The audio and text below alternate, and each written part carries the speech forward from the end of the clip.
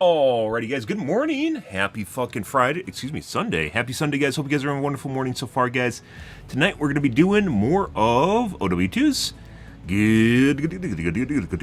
Hope you guys are having a good morning, though. Yeah. I'm late here too. I swear to God, I fucking slept for like 11 hours, which is insane.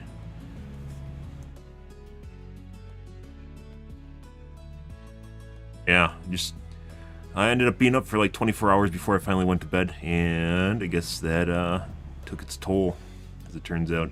Literally didn't wake up at all, just turned my eyes off, and then 11 hours later I'm up. It's crazy. Good. Yeah, yesterday, guys, just fucking streamed Overwatch for like 8 hours. Yeah, and yesterday in Overwatch, guys, we had a shitload of cheaters. Like, an insane amount of people cheating in the game. I've never seen so many people cheating. It was like we had like 2 to 3 people cheating per game, and they weren't like super subtle either. It was a lot of the people I could like just instantly report. Crazy shit. Absolutely crazy. Hopefully tonight's games will be better. We'll see. It was legitimately becoming unfun later in the morning, where it just had people just instantly giving... Like, it was... The matches were so one-sided, like, we barely would get out of spawn, and we'd just get insta-gibbed by some fuck that was running like an aimbot. Yeah. Insane. And just, like, wall-looking, just, like, staring at walls. Like, we had one guy yesterday that was just literally just staring at a fucking wall, like a building that we're behind. And just... Yeah.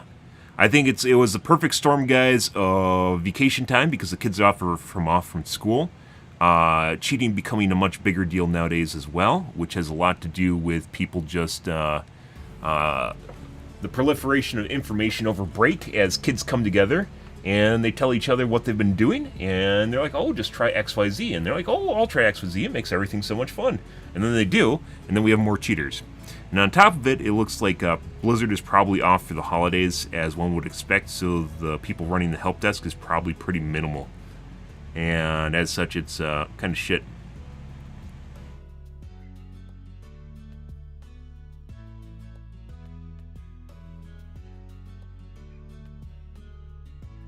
Yeah. I legitimately have... It almost reminds me of playing the finals. It is so bad. Finals we'd run into like one rage cheater per day. Overwatch generally does not have rage cheaters. They usually get banned. Last week we did run into a rage cheater though, and it's been forever since I've seen one. Rage cheaters are like normal people. Rage cheaters are the people that think are the only people that are cheating. So normal people will say, oh, I've only ever seen a cheater once, and they're talking about a rage cheater, because rage cheating is incredibly uncommon, because it gets them not only banned instantly, but people know they're a joke. And cheaters do not want to be a joke, so as such, they don't do it, because and because people think they're a joke. So pretty self-explanatory. But they're the people that most people think are cheaters, and they're very uncommon, for rightfully so. So yeah, I don't know. That's where that juxtaposition is.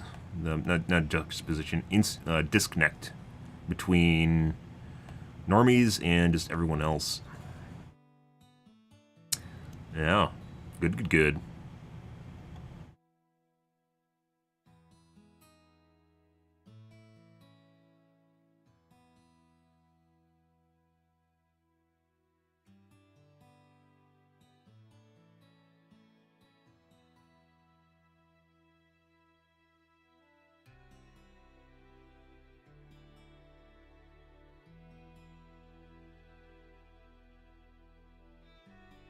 Alrighty.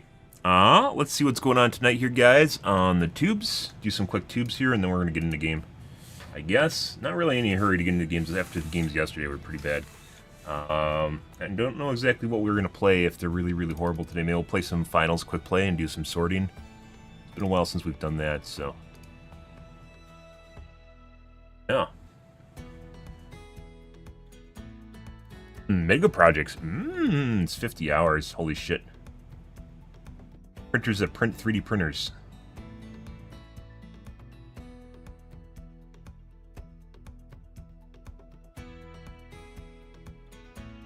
Automated binning.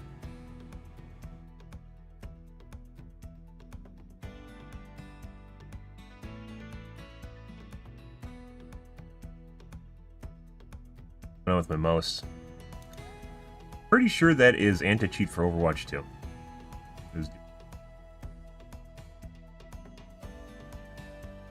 Characters of Rebel Moon. No. No. No.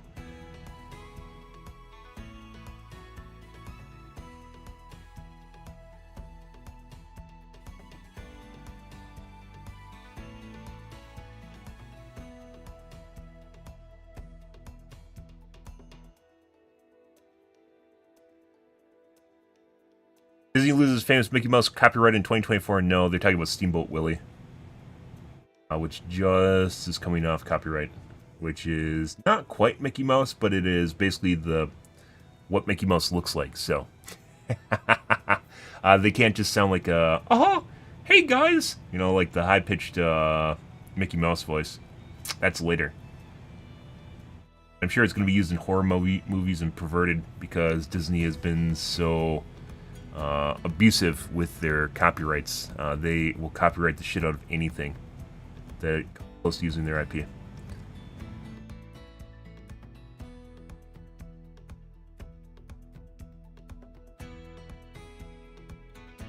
Big problem with cement?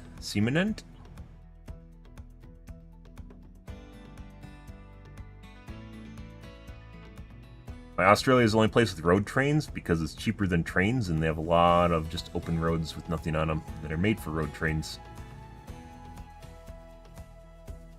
Trains are kind of difficult to turn, as it turns out. Yeah, as it turns. Oh, as it turns out. Oh. We might half watch a B1M. This is 50 minutes. I do think it's actually kind of cool. I'd rather watch Strange Parts. That's 40 minutes. Actually, let's do this.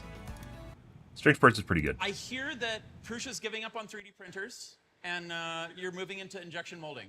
Yeah, we just gave up and started injection molding everything. Oh my god. Heavy metal music overlay, guys. Oh Hey, yeah. Joseph. Hi, it's Cody. Welcome to Pursa. Thank you so much for flying me out. Like you here watched to my check out video what you guys when I mentioned have. that they This should just do a is slow-mo of the Yes. pick and part and I think placer it's to what heavy metal everybody music. thinks of. You're Like, printing parts. like 300 stabbing scene. So 300's the movie. Yeah, Zack Snyder. He also tried to do that in Rebel Moon, which was absolutely... Well, it wasn't that bad. Not the movie, but the scenes weren't that bad where he did that. But that was like all that was good about it. So, yeah. It's pretty much, you know, you just do something super slow-mo that's super detailed or artistic, and then you put it to heavy metal music or something. Good stuff. Yeah, printing the printers here. Printing the printers. I love it. But I realize this isn't really the start of the process. Let's go all the way back to the very, very beginning. Before even making the filament, where does the plastic come from? I'll show you. Okay.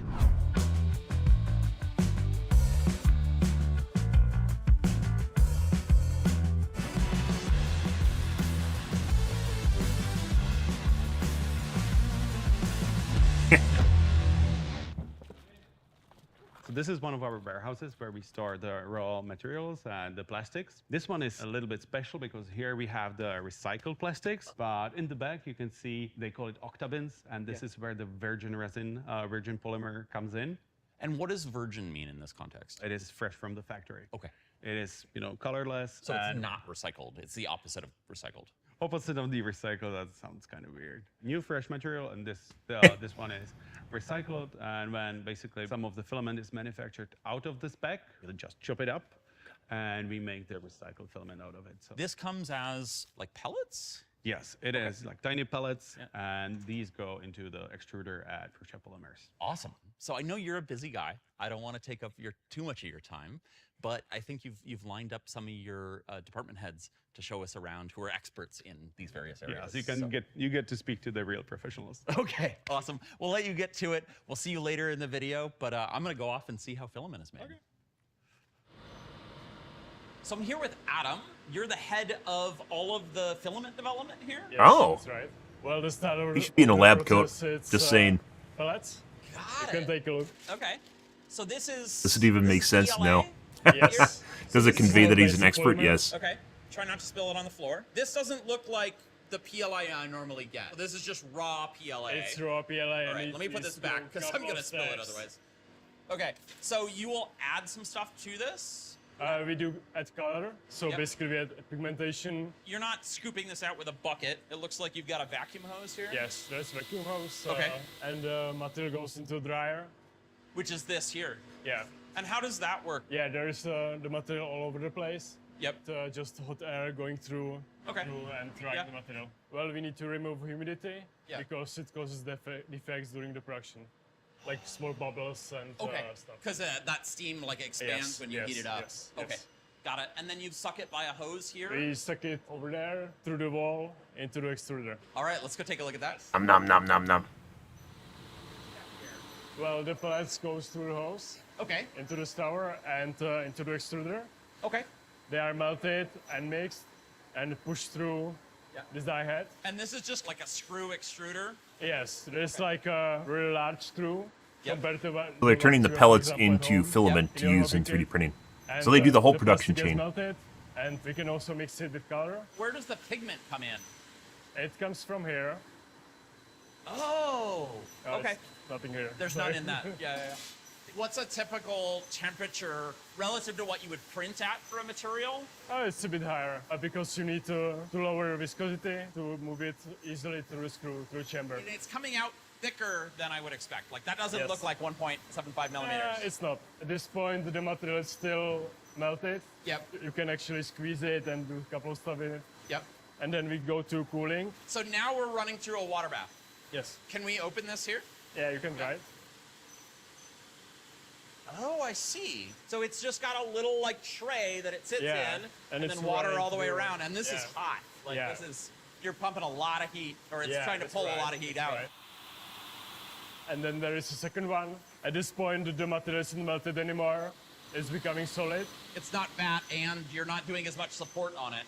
Yeah. You got it on rollers. We still need to cool it down a bit. Okay. So it's really room temperature. Yep. But at this moment, you cannot really mold it anymore. And that's how we change the diameter. Just two belts running against each other. When you slow them down, you make the filament thicker and so on. If you move this faster, the filament is running faster from the head. Yep. You'll have a small diameter. Oh, so this is the thing that's pulling it through the whole Yes. line. Yes. And Yes. depending on how fast you pull it relative to how Yeah. fast the extruder Yeah. is running, Yeah. you're controlling diameter. So if we go all the way back there, Yeah. it's basically just how much you're pulling it Yeah. out of the thing. You could That's be pulling crazy. manually, but And that's enough to control the diameter. You guys have very fine tolerance on your diameter. this is just like basic control. Yeah. Otherwise, basically each of the materials requires special cooling. That's how we achieve the diameter. This is your measurement here. Yes. It's basically a laser that's Oh. measuring the thickness of the filament, the diameter, Yeah. and also like the ovality. When we finish the spool Yeah. and we want to start a new one, we don't want filament to lie around or whatever. Yep. So we have this upper set of wheels. They'll move up and they actually gather the material as it's being produced. And the operator has a couple of seconds to change the spool and to start binding again. So this is like a moving buffer for Yeah, filament. basically. It's such a cool technique. Now you can see moving. Oh, that's so cool.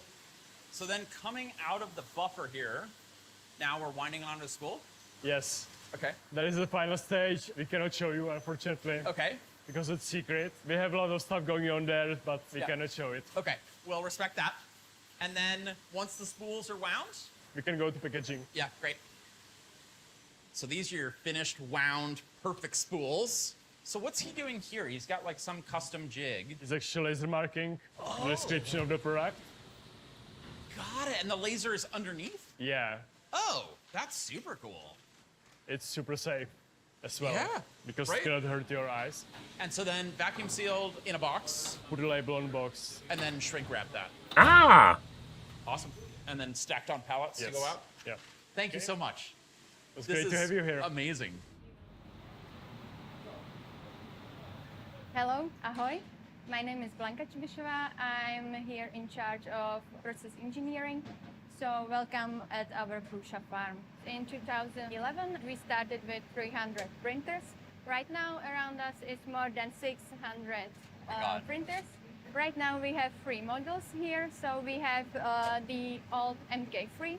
And as you can see, there is a small change in the extruder. There is extra cooling. We improve it in the MK4, and they are the same as all the customer has. And what you can see is also the difference in speed. Because in MK4 Looks like they're we making use the input shaping fronts function for like How a much cell did that phone. speed things up for you? by 50%. So, That's so in that must past- be nice for your print farm Yeah, production. yeah. And I noticed you've got your 2-kilogram spools that we saw being made downstairs. And we have also these special hangers and so on because it's faster for the changing. And we can find also a machine for the weight because if there is like few last meters, Yeah. the farmer Did he say where this was? Wage it It sound and like see they're if there is German. enough material for another round of the printing. Got it. That's really smart. It's hot in here. Yeah, Definitely need to yeah. start the Guys are video all with a wearing shorts, where they so like you show guys like a have map of where farmers they here are, that are your where the factory is, or wherever they're technicians working. If managing. assuming they They're can, actually right here, they're assuming they changing out can. prints, and they just come by and they see printers that are finished and We Scrape use them up. our ERP system. They have there the overview of all the printers, currently running printers, how many printers are in charge of them when it's finished, and they have also the queue, what is the other print they should print. And so okay. this is our plastic department or plastics. This is everything coming directly off the printer. The last part where we do not have complete traceability because the parts are tracked in the batches. So once the farmer harvests the parts, they are automatically uploaded to the system. Starting here, we will have the complete traceability. Who did it, when did it, how many pieces, and so on. How do the farmers know what to print? You're tracking how many parts of each type you have in inventory? Prague. once So you they're in order the Czech Republic. printer at our e-shop, it's divided into different levels. For example, if you would like to buy the black or the orange, what sheet and so on, kit or the assembled one, and it's divided into each levels of the production and beginning Plus, at the research farm, factory. And according to your orders, it's planned, and they can see the queue in as a reaction on the orders. Joe, thanks for letting me grab you. I have some questions because we're starting to get into the manufacturing process of the printer itself. So I was hoping you could walk us through like just an overview of what the different parts are and kind of roughly where they're coming from, what you're making in-house, what you're doing outside. So this is Mark IV, part of Yep. our i3 series, which is going for years. This is a very old example. Okay. But in general, you can see a lot of printed parts. We make those in-house. When we know that they are not going to change, we switch them to injection molding. Is this injection here? Yes, but generally with the parts, we are trying to make as much as possible here or locally in Czech Republic or in Europe. But obviously some parts like motors, we just cannot get in the Actually, no, I bought a part. in Europe. Actually, no, I bought a part from China, Czech Republic, and I have one but from the Ukraine PCBs too. We are assembling here in I had to ship them 3D is coming internationally. from somebody else. Good morning, We've got a cousin. 3D printed enclosure. You're having a wonderful This is like morning. UV? It's UV or screen printing, depending on how far in the production and optimization it is. For example, the frame is very nice. Yeah, how are you making this? Is CNC? No, this is die-cast aluminum. Oh. The power supply is from Delta, and also we are trying to keep the continuity. So here you can see Mark III, Yep. but there was Mark II, Mark I, and you can always upgrade in the i3 line to the new one. So you can get a kit to go from this to this. Yes. I think that gives everybody, including me, a bit more context of how this comes together. Okay. Okay, we'll see you in a bit. So next we process the parts. So there is a visual control if everything is okay, the first layer and so on. The Then if X-Acto there knife. are some He has a extra fun job. small parts Not really. or This must be super some, tedious and hard on your eyes. I'm surprised he doesn't really have like a little magnifying glass. You know, like a little grandma guy thing.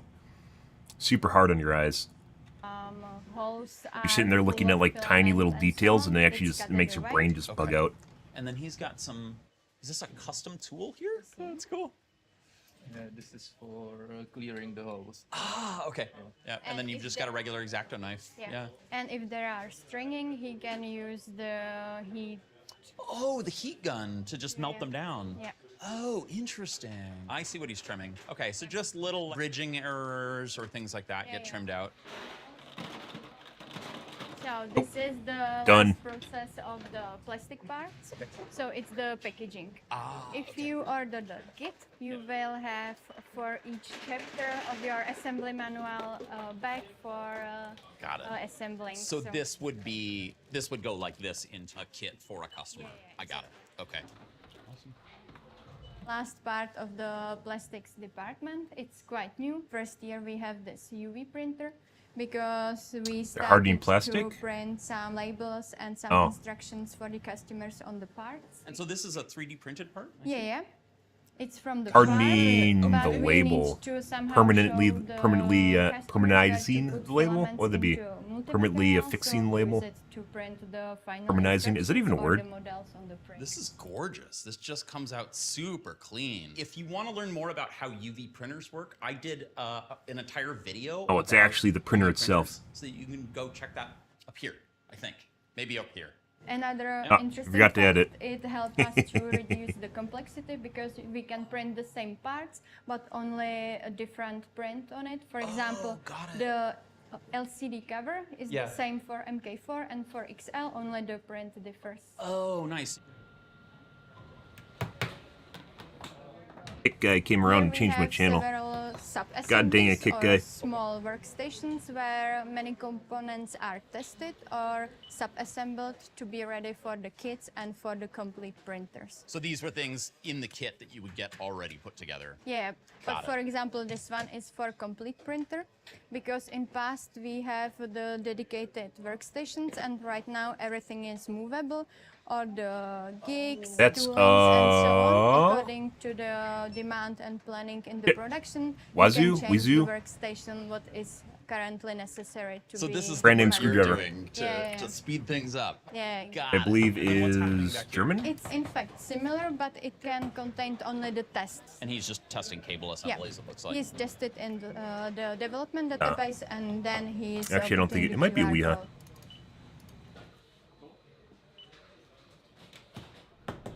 We are at the pre-assembly of the final printers. So several, like around 5 main sub-assemblies are produced here and going to the final assembly of the Where, printer. For example, there the we go. frame, Yep. then the X carriage, Yeah, That- this is for underneath the bed. yeah, for the heat bed. Okay. All right. This looks like a finished printer station. Yeah, it's the final assembly. So Okay. at the beginning of Oh, no, they are in every Czech shift, the Republic. Final, Ah, local assembly guys. Guy, he picked They actually all make the pretty good material. screwdrivers, by the way. He needs to build 8 printers Okay. per shift. So he picked up the material for 8 printers and he started to build. This is the last station of the MK4 and MK3 production, the final check. Mainly 3 things are happening here. It's the visual control, whether are there any scratches, missing screws, missing parts, whether everything is tightened well, and so on. Yep. Later on, there is self-calibration, the testing, Yep. and the self-test. It's done by the printer itself. And the last thing is the first print. Okay. After that, the printer is moved back to the factory reset and sent to the shipping. Got it. And you guys actually leave the test print from the factory on the bed. Yeah. So the customer receives it with the test print Yeah, we showing have it the works. great feedback on the list. Yeah, it's amazing. I received one and I was like, whoa, this is super cool. Yeah. And then they go on this giant trolley over here Yeah. to go down to Yeah, shipping. there are 24 pieces and send it to the shipping. All right. Right now we are standing at Excel production. Here is the production line and also the shipping part because of the size and the weight of the printer. We have here several workstations, mainly focusing on the extruder assembly. So this is the final assembly, then it's moved to the tester and packed for the customers. As you can see, it's again built in-house. Yes, so of there course. So explain this a little bit to me because you've got some stuff up here, but this is part of the tester, not part Yeah, of because we are loading the filament, whether it's okay to put and press to the tester and so on. And so is this fully automated? He loads this in here and hits go? And The operator only needs to put the final part there and start the test, and there he will see whether the test is okay or not. Is it extruding filament somewhere into this? I think there are only small centimeters because I think that the spool is like for months. Ah, So okay. We asked Just it for the tiny first amounts. time how many spools we need. Yeah, okay. Yeah. Awesome. All right, what's the next step here? These are other sub-assemblies which will be ready for the semi-assembled printer, but also for the fully assembled. And slowly we are going to final assembly. Yep. And final check. It's again similar to MK4 and MK3, but bigger. Yeah. And I didn't really spend much also time in because Prague. you are not It allowed was like to we were there for carry like a on day, I your think, own when we stayed there. printer. We had a pretty cool There hotel, by the way. We needs to stayed in be like an in the attic. minimum 2 people I mean, carrying the printer. relatively cool hotel. Yeah. And because of the safety, so that's why there are also these trolleys. Like the accommodations weren't bad or anything, but it was essentially an according attic. the orders. Yeah. And this is the last part of the packaging. Yeah. Is this So as far as semi-assembled? accents go, Yeah. So mainly 2 big boxes Yep. where you have the Core XY, the PDU, and so on. Got it. Then you have a box with some accessories and also with big Haribos. We have I the see, XL, yeah. We can see they are even bigger. Not only the packaging, but the bears The are bears bigger. themselves. what? So Prusa's Is Haribo- big on Haribo's German, aren't they? recycling, And here they've got their grinder where they grind down not only filament that wasn't produced properly to make new recycled filament, but also they grind it is down Germany. the reels themselves to be injection molded into new reels. So he's pulling apart the reels to get the German. filament off and German. because this is PLA and this is High polycarbonate, fructose so corn they need syrup. to be ground separately. What He do you grinds it mean? down to these fine pellets here, and that either goes back into an extrusion line or back into the injection molder. Gone. I hear that Prusa's giving up on 3D printers, and you're moving into injection molding. Yeah, we just gave up and started injection molding everything. Yeah, okay. So you're going to stop making 3D printers and Yeah. start making Agile. a home injection molding machine. Which is important if you want to keep the company Well, we going. started injection especially molding smaller the spool ones. sites we use Yep. for Prusamen because we just produce that many that doesn't make sense to 3D print those, Yeah, and it's easier to inject them. yeah. And we also started like injecting a couple of parts for 3D printers. Got it. And this is things that aren't changing a lot, so Yeah. the cost of making a tool is not, you're not having to constantly change the tool. No. Yeah. So it's worth talking about what we mean when we say a tool. What Yeah. we really mean is a mold, Yeah. but it's typically called a tool. And these are these giant blocks of tool steel that are Yeah, they're quite heavy. impressive. Yeah, and there's actually a crane here Yeah. for loading them into the machines. That's right. Like developing a tool, what they call opening a tool, is a pretty expensive process and very time consuming. It is. And we'll do a full detailed deep dive at some point on Strange Parts about it. Let's look at this running. Basically, like very simply, injection molding, you heat up the plastic, Yeah. and then you shove it into the mold as hard and fast as you can, Yeah. Hot. and hope that it gets everywhere. Yeah. The plastic goes down, creating the part. The mold opens. Yeah. And then you've got a robot arm Yeah. here plucking it out. grabs the part and just Yeah. takes it out. Awesome. Okay, so here's the part itself, and there's grabbing it out with the pushing rods, pushing it out of the mold. Yeah. And going for another cycle. Yep. Repeating the Immediately. process. Yep. Awesome. Let's go look where it comes out the other side. These parts are for Prusa Mini spool holder. Okay. You just clip them together, and if you have 2 sets, actually. Got also it. put the spool Okay. on. So they would be like this, and then another yeah, one here. Yeah. Yeah. And when you take out the parts, like the middle line for the plastic remains, and you can shred it and use it again. Got it. Oh, and you're actually So, feeding this into a shredder right yeah. here. And it seems like it's actually cutting these off as part of the process here, and then it's dropping it there. Yeah. Awesome. And shreds it. And does this? Oh, this is just a very quiet shredder. It's running the is, whole yeah. time. Oh wow, that's crazy. Put this in here. Wow, wow, wow. Cool. I'm here with Miroslav. Recycled. And you're the head. It's actually pretty of cool. So, like, SMT the here amount of at waste that they have is Overwatch2. actually pretty minimal because they can literally Well, just this is a discard it very or impressive recycle it line. Why immediately build if your it's own SMT line? broken. There are plenty of services out there. That's pretty The neat. main reason is to be flexible when we are building prototypes. So we are really able in 1 or 2 weeks start new project. Normally it can be 6 to 8 weeks externally. That's a long time. Yeah. Yeah. Awesome. So let's just go quickly through the line here. It looks like you're starting with solder paste. Yes. So this is screen printing machine when we are printing solder paste Yep. through the stencils. Stencil is stainless steel shablon Yep. with laser cut openings. Yep. And we are applying by squeegee solder paste on the PCBs. Yep. And then SPI, solder Yes. paste inspection. It's doing automated inspection and gives you actually a color layout of where the solder paste is. And do you measure thickness as well? Yeah, yeah. Yeah, awesome. And then I notice you have 4 pick and place machines placing components. Why 4? We were starting with 3 machines, but because one of our bigger project, it is the one we are currently running, has a lot of components, more than 500.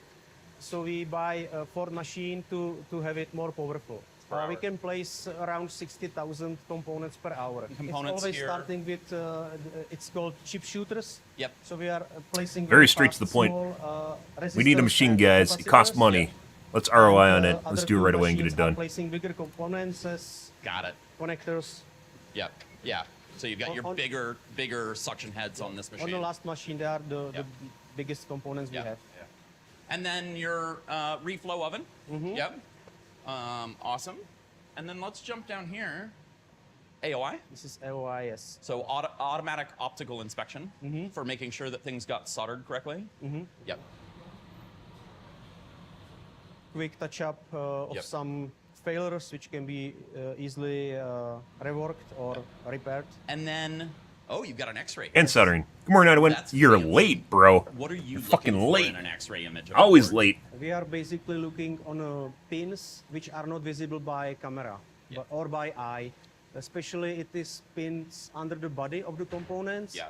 At our case, it is trinaming. Happy New Year. It's not New Year which is the yet. driver It is for the 6:47 a.m. motors. on Sunday. It has, it's called QFN, that package. Not a New It Year has, yet. legs under the body. I So don't you even think cannot it's a see New by Year in camera or Europe by yet. eye, but you can inspect on an X-ray to Hey, see Vega. if there is no Good morning, dude. shorts or open solder or something like Where that. you would have like a blob of solder bridging between two pins. I've not seen this before. So these are the storing systems. This one is 7.5 meter height, Oh my god. and we are storing assembly components. We have 2 of them, but it is still not enough. We have some outer. Oh wow. That's crazy. Okay. And this is why not shelves? Because this is much faster. About 15 to 20 seconds, you have whatever floor you need. Okay. Well, thank you, Miroslav. Thank you. I'm very What was impressed. that? You've done an The amazing storage? job here. I've not seen. If there is no shorts, see it by camera or by eye. But you can inspect on an X-ray to see if there is no shorts or open solder or something like No, that. you're not a wizard, Harry. You're not a fucking wizard. I'm sorry. I've not seen this before. So these are the storing systems. It's This storage. one is 7.5 meter height, Oh my god. and we are storing assembly So components. 20 We have feet. 2 of them. It's a 20-foot high shelving unit, which is honestly a lot of space. Don't get me wrong, and especially if you're living in. This is a warehouse, so they have like vertical height, but not necessarily floor space. Yeah, so it's actually a situation where, in order to stack stuff super high, you'd have like a fucker on like one of those ladder staircases that you push around. Have you ever seen those in the store that they use for so plebs don't fall off and die? Yeah, like that's what you normally have with the normal shelving unit. Them, but it is still not enough. We have some outer. Oh wow. That's crazy. Okay.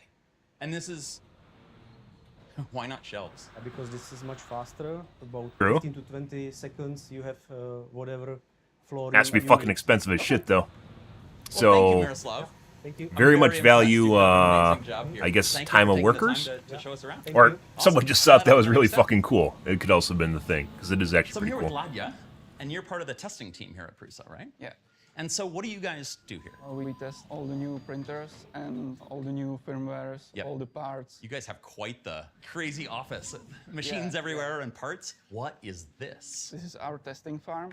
This is awesome. Here we are testing the Mark IVs. We are not testing only the firmwares, we are testing the new parts like nozzles. It's all Yep. labeled, new electronics and even filaments. I noticed you have not only your filament here, but other manufacturers. Yeah, here is testing nozzle. Yep. So we are testing if it prints good. So Yeah. maybe it's not good because it's clogged somewhere. Okay. And that's, I think, important for people to know is like the whole point of testing is that sometimes things don't work correctly. Yeah, that's why we are here in this place. How many machines do you have in here? Like if you're trying to make a giant fucking spaceship and send it to the sky, like a reminiscent Saturn V, but not quite a Saturn V, and it hasn't been quite tested yet, it might explode when you actually send it up. Maybe even a couple times it might explode, and people are going to freak out about it, but in fact you're actually learning and sciencing. As it turns out, you're learning and sciencing, and rockets go boom when they don't actually work properly, which you expect to not always happen because it's a prototype. It's something that's brand new, right? I.e. Starship. So it's going to go boom. And prototyping is part of the experience. You really shouldn't, like, if anyone's in science, like, pretty much everyone knows this, right? It's just, like, part of the territory, but most people don't seem to know it. They're like, oh my god, it exploded, obviously it's a failure, and you're like, yeah, no, yep. There's built on the iterations upon iterations of iterations, guys. V2.9867885? Wow, that will be over 200. Here we have the older machines, like Mark 3S, but we still need to run the tests around because it's still supported, so there are newer versions of firmware. Still everything okay, works fine. So you're making sure that people who bought a machine aren't left stranded once the new machine comes out. That's great. Wow, Blanca. So right now we are standing at the expedition, the shipping. Okay. So this is how the printers are coming and getting to the customers. So Got it. as you can see, it's divided into 2 floors. Yeah. On the first floor, there are packed the master products, we call it. So the kits we saw in the production and the complete printers. Okay. We everything move upstairs and packed. And on the ground floor, there we pack the small orders like filaments, old spare parts. Yeah. And also sometimes the replacements. Awesome. Well, let's head upstairs and see that, and then we'll come back down. Yeah. Okay, great. There are 2 main lines, the first line and the second line. The packaging line number 1 is mainly dedicated for MK3s, MK4s, complete printers, and for enclosures. So this is printers coming straight out of the testing and, Yeah. and bring up the... And then when they're done, they go on the conveyor belt here? Yeah, on the conveyor downstairs, and they are put on the Lots of pallets automation. for the expeditors. They are making the kits, so we bring them the main boxes with the plastic in the kit. What's going on here? What is that? I don't think it's blood pressure. What is that? It looks industrial. It doesn't look medical. Well, kind of medical, kind of industrial. That could possibly be a medical thing. But I don't know. Like she could have something where she needs intravenous fluids or something like that. I don't actually know. But it also looks kind of like that's like a leather bag and stuff, like it's been used a while. I don't know. That's kind of curious. They didn't talk about it, so it's probably something, this is a her thing, like a personal her thing. So we bring them the main boxes with the plastic parts, with the Don't know. fasteners and accessories, and then we have the engines and other parts, and it's simply put into one box. Got it. What I really like about this station that we are still making smaller and smaller boxes. Oh, that's awesome. Yeah. To try and save on shipping? Yeah. Okay. Because you And guys... Shipping is all about fitting in a certain size box inside of another certain size box, and you have to make stuff fit, otherwise it costs infinitely more. So they try to ship it in a standardized container. Like there are all different sorts of standards for shipping to get as much space out of basically a pallet as humanly possible. On one pallet. So because we are also right now sending the printers to our Not New Year. company. So we What do you need to mean put it happy into almost a New Year? container. Are you holding in? Well, it says Sunday down there. Awesome. But in past we 12/31/23. on the resellers, but right now we are a bit changing our policies. So. Got it. And funny fact, we are sending the Haribos, changing She has one on her other arm too. I wonder what that is. That's really interesting. our policies. I haven't seen anything like that And before. funny fact, we are sending the Haribos. But there are also some countries that it's too expensive to do the customer clearance. like Mexico. Oh, because it's food. Oh, got it. So there are some countries that don't get their Yeah, Haribo. because it will be much more expensive Rude. to custom clear the Haribo than the printer. It looks like They can't send a little container of Haribros with their printer. They can't send a little container of Haribros with their printer because it has to clear food, and it's too expensive. That's hilarious. It's more expensive than probably a $3,000 laser or a 3D printer, $2,000 3D printer. Wonder how much these are. I bet they're about $2K. Yeah, more expensive. Actually, maybe not. 3D printer prices have come down a lot. Let's go with 1.2K.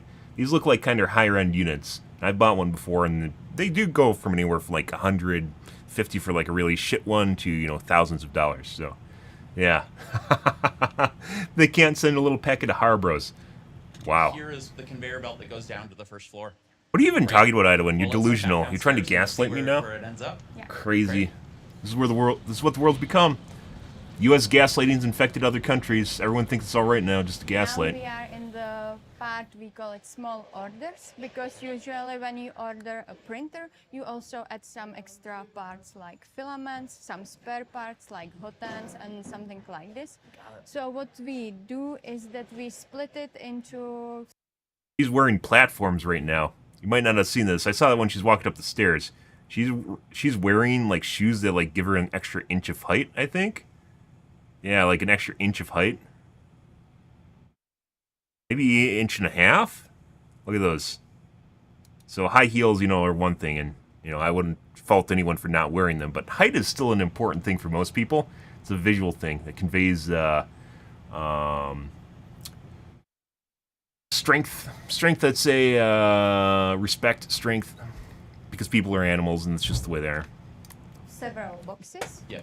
And right now we will see how the small boxes are packed. It's divided into two operations. First is picking and then it's packing. So right now there are the operators, they have boxes and they are with the wireless scanners picking the goods to your order. So you can see their filaments, also the resins for the SLA printers and other stuff. Once the printer is printed on the first floor, then the small order is sent to the queue for the picking. Yep. So he will see it in the queue. He put the scanner. There is We can actually watch her do it here. Yeah. So there's the position where she should. She has them find too. No, this is totally something. This is totally something for them. What are these? What are these? What are they doing? She has one too. I think it's medical? They haven't mentioned them yet. Like maybe making sure people don't get too stressed out? I think they're on both arms. What are they? These guys enslaved or something, and this makes their arms explode if they don't do their if they don't complete a certain number of orders per hour or something. It's like a worse Amazon, guys. If you don't complete it, like it senses your arms aren't moving, it thinks you're not working, and then your hands explode. filament, so she scanned the position and then she scanned. A lot of stuff any here is of the automated, codes so on the- like on the she has them box. too. Look, And then she knows she's no doing one's great. mentioning Awesome. them. And so then those go in totes. Yep. Okay. And What are it is they? going to the packing. Okay. Awesome. Let's go take a look Yep. at that. In fact, the boxes, the totes. He doesn't is have the 'em, queue or you for can't see 'em. the Packer. Got it. Okay, so this is her queue of things she's going to pack. Yeah. And so how does she know what orders what? It depends on the tote. She take the tote, scan the QR code at the tote, and the order is open automatically. Once the small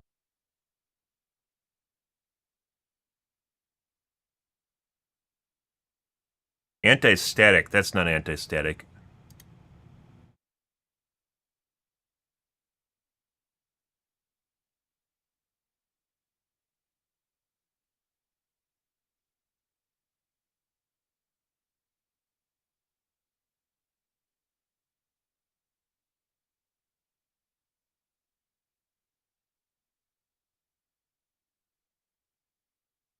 smaller package is packed, it's put on the pallets to the shipping companies. Awesome. So let's go take a look at that. Oh. She'll put them That's all something really here and then this gets specialized. Wheeled Yeah. over. Surprised he hasn't pointed it out yet. Might mean it's So this is something they where don't you're want to talk about. palletizing? Maybe. Yeah. So I'm sure he's there noticed could it. be 4 open pallets for different shipping companies, there is small geek, like the maximum height of the pallet. So these are industrial measurement devices, yeah, is what you're exactly. saying. Got it. Yeah, you will be surprised at how long does it take to develop this. we tried to print something and so on. Of course you did, because this is Prusa. And then Like the literally research what you'd brings find in a us to garage the so people beginning. don't pull in, That's amazing. So pull in as too long far. as it Yep. fits underneath the tennis ball, Yeah, then yeah. it's allowed. Amazing. And then they get shrink wrapped over here Yep. and out to a truck. Yep. So right now we are about 80 pallets per day. 80 pallets Yeah, per day. it's because of the XL. There Yeah. fits only 4. Yeah. I'm here with David, and you have a very unique role here in Prusa. I'm mostly the maker, some custom printers or models to events, shows, or when we want to introduce the new materials or products and need some custom models for it. So I made those models. So you're kind of like almost like an artist in residence or Yeah. a maker in Something like residence. that. You go to our booth and the events, all things there, almost like the tables, the frame, everything we do. 3D printing, guys, has made modeling super fucking easy because you literally just get a model or even take models from games and you can turn it into a real life object. It's absolutely insane. Absolutely insane. Where prior to that, you'd have to have a sculptor that would make like a bust or something. Like, look at this in the background. Literally, with their factory, they can just 3D print anything. And most games, for instance, will have a model. Like, I think Overwatch, they actually shared the models, so which is why they found a lot of porn. They actually shared the models, but you can actually literally just 3D print like a Widowmaker if you wanted to. If you had a big enough 3D printer, you could 3D print a Widowmaker. That's insane. Obviously, you'd still have to paint her, and that takes skill. But it is entirely possible. Painted models, almost everything you see on the Instagram, the short videos of making of and stuff like this, we made it. You can also see the life-size T-Rex in the Prague Zoo and stuff like this. The most models, what you do see there is already painted by someone. So we get the 3D files printed there and just post-process it, smooth it, paint it, and put it on the event or there on the corridors. But there is a lot of models like the custom printers and stuff like this. We must do the models here. So we model it, sculpt it, and then the whole process. What modeling software are you typically using? Mostly ZBrush, Blender, Fusion.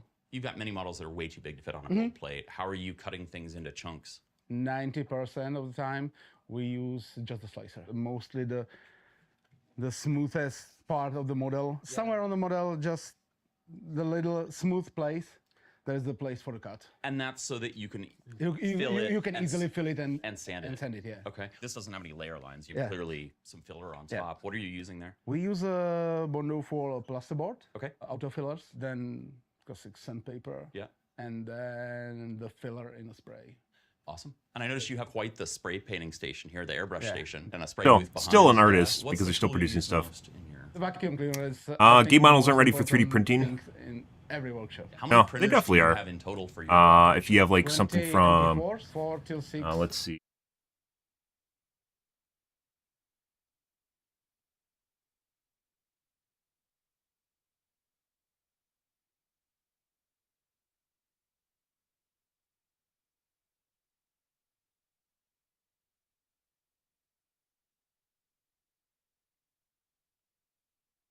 Sure, they shared them. 3D Lab.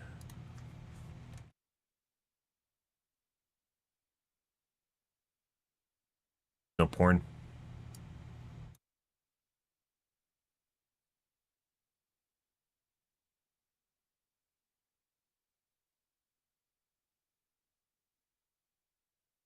There's like, I think you convert them from the Overwatch models, but they actually legitimately shared the Overwatch. I don't know when they did. They definitely shared them at one point, though.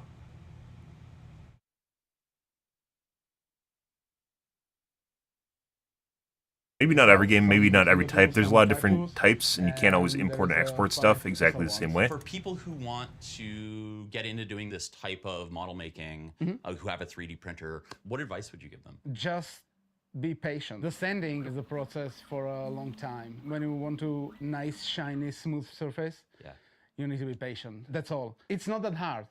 I think everyone can do it. How long does it take you to make something like this? 2 days of printing and 2 That's pretty incredible. days of I mean, obviously, it's not the same thing as someone sculpting it, and I'm sure someone sculpting it will make it look better. But if you're just a random pleb, guys, that's like next gen. That's like next level. Wow. And how long did it take you to slice everything and get it ready to print? The model is ready. It's from, I think it's from Fotis or something like this. Yeah. So you cut it, it takes 5 minutes and then you can print it. That's amazing. Yeah. Thank you so much for showing And us it takes around. almost no This is time. So impressive. People You are and I complaining about AI, guys. People are complaining about AI. You see what's fucking sitting there? You see what's literally sitting there? It's like almost model perfect from Diablo 4. Lilith from Diablo 4. Almost model perfect. Something that would take a significant amount of skill. And there's all sorts of ways of like rip-offs from Warhammer, like little tabletops and stuff where they 3D print it. Which is actually just kind of it's kind of stealing, because normally you'd pay, like, Warhammer miniatures are insanely expensive. It's one of the most expensive hobbies in existence, ridiculously priced, like $50, $100 depending on what you're buying. Insane amounts of money just for a little unit, and this is like just done. They literally made a bust of Lilith, which actually looks pretty fucking phenomenal, and apparently the painter guy is actually pretty good based on like the little doodads or eye tears or whatever they are, because they still have to paint the model, but still very well done. all afternoon. Yeah. But we have a bunch of other things to go see. We're going to head off to the next building. Thank you so much. All right. Bye. Hi, Tommy. This is amazing. What is Hi, this? Scotty. So we are standing in front of the AFS, which stands for the Automated Farm System. It's a modular system which you can configure, where one of the module is this 9 printer module, where we can put 9 printers in it. Then we can also configure more modules, like shelving module, which is behind you. Right, this here. Yeah, exactly. And also in the future, we can add more modules. So these modules are stackable on sides to each other, and we can configure it as the customer wants. We can expand it up to 27 printers, but there are some limitation on the place and area where we can work with. So. And the idea here is that you can have a print farm that needs less human attendance. Exactly, because we came out very much in on automation. our own farm, where one of the biggest issue is planning, where the data from the ERP systems are crunched through some Excel tables and then put to the production. I mean, considering you don't really need to we do don't anything, need to crunch any data. yeah. We can just feed the live data. I don't like into seeing the that. Almost system. makes me want to buy a So 3D it printer will print big on enough to demand. make a So Lilith we bus. can just lower our Like, stocks I don't out, really so have a we use for a can 3D save printer some in any way, space shape, or form, also, but being able and to just we can make eliminate some human make effect something inside you the normally pay process. hundreds You of don't have to dollars have for as is actually much just many really cool. farmers and as much work from the farmers. To Exactly, be or we can have more farmers like taking care of the printers, you know, like maintaining the printers so they are properly maintained, but not taking care of this like crucial stuff like what need to be printed at what time. These are not Mark IVs, and they're not XLs. Exactly. This is a Core XY printer that I haven't seen this from you guys yet. Exactly. This is a brand new printer developed Ooh. specially for the AFS. Yeah. But Introducing. in a really funny way, we can say like it's a XL Mini. The kinematics is the same like XL. Even some parts are same from the XL. Pretty cool because stuff. We want to save the production costs, but it's much more smaller. Yeah. The build volume for this is 260 millimeters by 260 millimeters by 160. So the Z-axis is a little bit lower. Here are the pins for the print sheet, where we need to lift it up out from the magnets. So then the manipulator unit easily retrieves. Somebody gave Ukraine 3D printers for How do weapons. these You pins could. actually I mean, it makes Just sense. by lowering the Z-axis way I wouldn't down. trust a 3D I printed see weapon them for over something here. like Exactly, military. exactly. Got it. It's something Oh, basically super for smart. hobbyists just to Yeah. prove Very, that very 3D or No weapons in general aren't electronics, something you just can kind of mechanical lock up. solution, and we And Maybe. that just I don't peels know. the bed off the That would need a magnets, lot and then of the arm QA can to go get in that done. and pull it out. One feature of the AFS is And it could be that only some parts are want to 3D have printed, while other something parts like swappable barrels printers. and This is done barrel sliders, basically on the fly. pins and So stuff if are all something still happens, just the metal. operator can just take out the printer and put the new printer back into its position. The system will automatically detect that this change happened, so he can act accordingly. There are still some stuff which we need to tweak. I hope by the beginning of the 2024 we can deploy this first units. Yeah, in well, I mean, our farm. you can 3D print pretty Well, much this is everything, incredible, Sling. Tommy, thank you Thank so you. much for taking the time. Have Slane you just said been- that, love. And you're the head of repair here at I mean, that makes, Chris? like, So propellers? I feel Sure. like a lot of 3D printer companies don't Sure. have repair departments. Guns are very complex. Drones are very complex, but there are some parts you can industrialize, which take a lot less intention, but yeah. 3D printers are pretty fucking amazing, and they're just getting better. Like I said, that literally just makes me want to get a 3D printer to make a Lilith bust. It's like, yeah, a $4,000 3D printer to make a Lilith bust. Some bugs due to newly introduced firmwares. Next door, we receive the printers. We check them against the system, what should arrive, what actually I really wish arrived, Twitch could have a what's the combined condition chat. of the printer, who's the customer, what Virtually we're they dealing can't. with. Basically, we're trying to figure out, based on the description from the customer, what's wrong with the printer.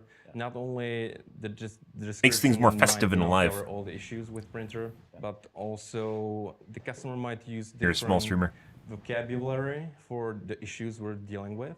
So we're trying to meet the customer at his language level. Every technician, they do the full diagnostics. We inform the customer what's the current condition, if they need to pay for the repair or not. After technicians do their repairs, we actually test the printers. We have a set of test prints that we do for each product we have, test different aspects of 3D printing. Let's see. Awesome. How much Well, are thank you these? so much. How much are these This is printers? so I said important 1.2K. in, keeping printers out of landfills and prolonging their life. So We're trying our best, actually. Joseph, thank you so much for having me at your factory. This is amazing. From I'm Joseph so glad you Pressive. got to see it all. And if you want 3D to learn more printers. about Prusa and their printers, go to the link down in the description. Also, stick around to the end. Prusa has MK4 made a very assembled interesting printer. offer to any Strange Parts fans that are in Prague. Oh, that's pretty close. 1100. I said 1200, right? They've come down a lot in price. They used to be very expensive. Pretty good model, or a pretty good. Selflessly makes a difference in many parts of the world, especially during the holidays. But it's hard to know where resources are the most effective. And this is where GiveWell, this video sponsor, GiveWell has now spent over 15 years researching charitable Not float plane, organizations. not Nebula. Only directs funding to a few of the highest impact opportunities they've found. Over 100,000 donors have used GiveWell to donate more than $1 billion. They definitely make cheaper printers, by the way. It's just their bigger ones. And improve the lives of millions more. You can make $50 shipping. donations to the recommended funds or charities, and GiveWell doesn't take a cut. This is not a paid service. All the research GiveWell has done is available for free for you to check. For example, they don't just tell you that malaria kills over 600,000 people annually, mostly children under Brussa XL semi-assembled printer. That's 2K. Studies they've done about where money is most Bigger effectively guy. spent to combat that problem, and explain how your 3D printers are pretty cool, guys. Like, if I actually had a use for one, I'd probably buy one, but I've never come up with a use for one at all. If you've never donated to GiveWell's recommended charities before, you can have your donation matched up to $100 before the end of the year, or as long as the match It is, as it shows, an XL unit. Go to givewell.org and pick YouTube and enter Strange Parts at checkout. Make sure that they know you heard about GiveWell from Strange Parts to get your donation matched. This holiday season, you can help make the world a bit better. It turns out you guys give factory tours to the public. Yes, we do. Well, if I was there. It is quite easy. You just need to either ping us on the live chat or send us an email and schedule it. It takes them like no time, by the way. And information down in the description Smart. as well. With that, More companies should do that, by the way. thank you again. Thank you too. And, Pretty much every company has HR, and you literally could get an HR person to give like one tour per day if they wanted to. Just public relations, PR, HR. Probably aren't doing much anyways, except analyzing someone's performance and deciding whether or not to fire them, so. That's a big unit. Actually, they aren't even that expensive. As like far as 3D printer prices go, guys, they aren't even that expensive. How big can, what's the printing area of this? They are more expensive than something you can get from China, but, you know, they also look very quality.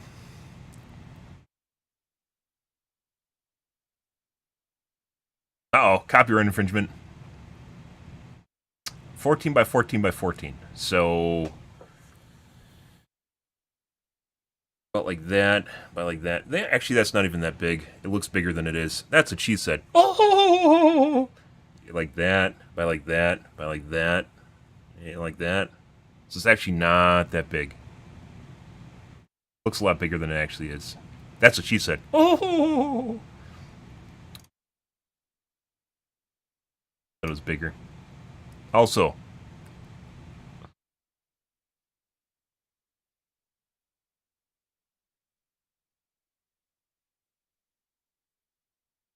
yeah, mainly hobby stuff. Like, if you're in, like, electronics or something, you could build parts if, like, you had to do, like, maintenance or something, but I don't even know what you use 3D parts for, to be perfectly honest, or 3D printers. Like, besides manufacturing. You need to have, like, a special skill set. Unless something is pre-made, you need to have a special skill set to actually use it in the first place.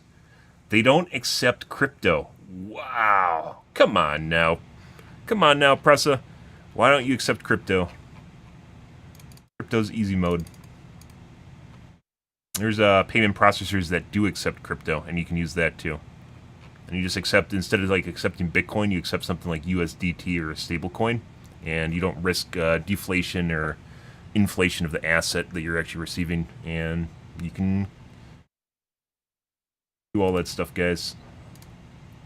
Good. Well, neat. Fun. They are. I got my brother a 3D printer before. It was like, that was years ago. It was like $300. Now they've only come down in price. But cheap kits aren't the same thing as buying something name brand that might be higher quality. Okay. Alright guys, let's move along. That was a pretty cool video. I do like strange parts stuff. So we had a shitload of people cheating yesterday, guys, in Overwatch. An insane amount of cheaters. I've never seen so many people cheating in games. We were reporting 2 to 3 people per game. That is insane. Perfect storm of kids having off, cheating becoming more prevalent, and Blizzard having off, too. It just made a shitstorm of bullshit. Insane amount of shitstorm.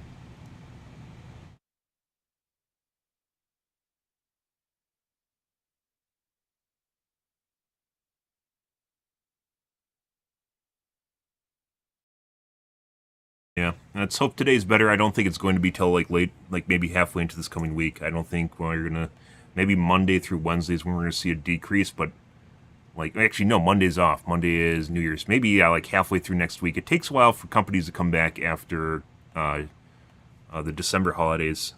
Like November from Thanksgiving onward till like mid-January or beginning of January is usually where it's like a shit show. Just the way it is, though. Takes a while. Yeah, I honestly have never seen so many people cheating in Overwatch 2. It almost, like, it legitimately reminded me of playing the finals. It was that bad. And got to the point where it wasn't even really all that enjoyable. Yeah, you need an umbrella for poop? Yep. Storm indeed.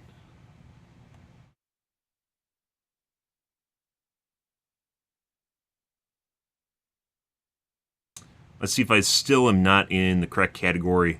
So after I got DMCA'd slash... I got a copyright strike from Embark because I had cheats in the name of my video, and I guess Hans came in and decided that I was showing people cheats and or cheating myself. Yeah, it depreciated my YouTube channel, so my YouTube isn't shown to as many people, and as you might expect, that very much limits who sees and joins your channel when they don't otherwise see it, so yeah.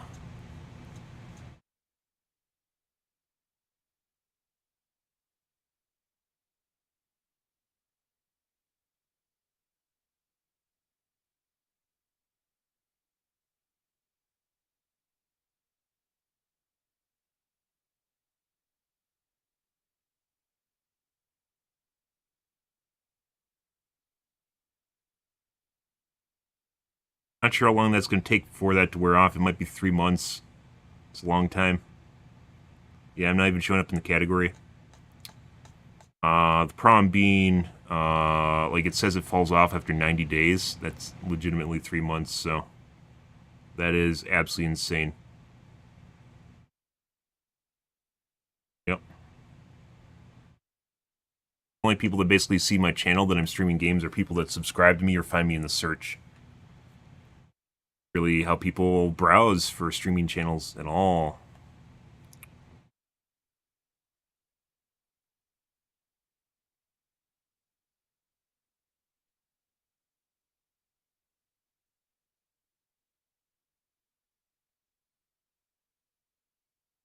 Yeah, as that turns out, good.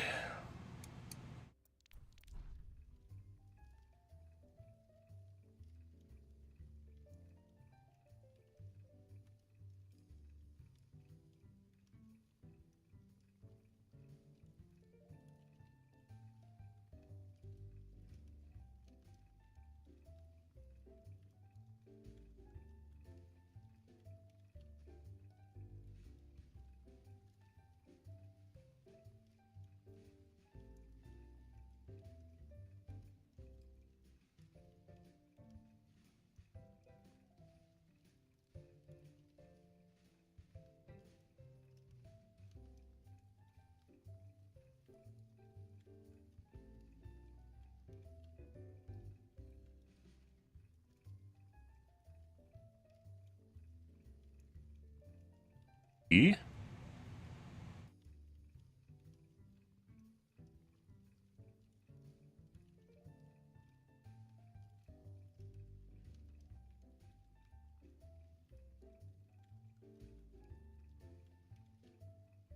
Yep.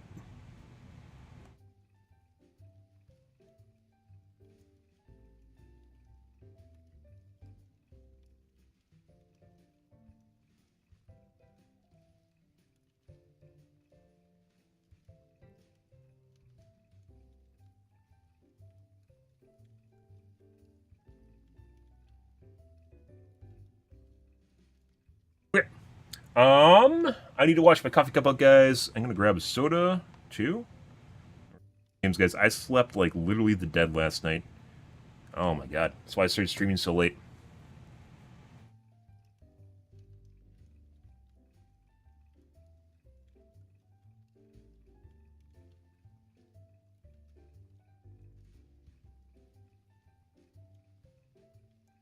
E.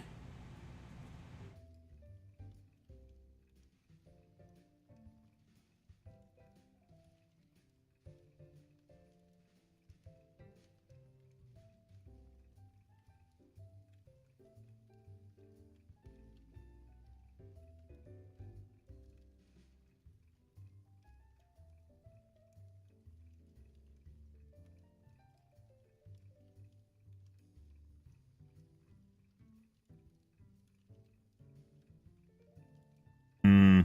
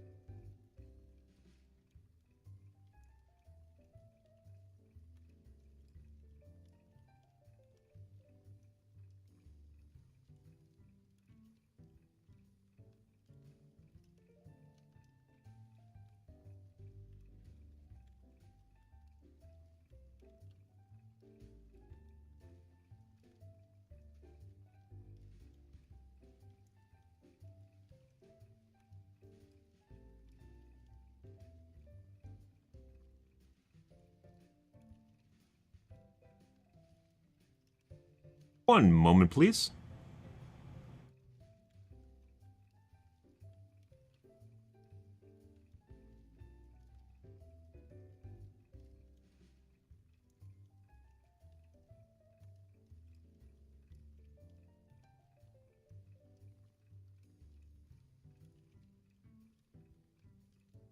Okay. I'm gonna grab my grab a soda, guys. Wash my coffee cup out. 1 second.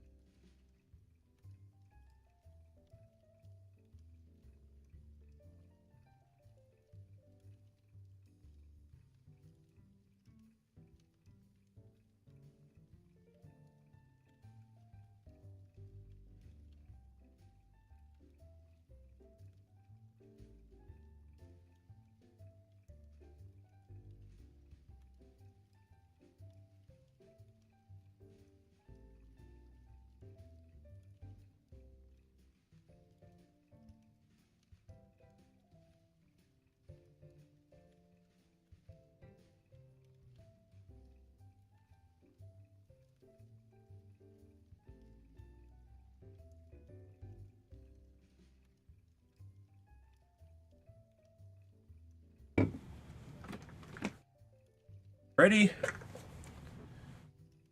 Kind of games we're gonna get tonight, guys.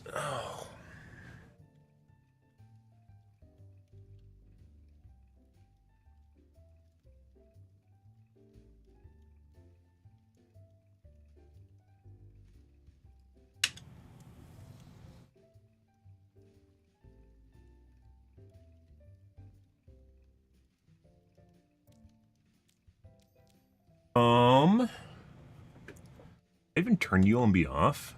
I did. Brightness almost exactly the same. Right.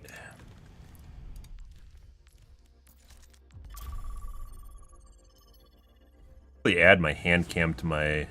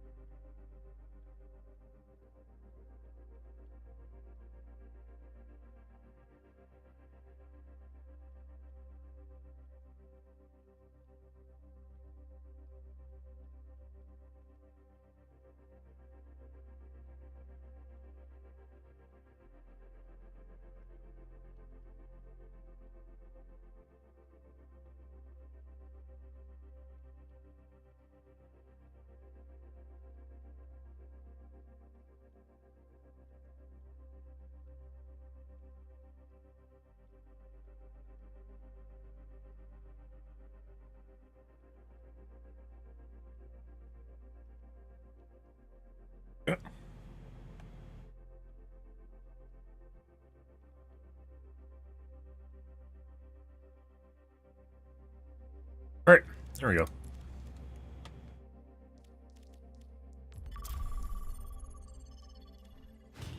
Skirmish. In my world, there are no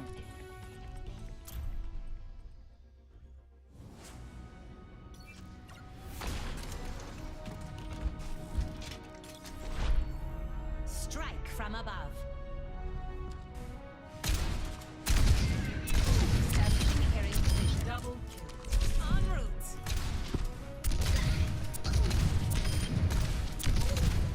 Double my rockets are fuel. Double. Triple. Multiple hits confirmed. Double justice served. Blasted.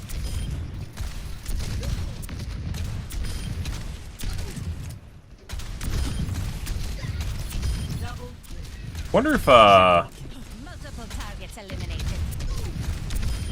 influx of cheaters is just like a bunch of kids that receive money for Christmas and they just immediately went and spent it on cheats. Huh. Like they bought gift cards or got gift cards or something and just converted it into cheats. Get prepaid debit cards and such. Well deserved.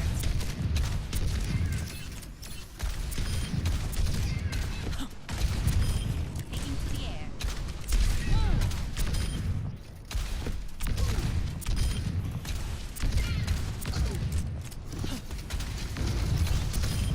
Terminated. Double.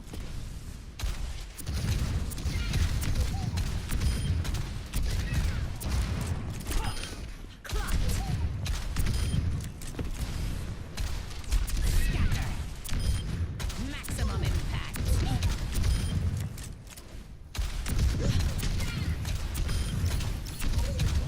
Double kill. Okay. First game.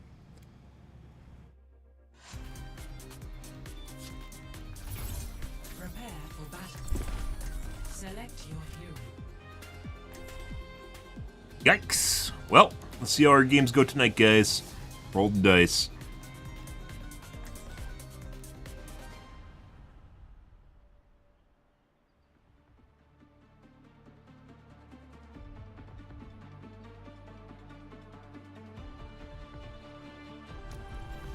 Strike from above.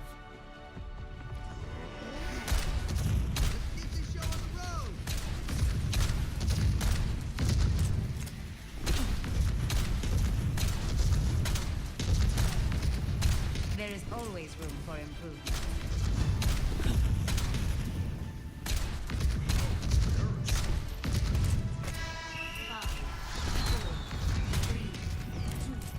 Hello. Round one. Capture Aerial position. Let's give them their medicine. Sniper detected. One left. I see an enemy. Using fun. I knew I could help. Okay.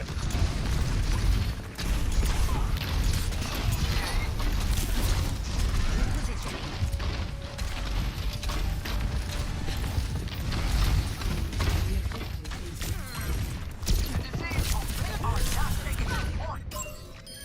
Dead.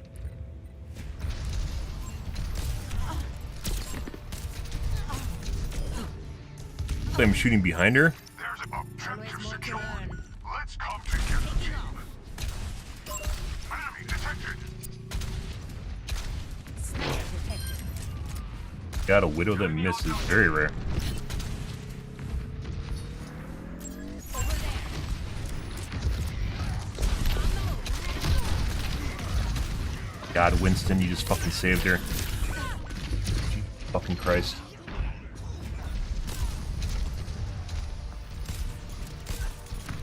Help me. Okay, my head's in the game. Taking to the air.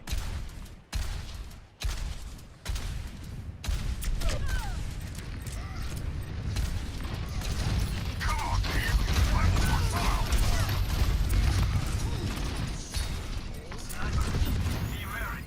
Health restored. En route.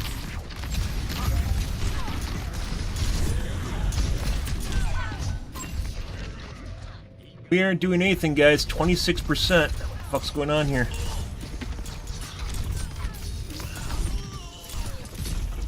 Oh, I'm on a West Coast server, too.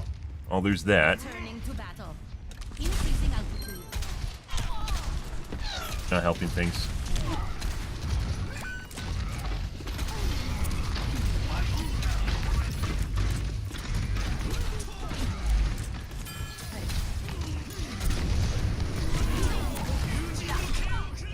And there's the headshot, which eventually is going to happen.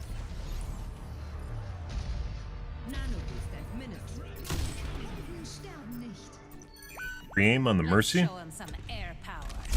Repositioning. Come join me on the point. Tipping you up. And another headshot.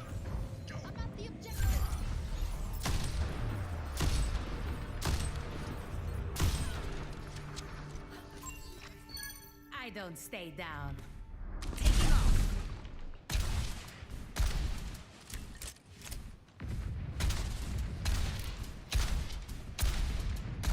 Personne n'échappe à mon regard. On the move. Thanks for the assist.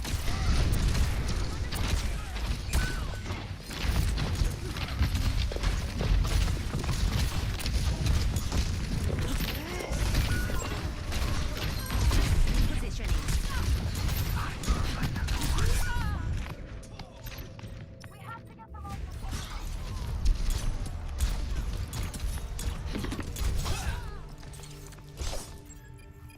Returning to battle. Up and away. I'm over the moon.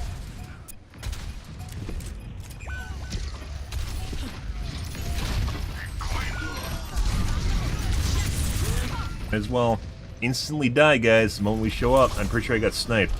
Again. It wasn't him. Pretty sure our Widow toggled. Our Widow's a Bastion now.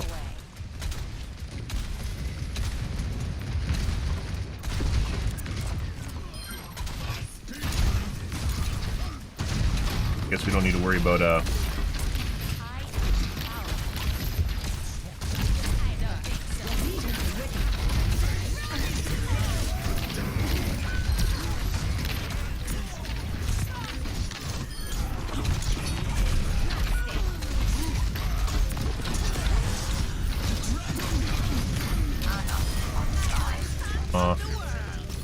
not sure why we're constantly getting focused by everyone despite the fact that we aren't really doing shit. Very weird. Literally didn't do anything this game, guys. Score 0-1. 26 and 6. The fuck is going on here? Holy shit.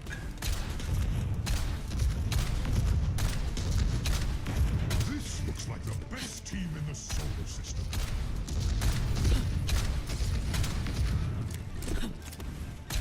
Mercy, are you ready to dance and groove? I never stop.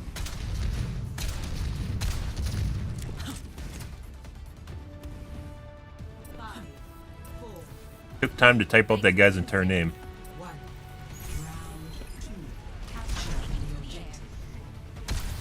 Don't let that get to you. It's time to focus. Over there. Got a Lucio speed boost.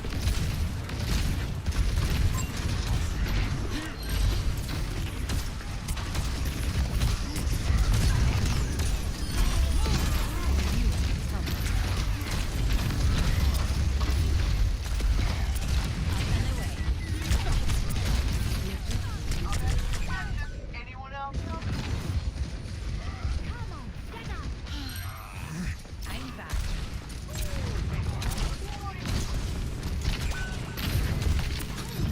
I don't think so.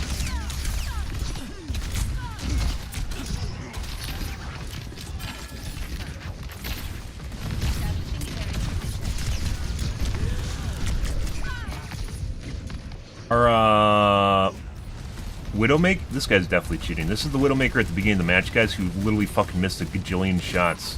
100% called that. He 100% toggled on. Jesus fucking Christ. More to learn. It's like he's not even trying to hide it either now. Noxious shit. No, that is literally fucking hard luck aimbot. Like I said, this weekend's weird because it's like people that are cheating, but don't even try to hide it.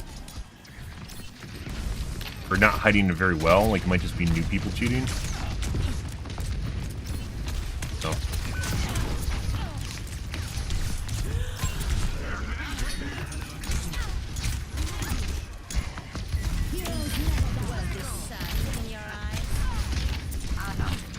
Bastion again.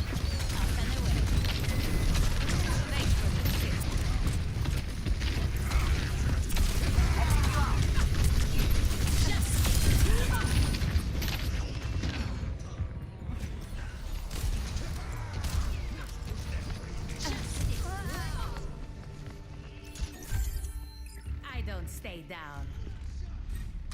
Increasing altitude. Personal? No. There's a Bastion there too, and I had an ult and potential to actually survive.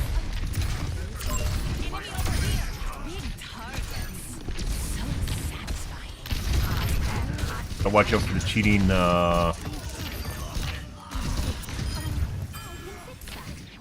Bastion. Yeah, that guy's definitely cheating. Fucking Christ.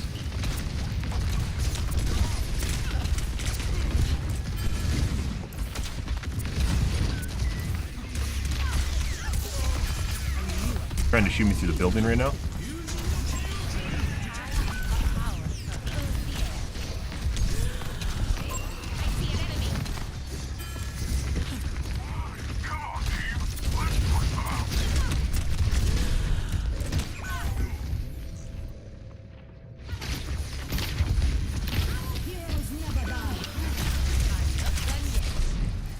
Fuck off. You toggle off again? He might be toggling on and off too. It doesn't, like, he didn't just instantly kill me, but earlier he's clearly locked my body.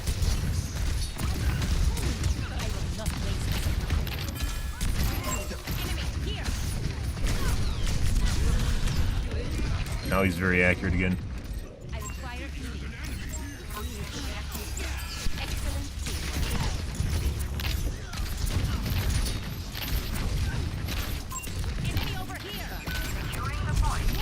Missed it.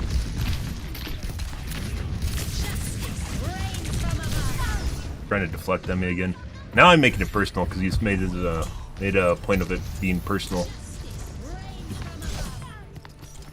By the way, I have nothing literally against the Anna.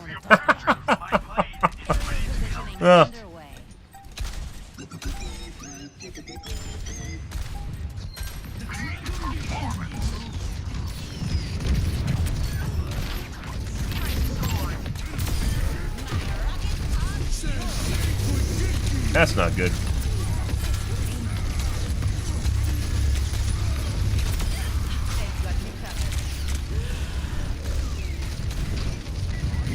Line of sighting him because he has a hard on for me for some reason.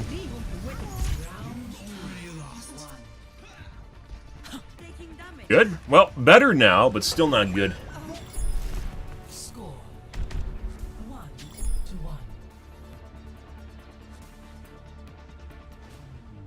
Good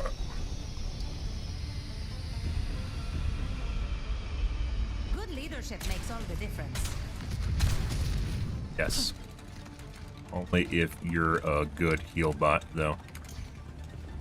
Humans are a blight and a weakness. They must not hinder us. Ah! Self-deprecating humor. By the way, not mine. Doesn't actually play into it. Ah, hilarious.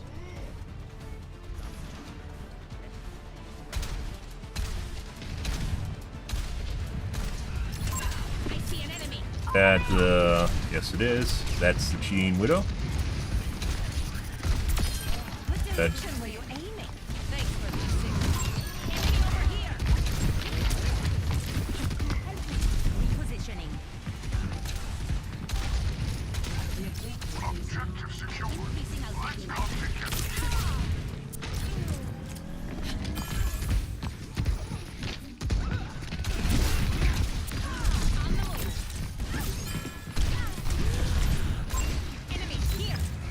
Very accurate, McCree.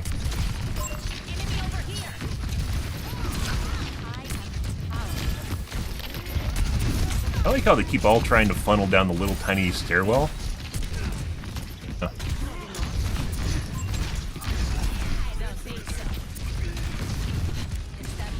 Feels like my shots are late.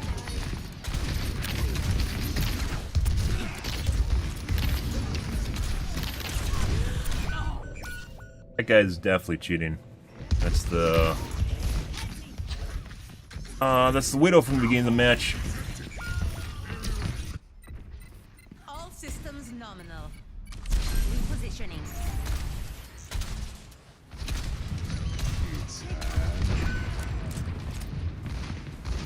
I need healing. En route.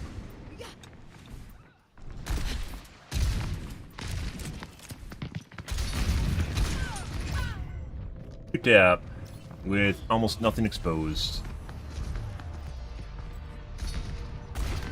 Tried to shoot me through the fucking staircase too. Shake it off. Walkway.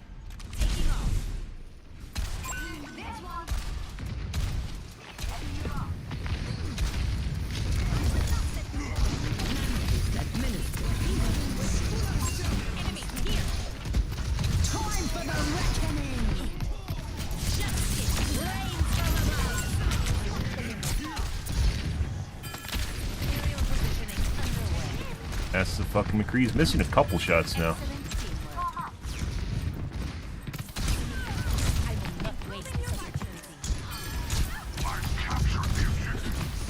Like, I can't hit directs worth of shit on people right now.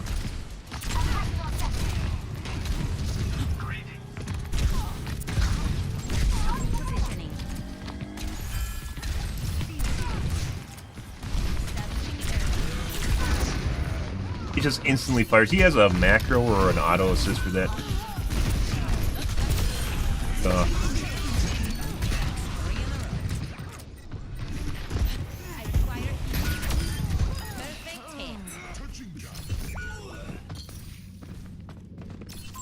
There's an On the move. Right by you. Where my thanks? Yes. Boosting you, Fariha. Over here. Taking off. You can hear him clomping around, like fucking staring at me through the wall. It's like playing Dead by Daylight with a killer that just knows where you are constantly.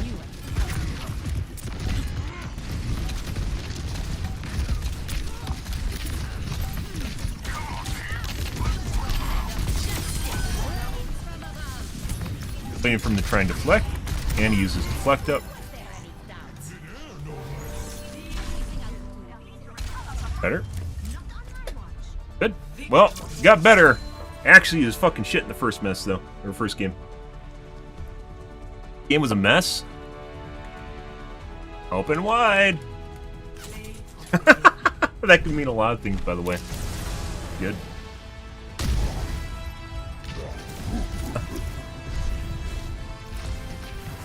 Frogs don't get cookies.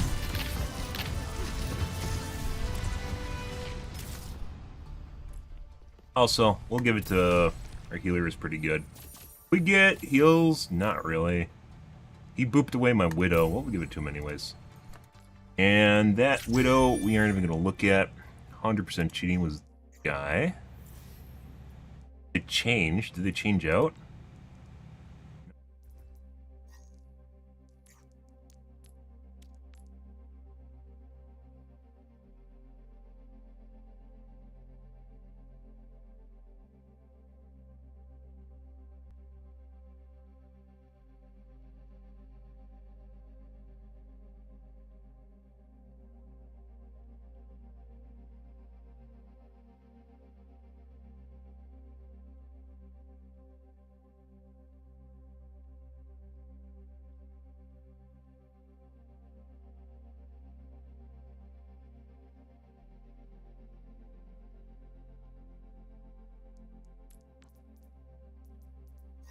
Do we have an origin story? Nope. Guys, next game. Good.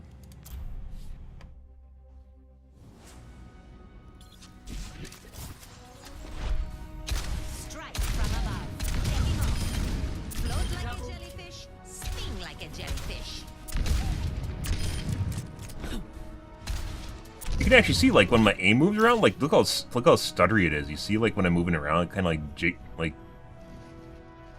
like hiccups when it's moving. That.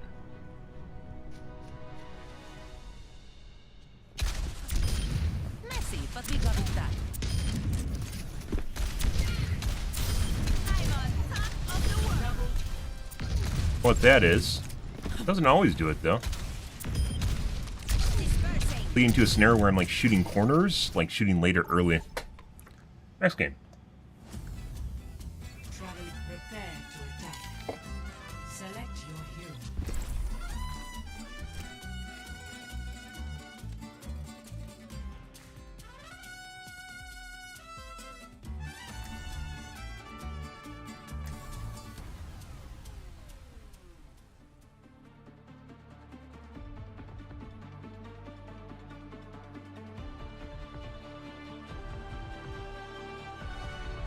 Strike from above. No unnecessary risks. Aerial positioning underway. I feel a sweet burst coming on. Roadhog, give me a beat. Roadhog? Affirmative. You have my thanks. The first time I flew this suit, I crashed. I don't crash anymore.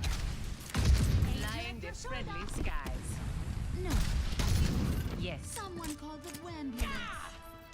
That's hard vacuum, baby. 3, 2, 1. Thank you. Thanks for the assist.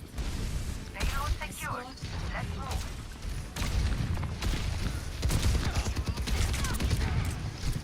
Excellent streamer. Previous confirmed. Dispersing.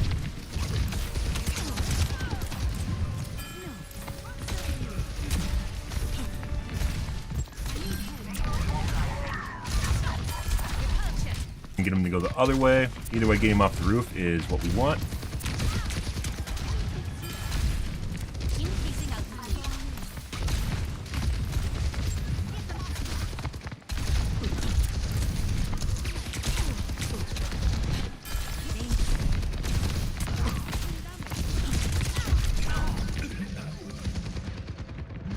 Got Helix. Good.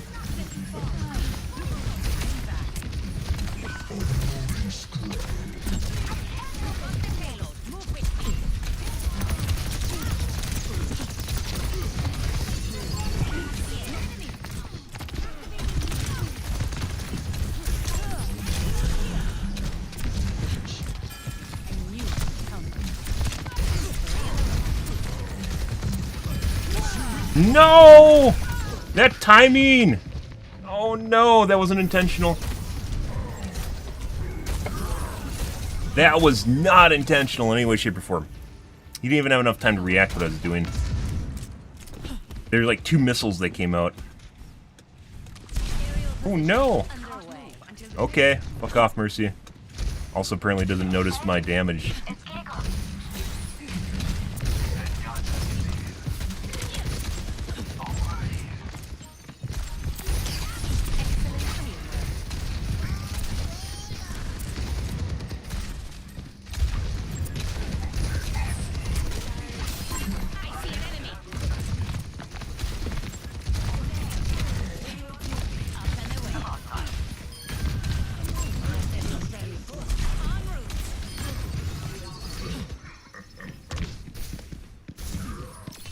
Any day. Everyone, let's see him get off the platform. Heard your fucking heavy breathing, bitch.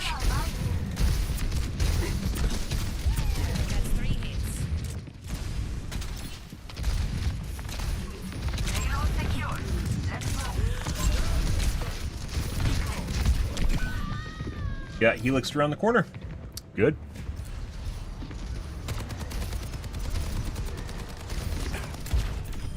And it looks like an aimbot. Good. Perfectly led Helix just off the snap to kill me. For him. Yeah, my health bar is exposed, by the way.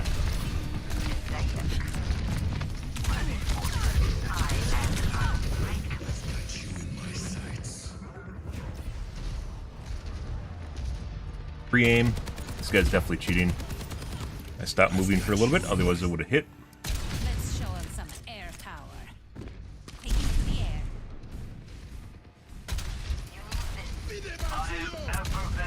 Enemy here.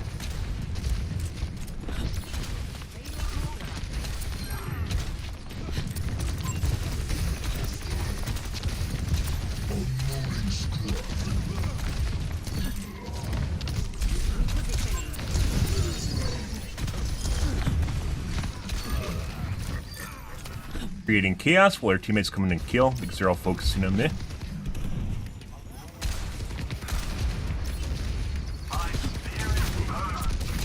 Walked into it.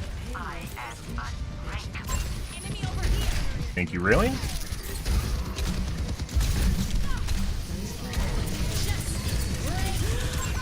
No!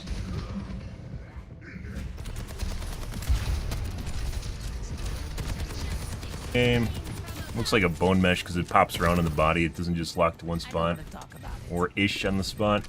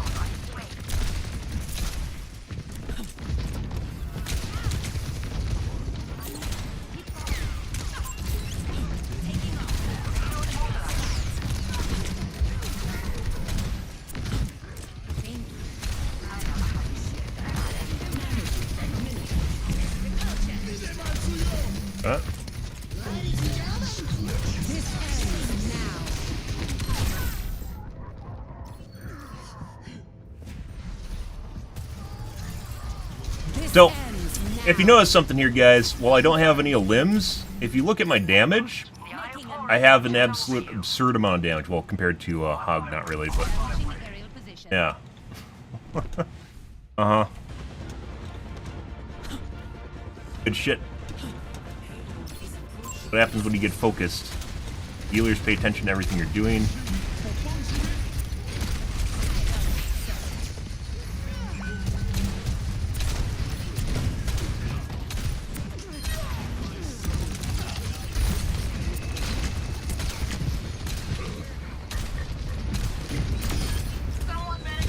Healers, for some reason, didn't heal him.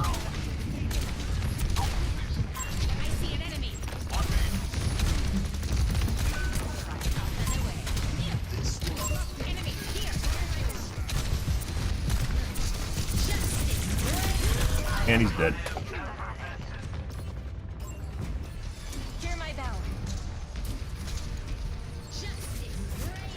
Pre-aim. Always more to learn. On the move. Experience tranquility. Payload's moving. About time. Taking to the air. I see an enemy.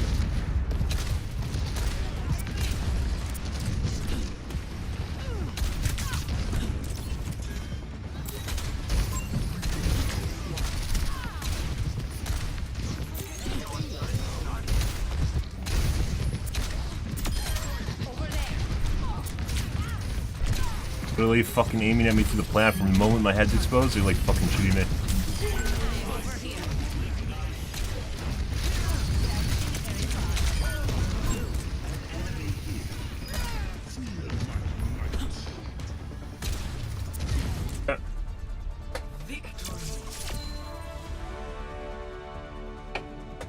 They actually passed up the DPS on their team that's cheating.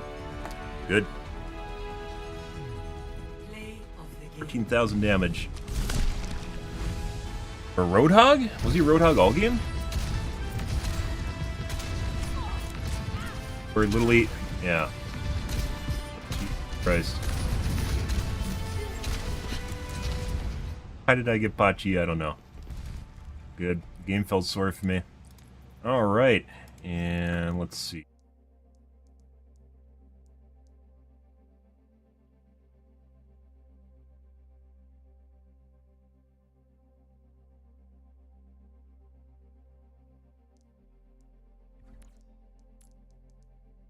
Oh, you did all that damage on Roadhog. Not do this on Roadhog. Fuck you, Mercy. You didn't believe in me.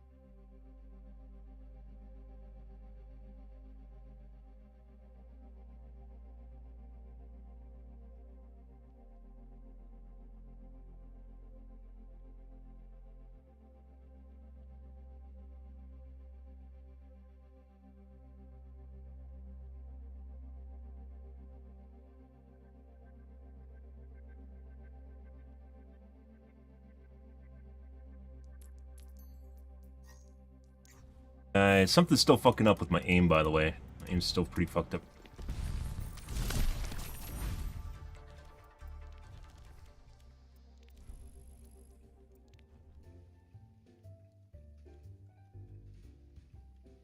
Watched any demos? No, I don't think we have today. Played 2 games so far. Yep.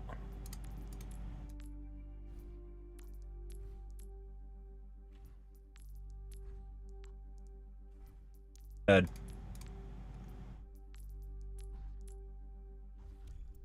Not with my accuracy though. Yeah. I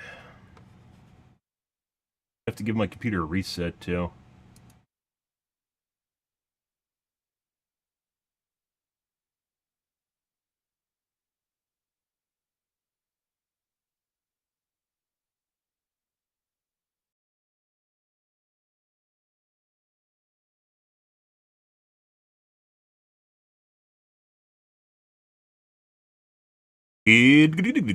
Happy Sunday, guys! Happy New Year's Eve! Eve usually implies night. It's just New Year's Eve, I guess, is the entire day.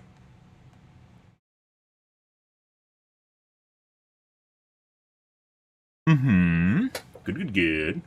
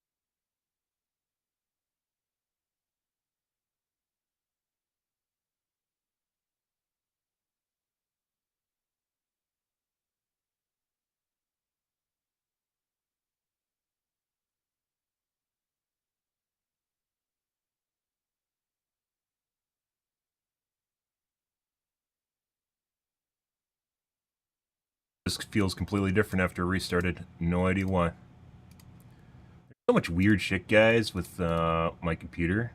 Like, just Windows. Just weird shit with Windows and my computer. Doesn't make sense.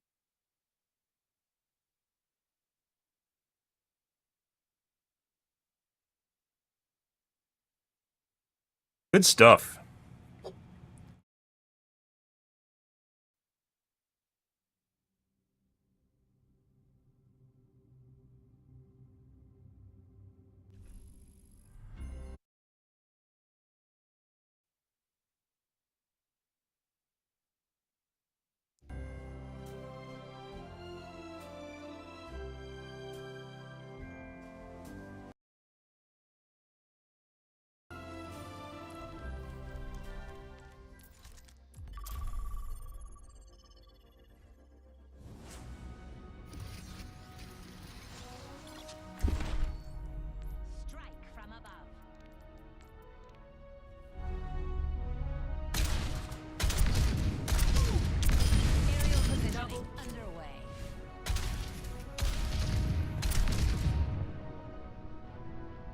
Massive stutter, still there.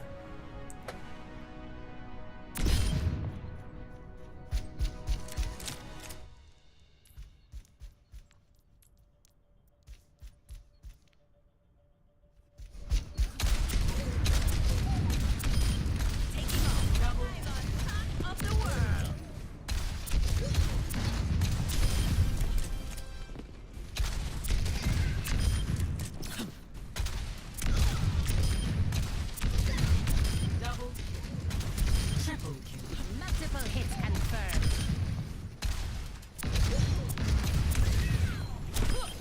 That had to hurt. You weren't watching the sky. Repulsion. Mind the gap. Double the air. When I'm giving my shots, you can't touch me.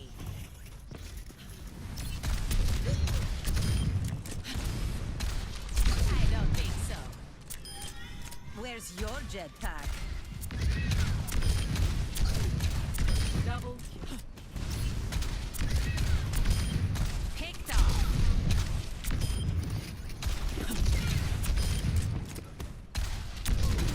Establishing aerial position. Double kill. Concussive out. Justice served.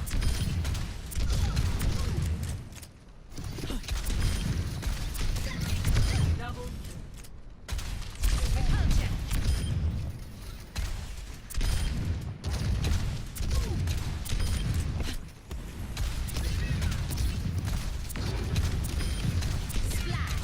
Actually thinking about doing at some point here, guys, doing ranked. Maybe like not today, like start doing ranked at like 8 in the morning because I usually stream till 10 now. Do like 2 hours of ranked.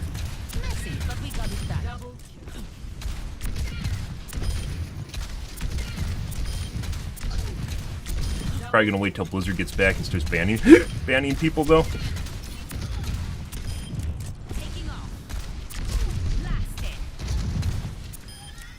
Mind the gap.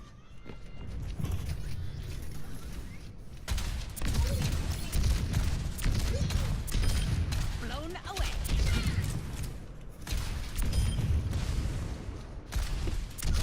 Move. Touch the sky.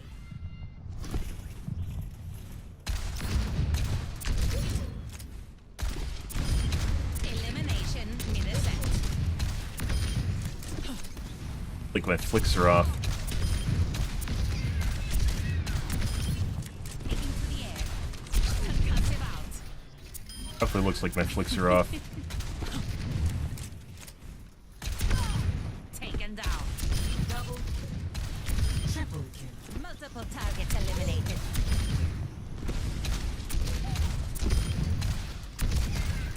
Double kill. Double splash. Blasted. Mind the gap.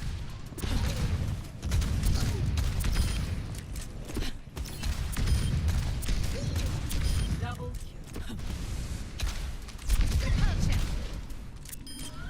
Where's your jetpack? What's going on here, guys? Maximum impact. Double kill. Increasing altitude. Double kill.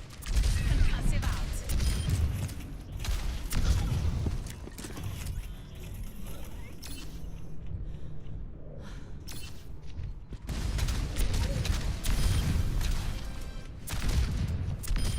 I always get my breath.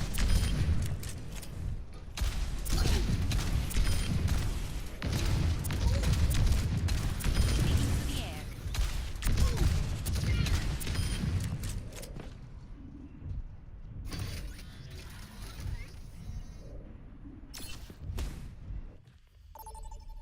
Try turning UMB off and see what happens. Welcome to Ishvaransa. Prepare for battle. Select your hero.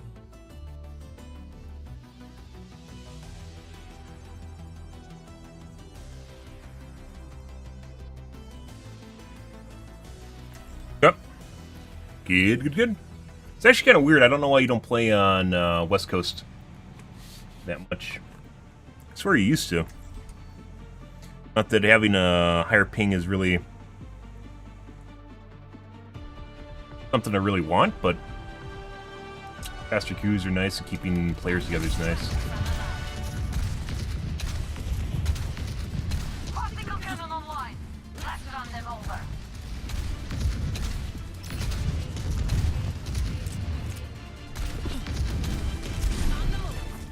Hello.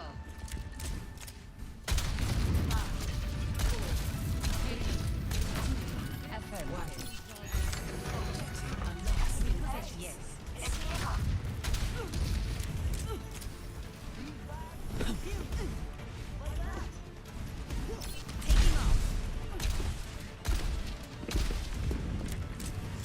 Over there. Enemy here. R and I didn't reload.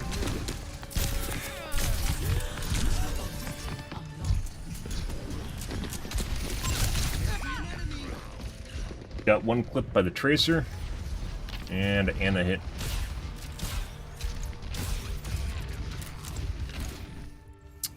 Making another approach. Increasing altitude.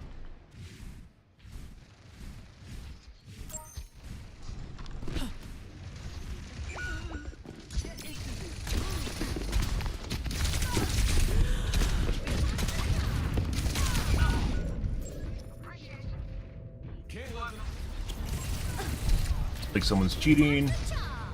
He's just pre-aiming me through the fucking wall. So this guy's cheating now. I guess after I poked him in the face around the corner and he almost died, he got scared and butt hurt, so then he pushed the button on his keyboard. God, show me good, guys.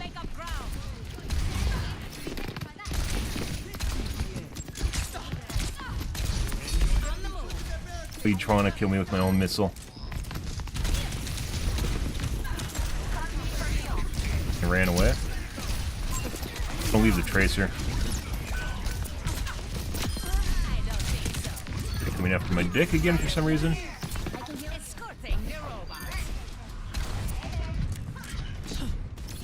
So, tracer, we got the ego toggle.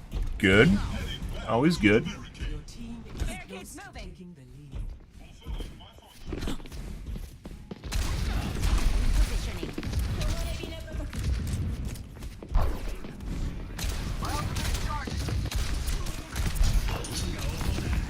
Oh, I should have directed him more. Because he'd deflect him back and hit me, and then blow up on the shield, which would do damage to him. Not a scenario I'm usually familiar with.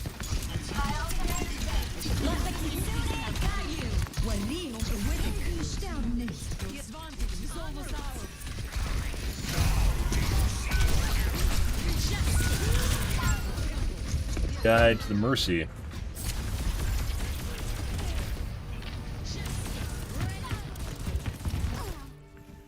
I don't want to talk about it. Aerial positioning underway. They're pushing the barricade. Strike together.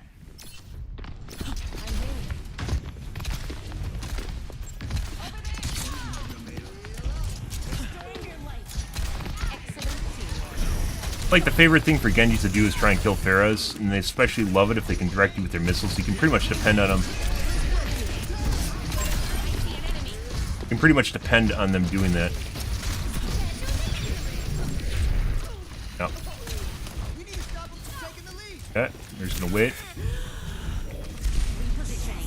Set up. Up. I need HP.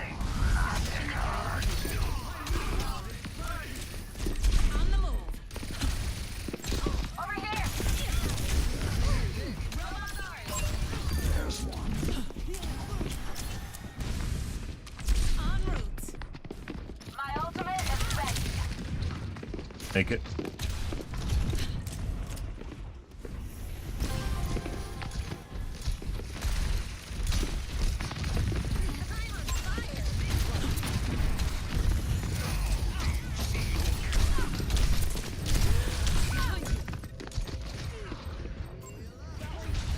Something feels off, guys. Not sure what's going on here. Like, remember how I mentioned before, it feels like sometimes like I'm looking through like 80 hertz? It feels that way again. Not just 60, 80.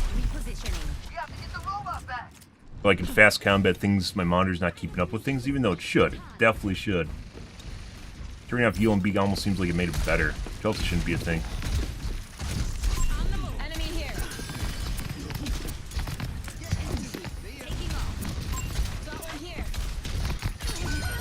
I just can't. I don't have sorry bound. He just killed himself.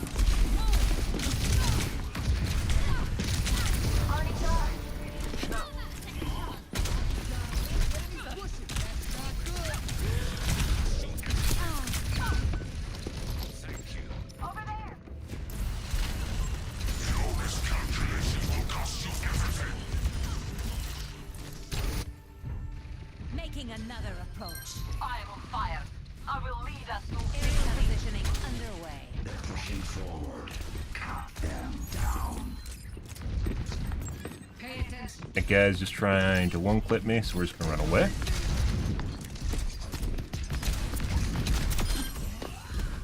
Still hear him creeping around. He's in there now. He's trying to one-clip me. Once again, ego hubris, guys.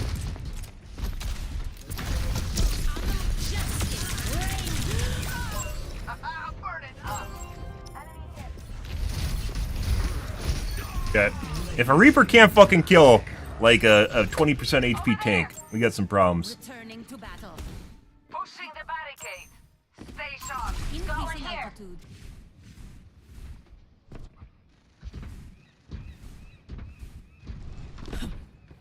My ultimate is almost ready. Help me out. Positioning. Yo, fucking Sombra skulking around. There he is. Let the Kitsune guide you.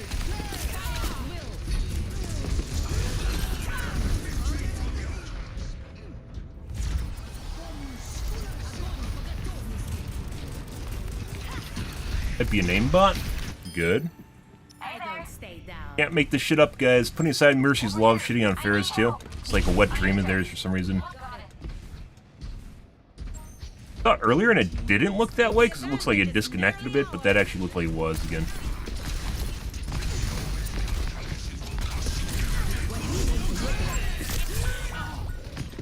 I know that doesn't miss.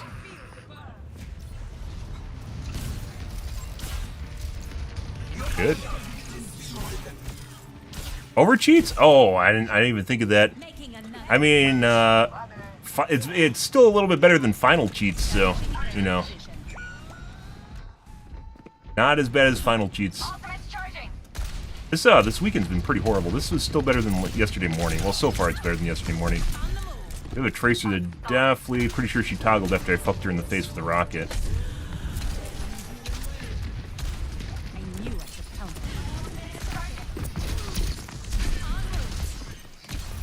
Wait for him to follow up.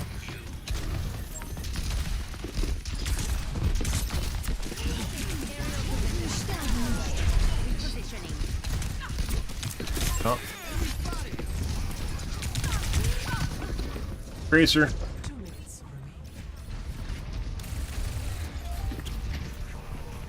Good. Yep.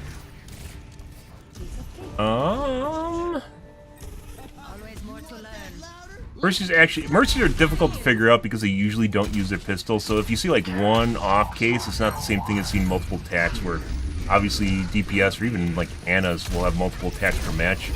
Mercy's don't.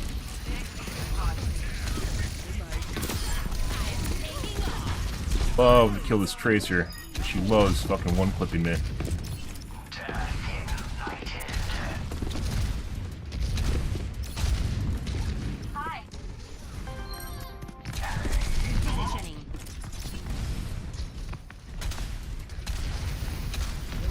Definitely ego on that one.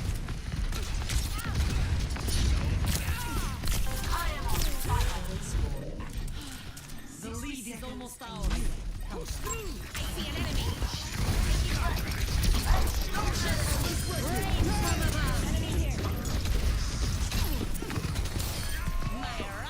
First to go, there she is.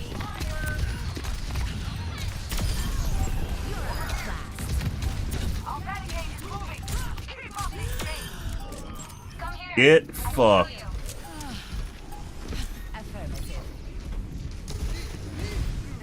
Both those guys really deserve to die, by the way.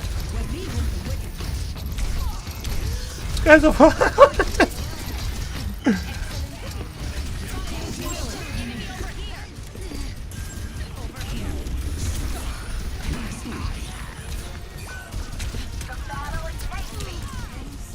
really love the puncher. Oh. Passive.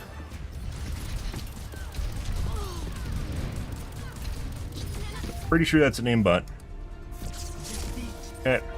We're gonna report with Tracer right away. We're gonna take a look at the Ana. We're gonna report the Mercy as well. Alright. Suffer as I have.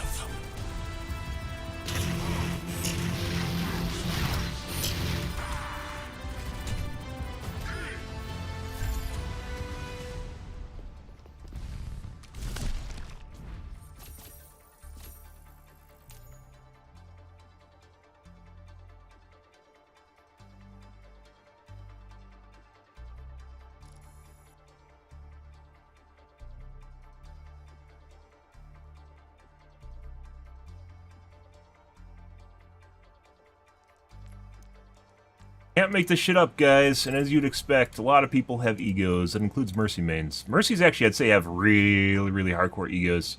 It's like fucking... If you ever seen a Mercy, guys, Mercies are literally like fucking Highlander. There can only be one Mercy, and they really love dicking on other Mercies. They love dicking on Pharahs, and they love when you dick on Mercies, too. Yeah, like, they have, like, the world's biggest ego. I'd actually say out of anyone in the game, Mercies have the biggest ego. It's just they tend to play submissive until they can... Otherwise, let's see, the Mercy. I don't know about the Ana, though.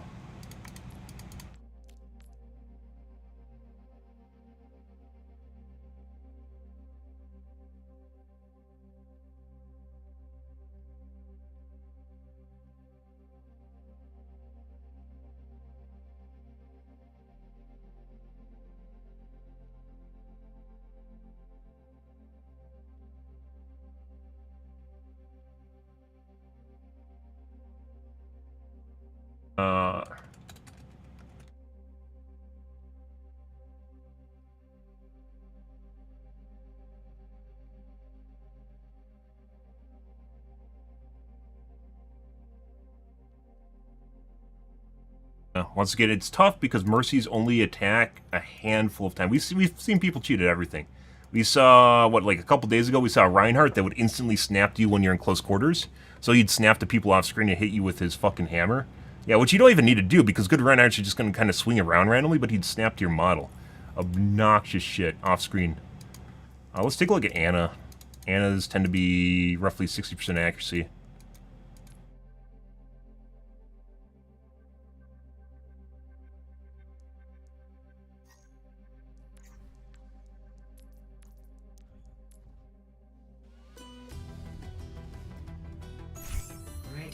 Yeah, I mean, it's still better than the finals. Finals, you just get rage hackers. At least this game is really bad because I'm pretty sure, like, the cheat department, HR, or,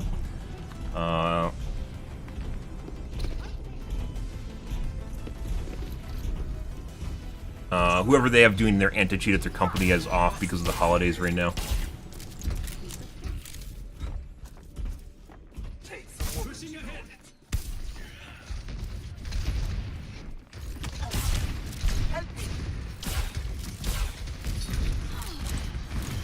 Yeah? So another game's anti-cheat catches the cheats made for Overwatch. I mean, I believe it. I think, by the way, I very much believe that's just an absolute ridiculous miss. I very much believe, by the way, that like it just completely unlocked when I went behind the wall. I do believe that anyone that has qualms with kernel level anti-cheat is just full of shit. I think that is subterfuge from cheaters themselves because they know it's not even going to like stop everything, but it's like the bare minimum you have to do. It's the bare minimum you have to do in order to start catching cheats. Because as you would expect, cheats generally run at kernel level. And if you have a computer with sensitive information on it, literally just fucking do another install of Windows or do not install it on another hard drive. You have a Department of Defense computer, you probably don't want to install games on it. As it turns out.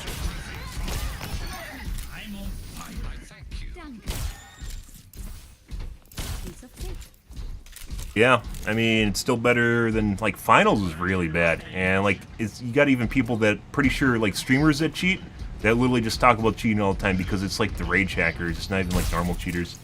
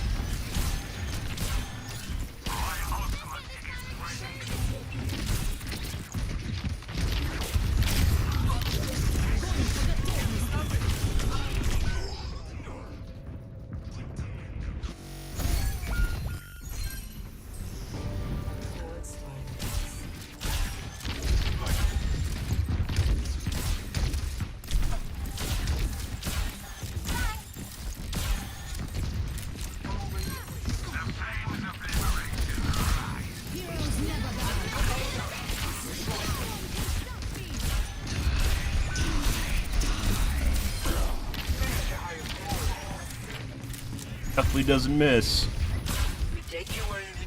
Miss like once. It's usually when people go behind walls and all of a sudden they can't hit, you know, they don't have anything to hit anymore, they just shoot at air.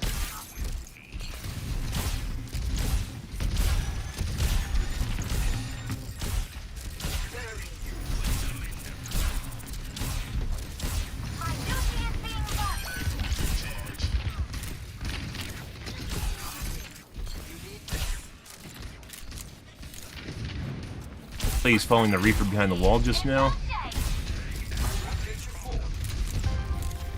Forward spawn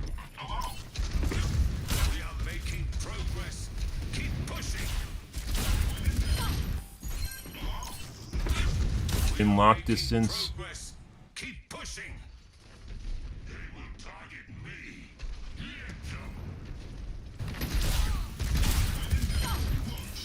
Thank you.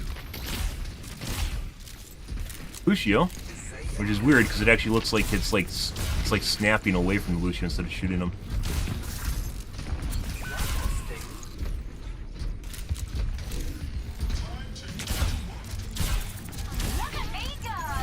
Line of sight.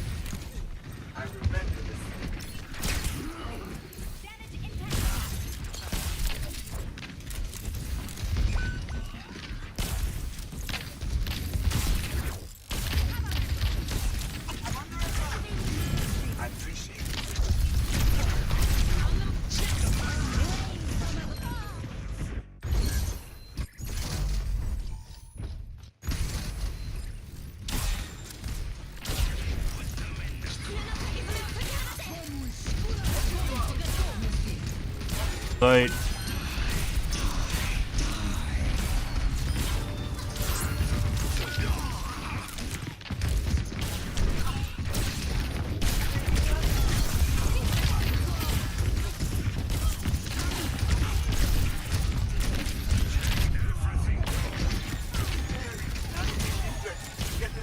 How did they catch up?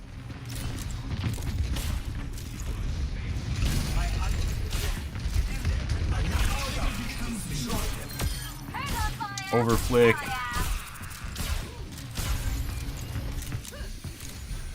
Once again, it looks like he's actually like something's actually causing him to miss because he's like on the Lucio and then just doesn't hit, like snaps away and misses.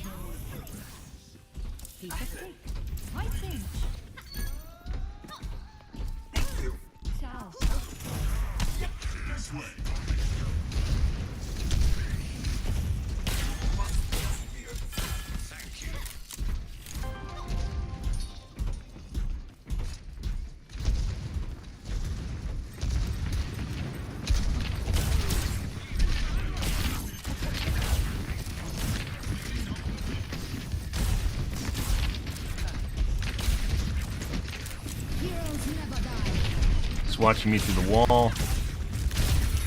Hit reg miss.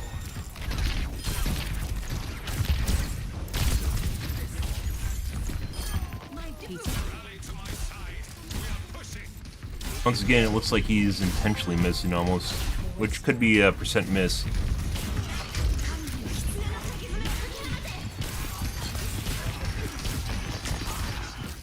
Research some expensive cheats to even spoof your hardware. Yes, they do. Hardware banning does not work. Well, works for some cases. It doesn't work for everyone. So even if you get banned, like, you can get back into games, which is sad, but it's the way things work, so. There's some really advanced cheats. There isn't really advanced anti-cheat, as it turns out. Cheat subscriptions range anywhere from like $40 a month, like $20 a month, to like $700 a month. It's pretty insane. Really easy to see why, if you're an independent programmer, why you'd want to make cheats for video games.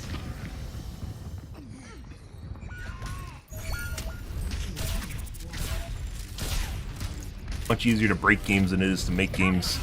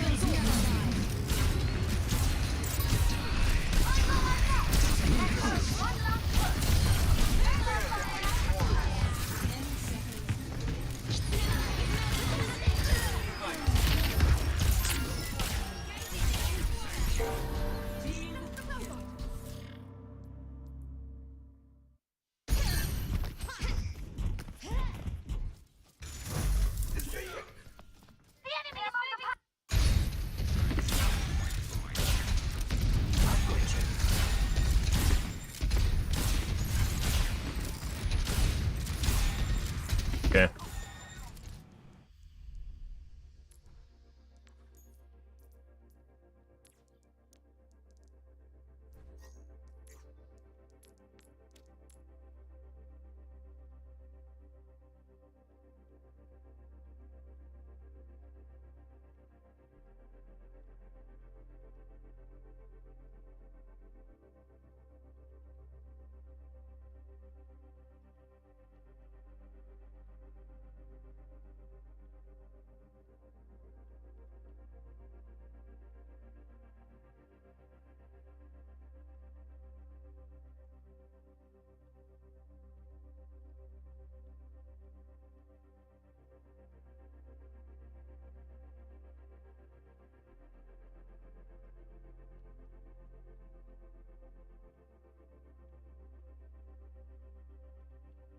Yeah.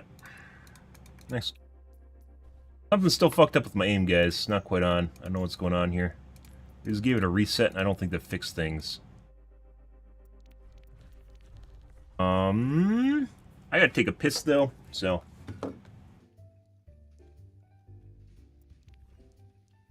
We're back. 1 second.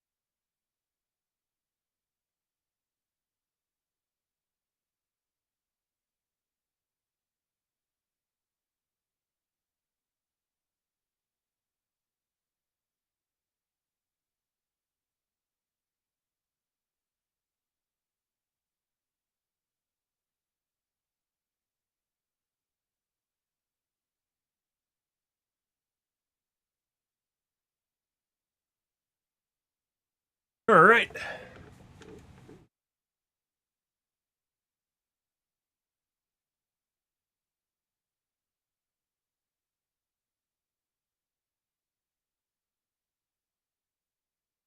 Yeah.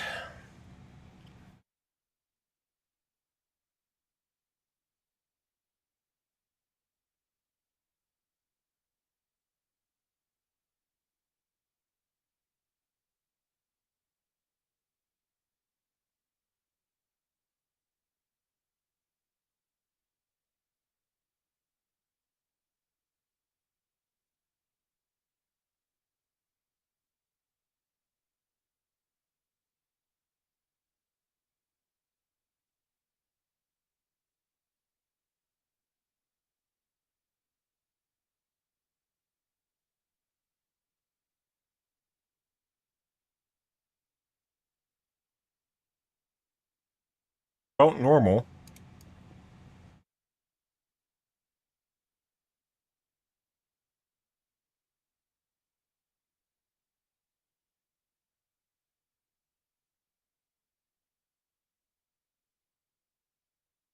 Pretty good.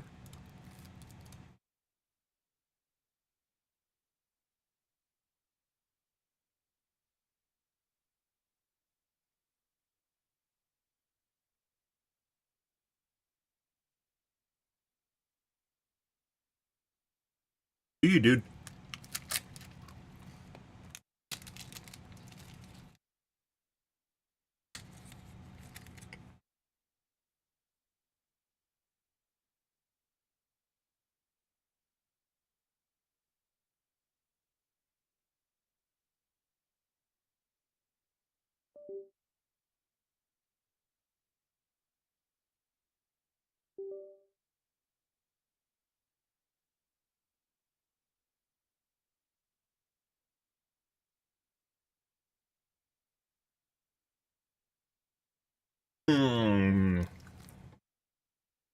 Ready.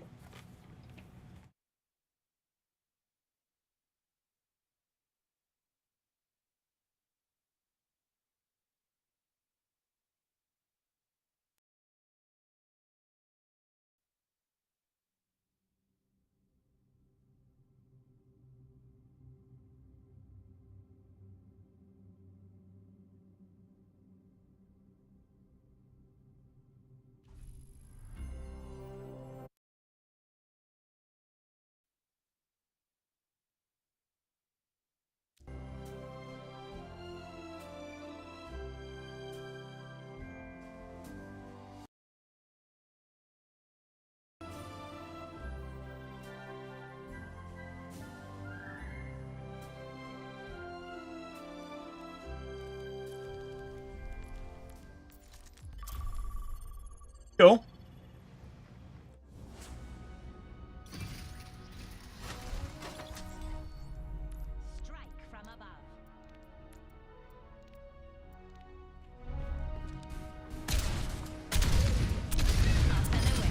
Float like a jellyfish, sting like a jellyfish.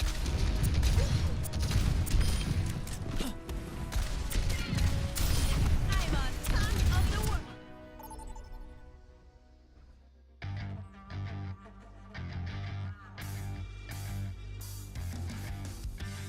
Yeah.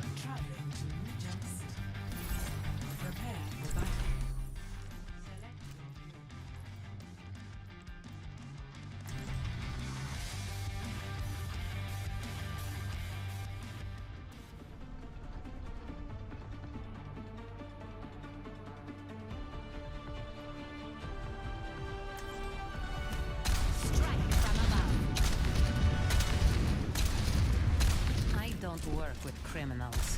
What's right isn't always what's legal. Then you change the laws. Easy for you to say.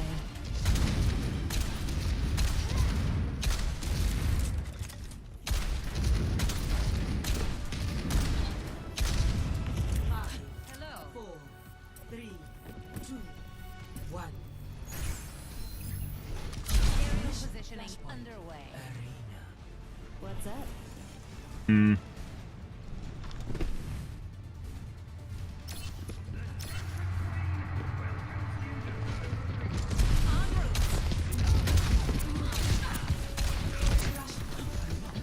Oh, you want to come in?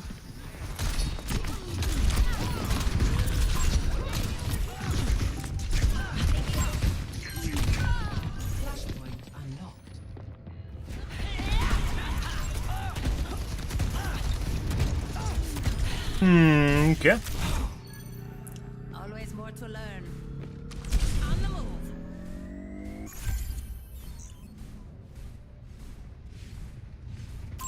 Enemy here!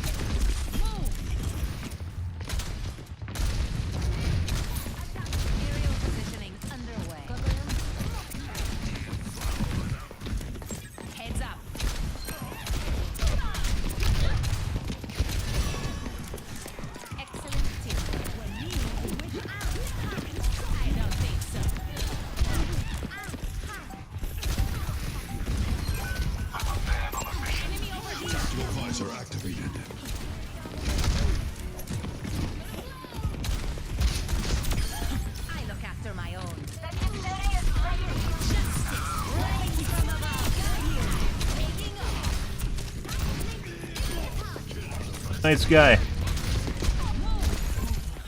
Getting off the tank. Oh, I should have punched her. Scream Queen, huh? You guys notice there's a little bit of difference in my accuracy now? Yeah, it's fucking weird. I don't understand it.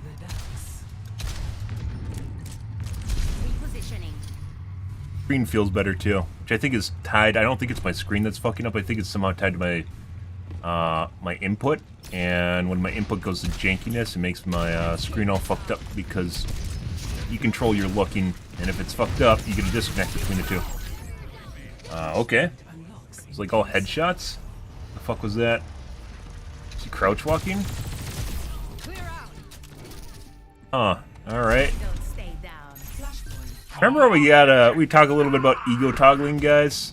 Now, the origin story of pretty much every cheater is ego and hubris. Yeah. It turns out when people get beat, they get pissed off. And despite what is now a meme, most of the time when you get tilted, it does not make you better. Almost everyone, they don't get better when they get tilted, they get worse. They get a lot worse. Which tilts them even more. Wait, thank you. You sure the Sojourn's cheating now? That was the Ash earlier, by the way, that we had pegged in the corner over there that we fucked in the face.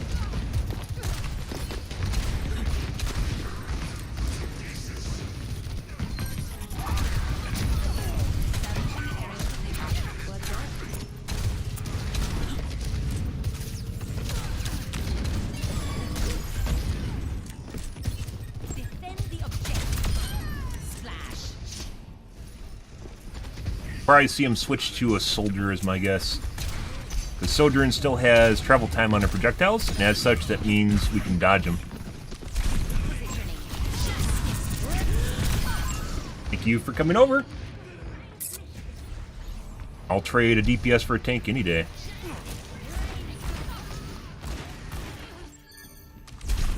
It's always good when tanks don't know they're tanks, by the way, and that they're really important to the team, like the guy on the left right now. Like, lol, you solo ulted me and died? Yeah. Always good. Because there's almost no way you win a push without a tank, when the other team has a tank. You can win it without a DPS, though.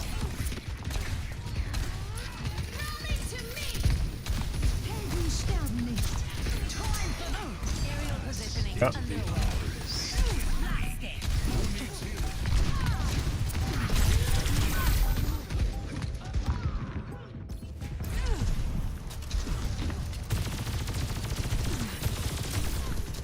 Pretty sure it snaps between leads.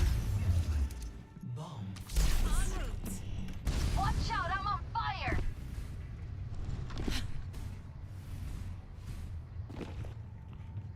Morning, Axel. New Year's? Not New Year's yet. It is New Year's Eve. Group up. New Year's Eve. Only time that matters is North American time, and we haven't had New Year's yet, so the rest of the world doesn't matter. In case you guys were curious. Yeah, there's only US time zones. This game's consuming my CPU cycles, guys.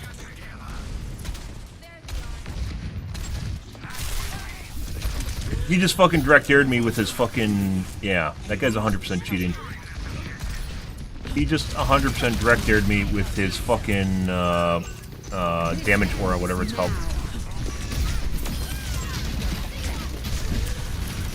Luckily, we have some humanization.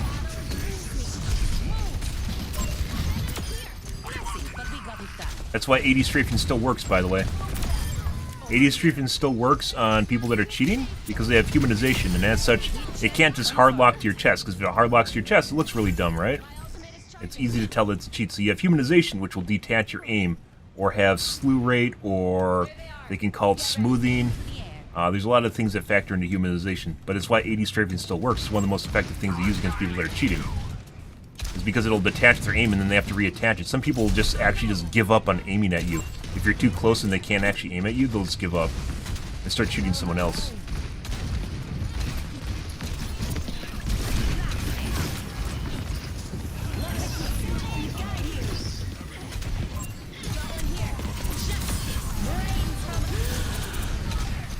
Not shoot the invulnerable Zen.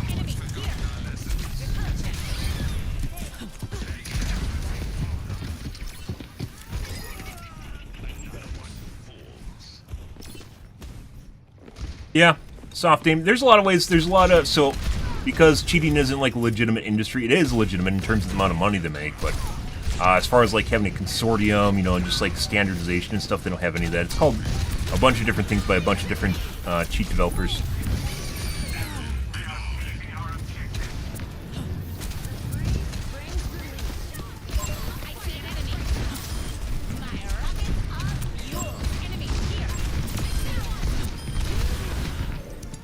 They have a bunch of different names for it. Humanization is just kind of the colloquial, all-around name they call stuff. That kind of mimics human name. There's a bunch of different names for it, though. Which is why sometimes people get confused on it. I'll take a look. Our McCree friend, not very good, though. Much better than our earlier match, though. Take a look at McCree.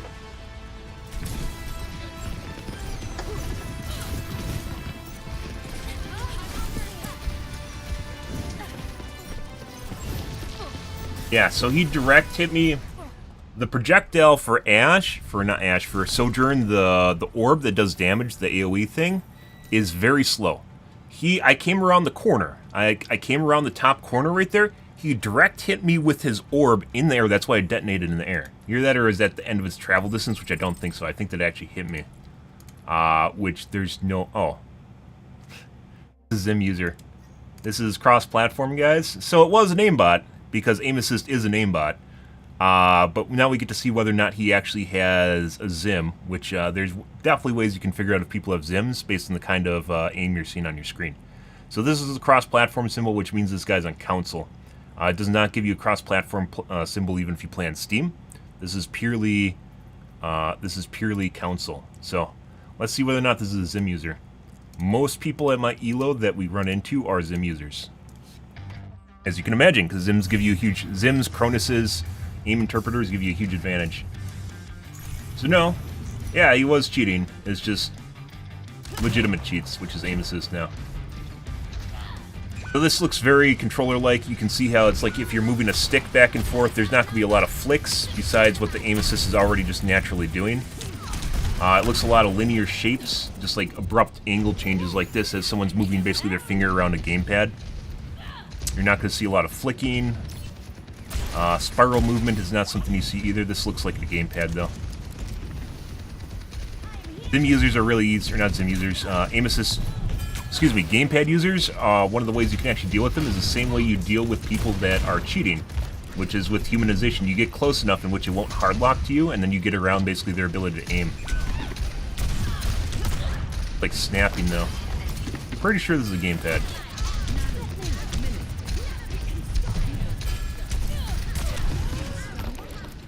They're oftentimes very, very lazy too, meaning they'll just look at walls and try to strafe out with you in front. It could be also that he's a gamepad and he's shifted to a sim, which we'll probably see. This is where I said he started cheating. He might have shifted from plugged in his keyboard. By the way, that's not saying Overwatch allows a keyboard, because it doesn't. I'll make it worth your while. It legitimately looks like he's looking at people through walls right now, though. It very much looks like he's looking at people through walls. So, this operates under the premise, by the way, guys. This is where he is certain that he ego killed me.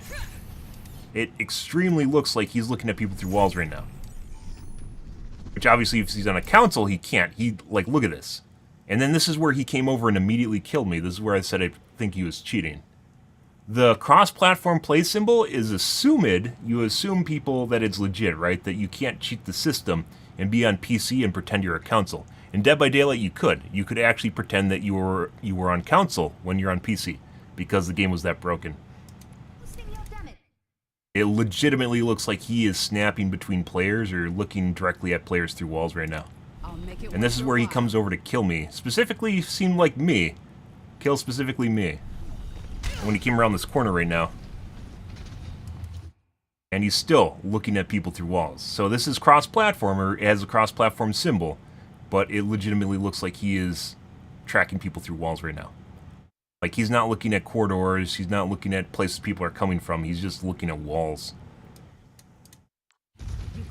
Still, that was me, by the way.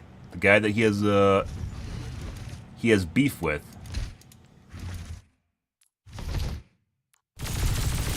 And he insta-kills me. And it just looked like he tried to shoot someone through a wall. So...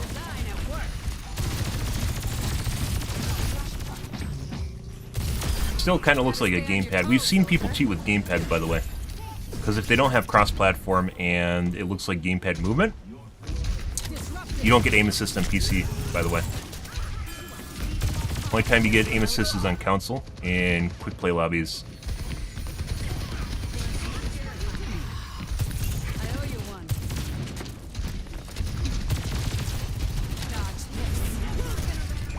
Still looks like gamepad.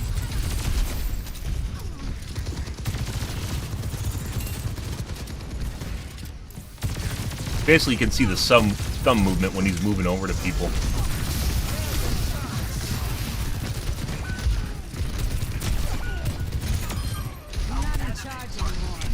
Tried to shoot me through the wall.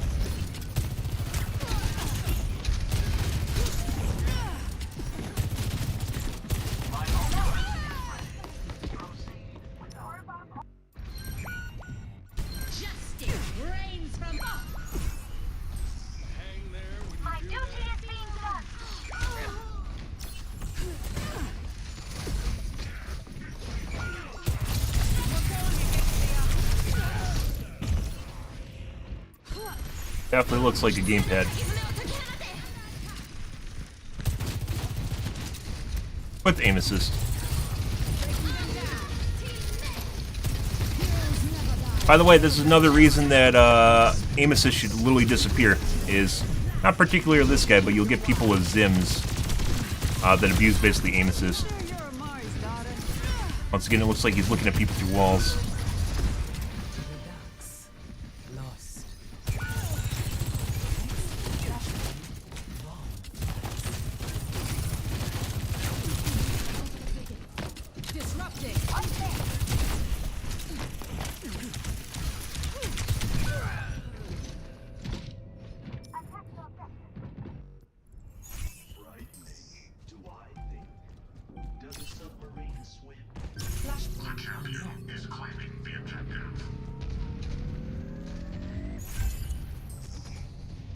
He hits me in the air with his damage orb. Area denial. There. Area denial. Could be this is the exact range for it to detonate.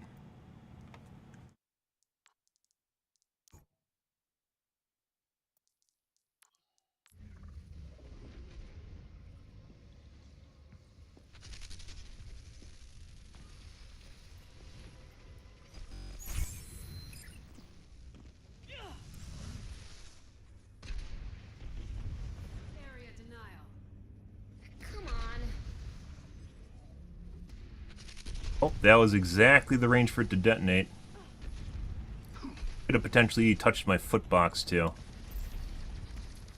I've got you in my sights. Very weird.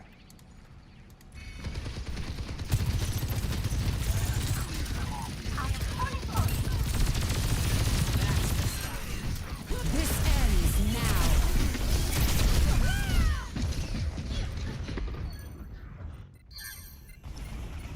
I am always ready to Aim assist should 100% go away, and if you're on console, you should have the option of either keyboard or mouse, which most games do not allow people on console to use keyboard and mouse. Keyboard and mouse, or you can use a gamepad with gyro. There should be no aim assist in any way, shape, or form in games. At least competitive games. Be a thing. Cross-platform play needs to exist, despite what people say about, oh, turn off cross-platform play, or, input-based matchmaking. It'll just make keyboard and mouse players disappear. As there's a lot more console players than there are PC players. That's why cross-platform play exists in the first place. Is to prevent PC games from dying.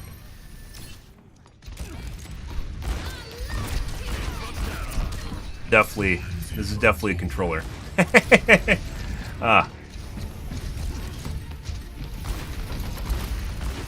Definitely a controller.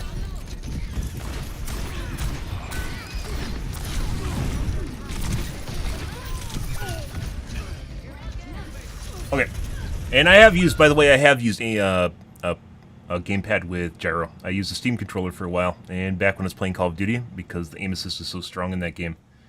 And gyro and gamepad does work better than just a normal gamepad, assuming you don't have aim assist. But it's not a silver bullet. It's not just like playing with keyboard and mouse. Okay, we're gonna report this guy, but not. Let's see. Not for cheating. Well, not for normal cheating. I'm gonna point out this point where he is clearly hunting me down at the beginning of the match. Right here. Boosting your damage. I'll make it worth your while.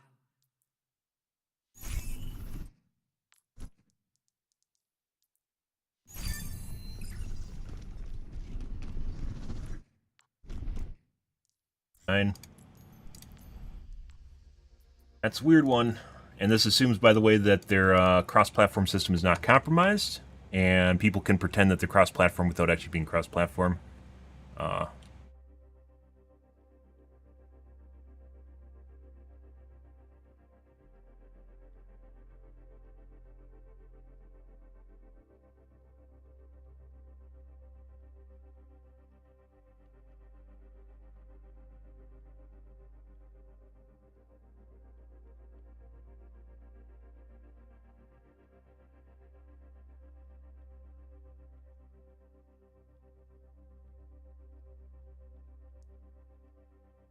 Once again, this might not be anything. When you report people that don't, it's not getting people banned. Blizzard can figure out what to do with that information. Next game. Yeah, so it was actually an aimbot, guys. That was an aimbot. I literally called that. It was an aimbot, but it was aim assist. So it was a legal aimbot.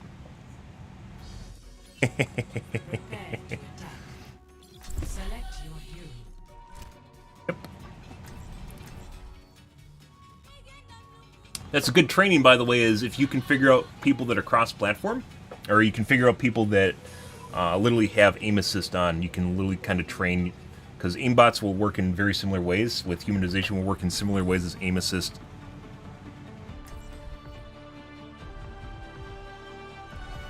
Strike from above.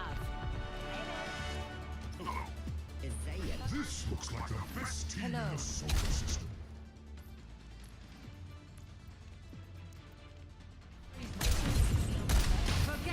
preparation. After this mission, I'm throwing a party. Hello. Greetings. I draw the life. Negative. To defeat. I draw the You're hanged welcome. man. I draw the chariot. Whatever you're at. I draw the star. I draw judgment.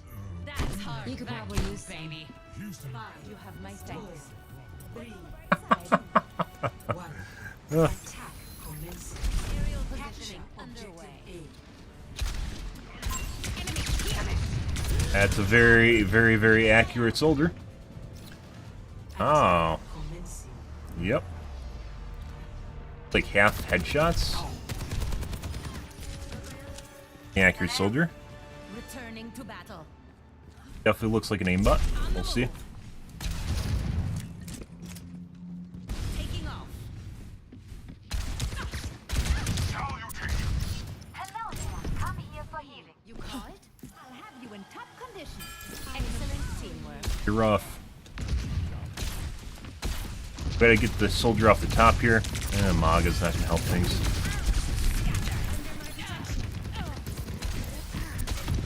I'm on the objective.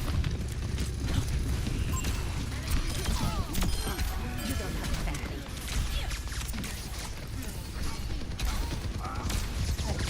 I see an enemy. Up and away. Repulsion. Rico can teleport back.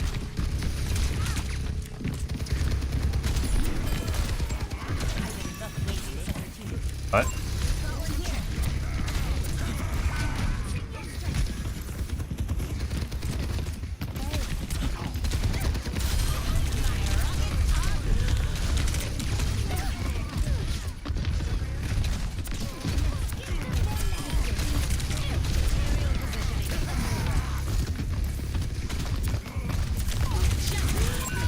No!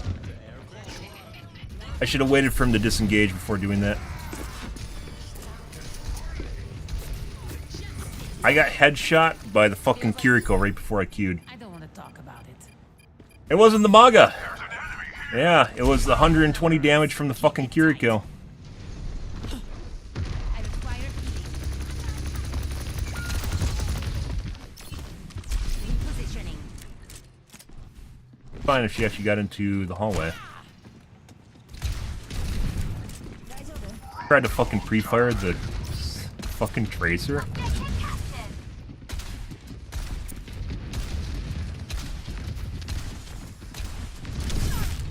Oh my god, you gotta be fucking kidding me. I believe that doesn't clear his trap, by the way. Off.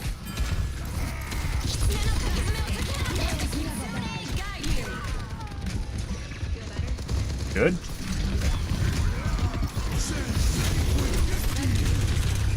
Oh, got me good. Actually got our whole team good.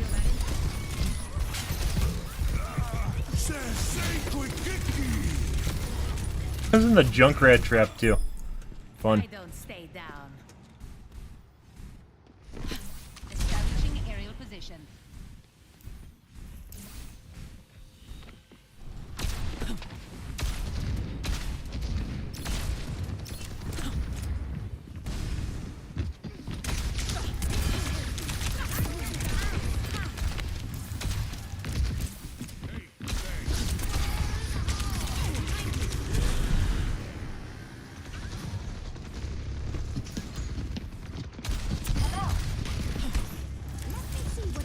Thanks for the assist. Increasing altitude.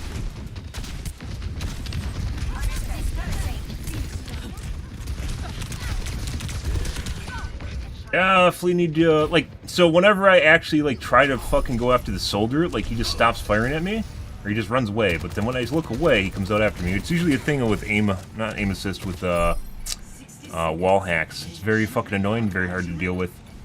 Where they just peek you when you're not looking at them. My duty is being done.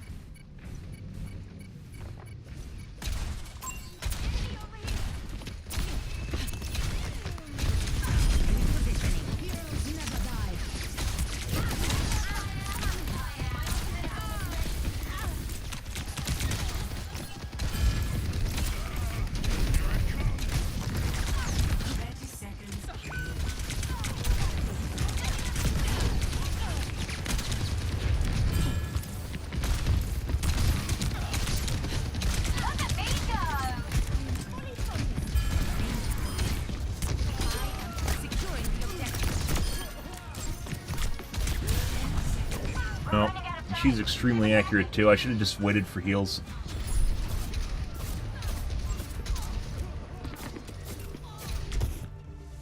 Good. So, Kiriko, I'm pretty sure, is cheating. The soldier is 100% cheating. We're going to report the soldier. We're going to take a look at the Kiriko. Guy. Oh, what a name, guys! And was a diamond. Almost exclusively a diamond. Oh, now he's a master. Not a huge origin story. That guy does not miss, though. We're going to report him.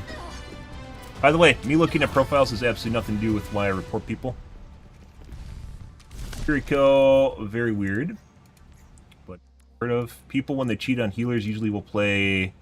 they'll play Alari now. Otherwise, Anna or... what's the other one? Bap. Especially Bap. Shit. Okay. What a name, right? What a name.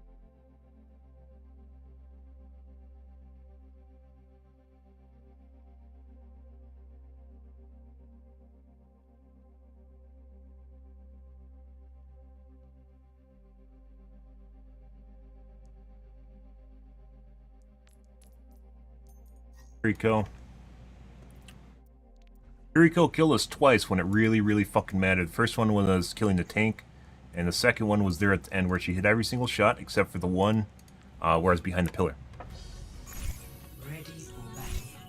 Tracers that have wall hacks are fucking obnoxious, like cheating with tracers. Oh my god.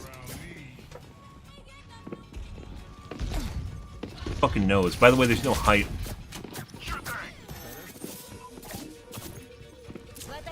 Although there's no way that the guy could have been there without being below, so... Yeah, Overwatch 1 wasn't as bad. I'd say the anti-cheat was better. This guy is clearly following this guy through the wall. This guy's definitely cheating.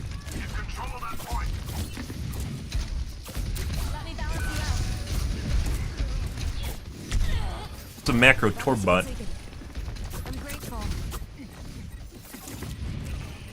Yeah. I've seen people that duo together, and they'll swap between the characters that they're cheating on, so you don't... Like, at the end, one of the best ways of actually figuring out what people are playing, obviously, besides looking at the demo, is looking at endorsements, and it shows you playtime. Well, they'll actually swap. I've had up to 3 people. Well, 2 people would swap between characters, like DPS specifically, but you also get the healers that do it, too. Like, the popular ones they switch off are Soldier, Soldier, and then Ash. Kind of confuse you when you're making replays, keeping all this straight in your head.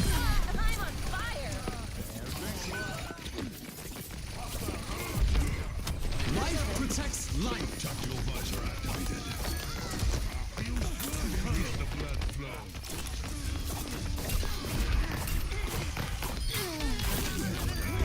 Stay out of my way. Snaps to people behind walls, too. He's just following the Mercy behind walls.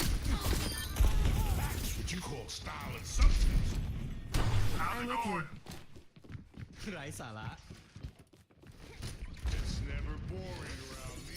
Ready for the cage strike. Carried on the wind.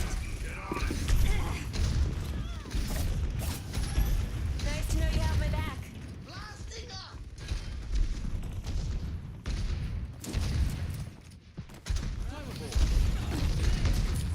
Just Tyson.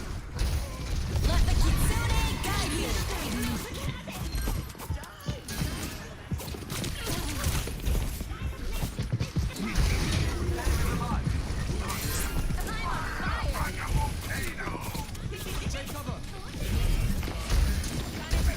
Uh, 2 to 3 minute delay before I say something? No, I pick and choose when I look at chat. I don't look at chat all the time. There's a stream delay, but that's not anything like 2 to 3 minutes. Guy's clearly watching the tracer behind walls.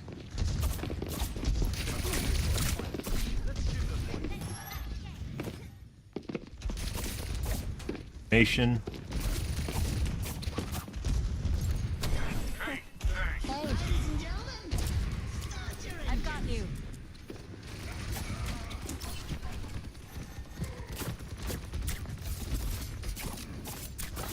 Yeah, not 2 to 3 minutes. Definitely not 2 to 3 minutes.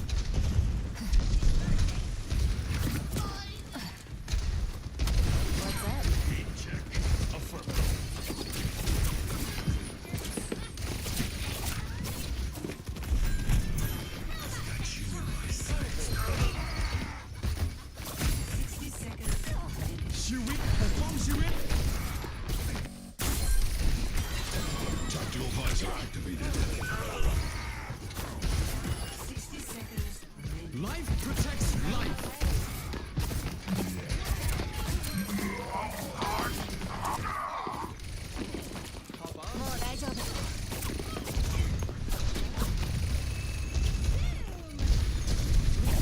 Helden sterben nicht.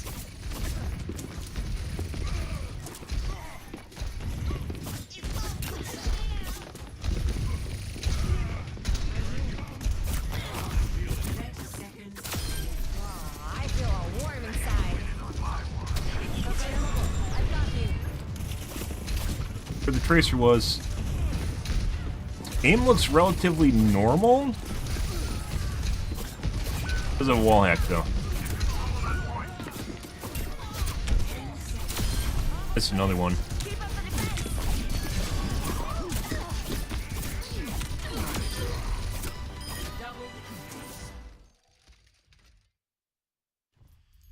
Okay.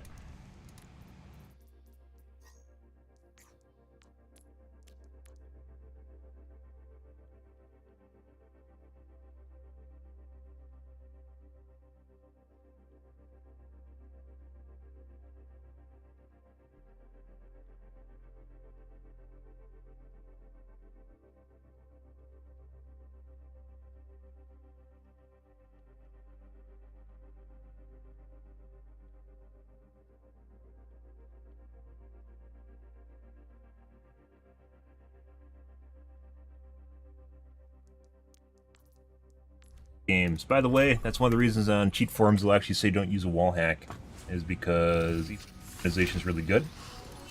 Which good humanization will look almost identical to normal aiming. Actually, it looks normal.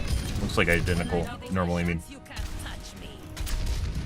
You're looking at people through walls or tracking people through walls is something that's not something people can do, especially when you're outside sound range. Correctly makes it even more obvious. Good. Good, good.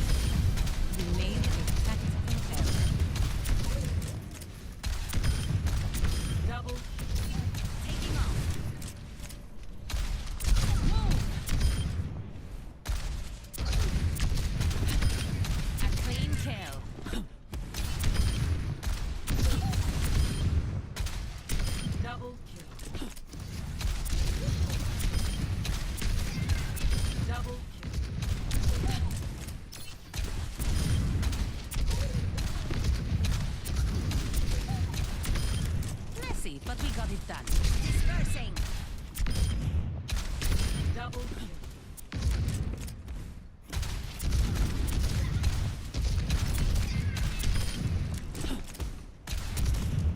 Yeah, so I think normally I don't play ranked, guys, because we play so late at night. All we get is a bunch of cheaters, stream snipers. But maybe later in the morning we'll play. Not right now. Maybe later this week we're gonna do that after Blizzard comes back from Decay. We start banning people. Where things go with that.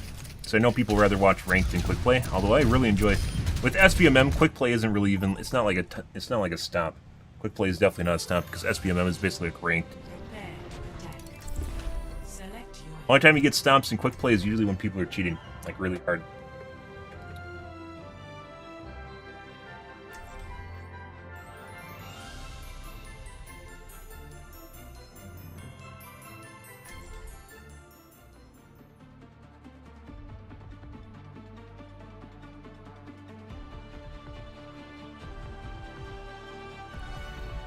strike from above.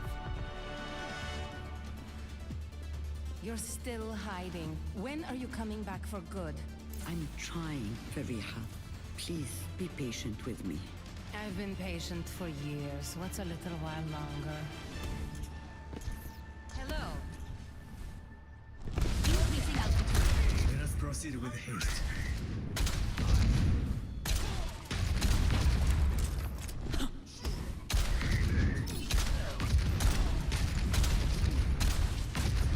Affirmative. 5, 4, Greetings. 3, 2, 1. Attack commencing. Capture objective A.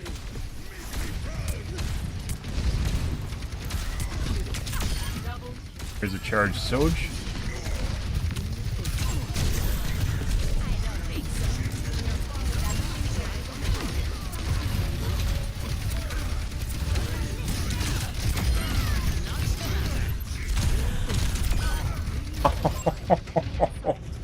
Oh, okay.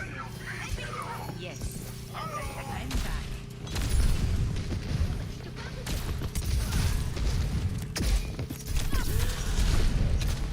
Hello there.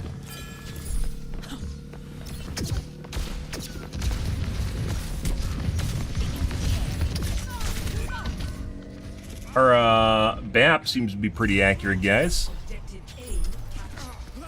Escort the payload. Pretty accurate. Always more to learn. Pretty sure, like, when I went over to shoot him with a missile, he shot me in the face with, like, 2 rounds out of the 3 from his burst. They outnumber us. Keep it tight.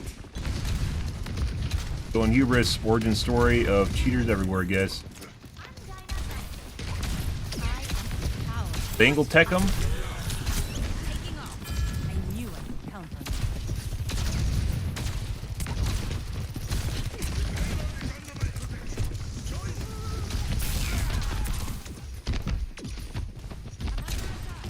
Enemy over here. Heroes never die.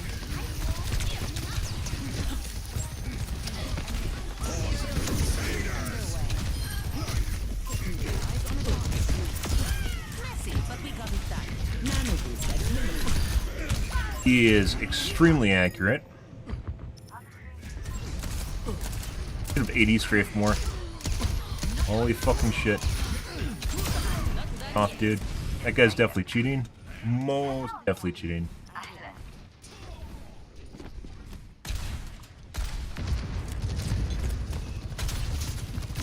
don't think so. Ari's also very accurate.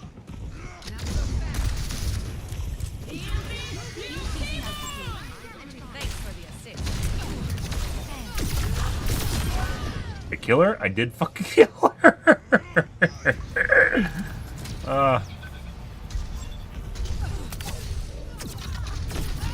He fucking shot me off screen with his ult. Systems nominal. Uh-huh. On the move.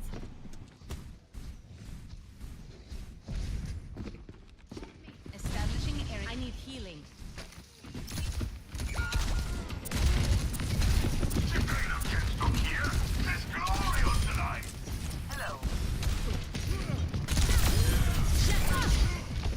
Fucking Christ, the headshots. Like, the...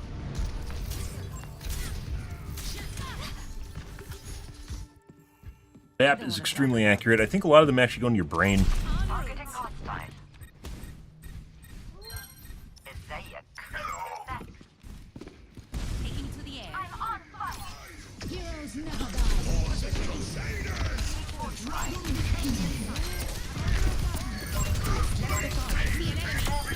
I've got your cover. Affirmative. On the move. Save a healer, guys. They'll love you for the rest of their life. That is... Enemy here. Come here to get you. Positive. Where the iron force? Soldier? Fuck off. Mine. Taking off.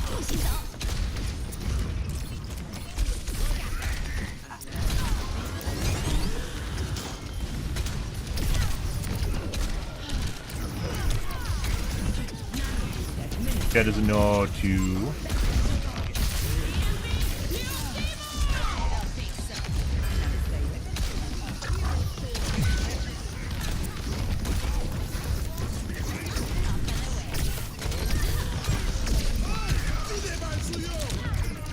That is extremely accurate. Yep, I just fucking peeked the corner, guys, and instantly got brained. Missing the Mercy, though. Just me?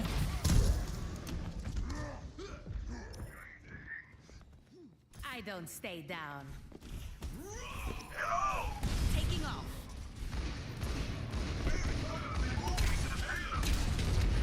Heroes never die.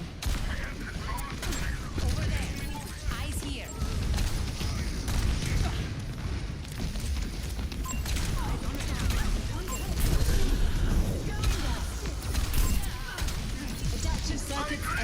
Okay. Not miss me. He apparently misses other people. He doesn't miss me, though. I guess we'll take a look at him. This is the Mercy. Although it could also be Mercy's, so depending on how the aimbot works, Mercy, when she goes into a float, her hitbox gets really fucked up.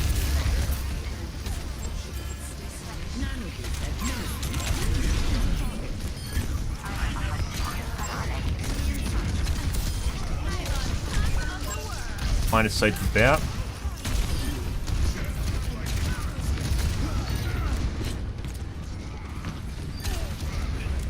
Okay. Heals.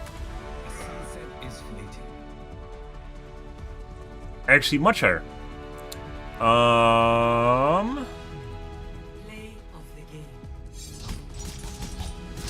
let's take a look at Bap, I guess. Oh, she gave us a heart. No, that's not even our Mercy. We'll give her Mercy. We'll give her some snacks, guys. Endorsement snacks. Yeah, by the way, never call up people for... Almost never call up people for cheating in games. Sometimes we'll do it just to see what they say. But don't bother calling people up for cheating in game. What that leads to is just people going, "Nuh-uh, you bad, you mad, you sad."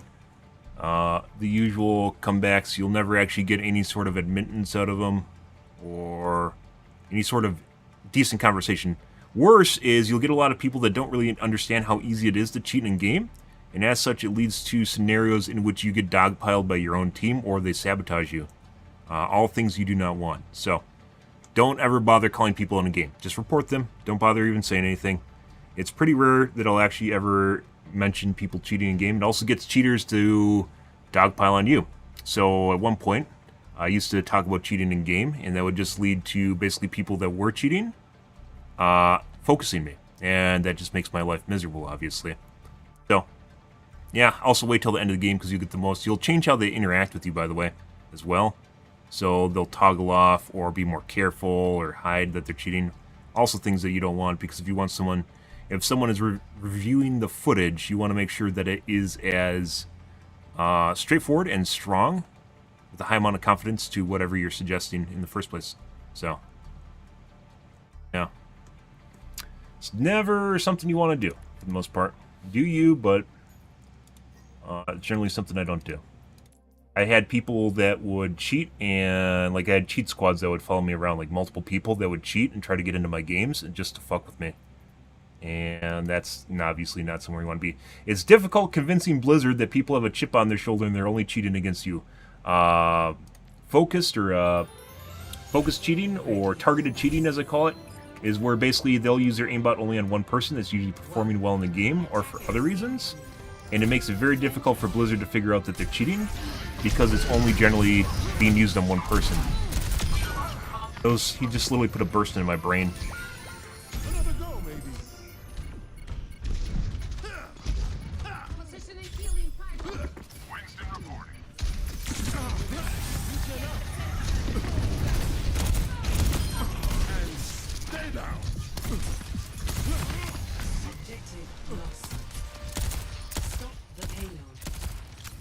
Yeah, targeted cheating is something you never want to run into either. Although ideally they'd be able to figure out that basically the accuracy of the player is much higher on one person as opposed to other people.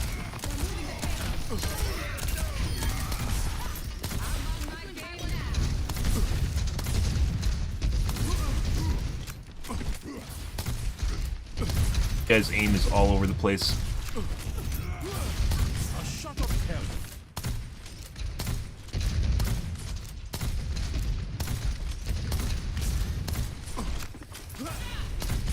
Looks like the aimbot auto-corrects and snaps between targets when he's firing his grenade launcher, which really leads to a weird juxtaposition between his aim and what he's doing.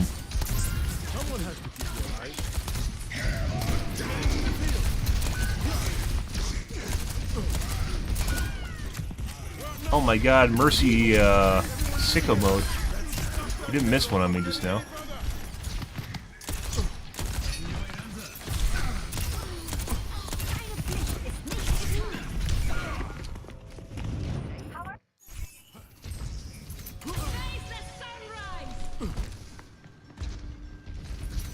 Yeah.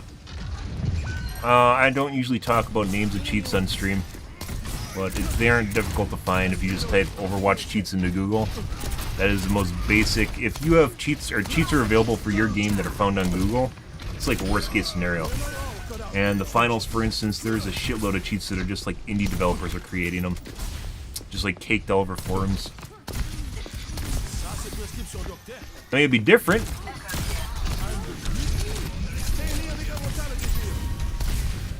If you could talk about cheats. Hasn't, by the way, pretending that cheats don't exist has not worked for anti-cheat in decades. It still doesn't work. Pretending that people don't cheat or not talking about cheats does not fix the cheating problem.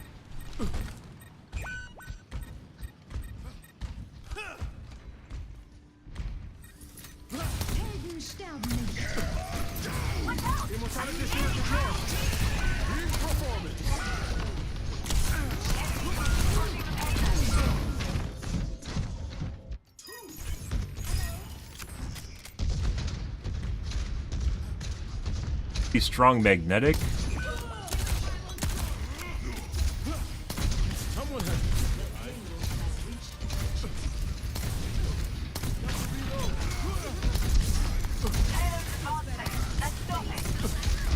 It honestly looks like his grenade launcher's lead. Some of the weird ass fucking flicks on his grenade launcher, where his aim's like wiggling. He also direct hits people with his grenade launcher.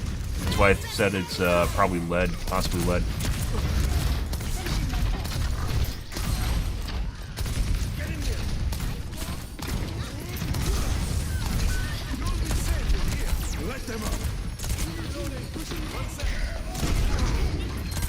As we saw him miss the Mercy. And then like instantly killed me at Z height when they came around the corner. Came around the corner at height, right here.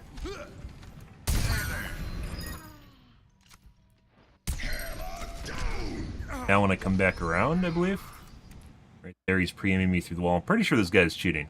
So Z height is something where there is positional audio in the game. It's relatively good. Finals positional audio is worse. There is no vertical audio. It doesn't matter how good your ears are. You can't tell how high up and down someone is, so it can seem like they're at multiple levels. Therefore, you also can't place someone with an audio cue. You cannot place... You can't see me, by the way. You can't place someone through the wall. It doesn't work at Z height, so this is up and down.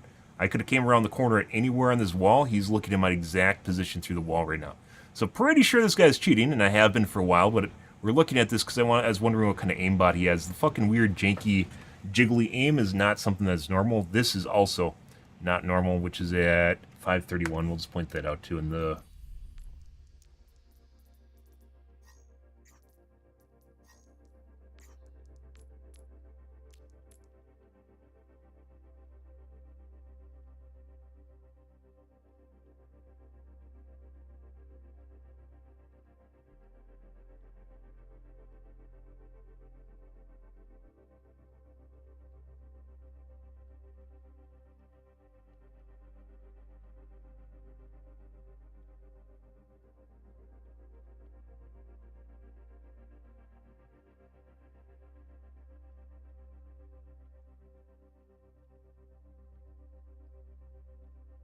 Only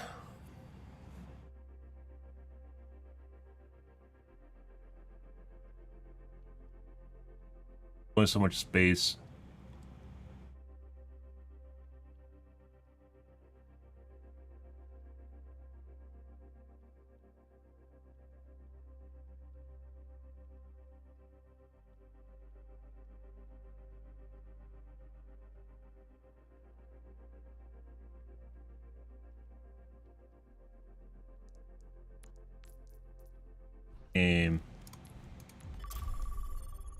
Off we go. As I mentioned before, when people cheat on support, generally they play Ana and BAP.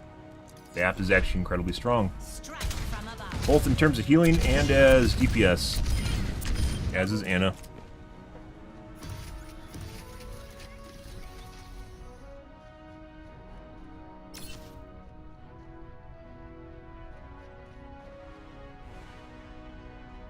Oh, good stuff, guys.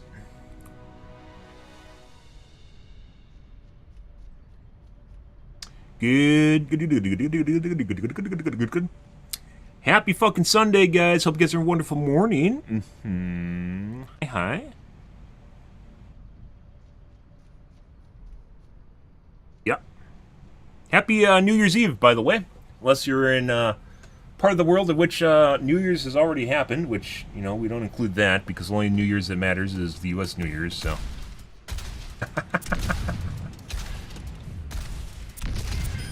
Shame. Like, it's difficult. Like, you know, there is literally like antivirus for games, antivirus for computers, and anti-malware has been a thing for like decades at this point, right? Like, everyone got together, they realized security breaches in OS aren't to be taken lightly, and they have things like a Black Hat conference, for instance, for showing off exploits and making people aware of them.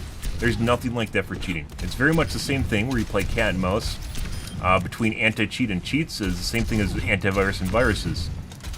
And same thing with anti-malware. But in the case of video games, there is no anti-cheat industry.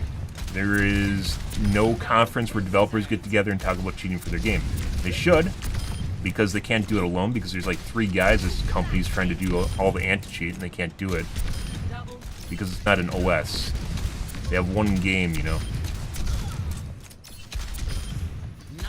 And the generic solutions like easy anti-cheat don't work worth shit. Like Punkbuster didn't. They have to be tailored. Oh. A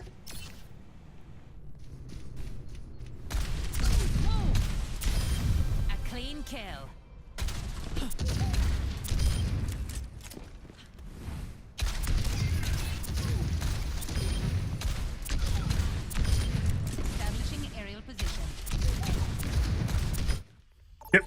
Next game.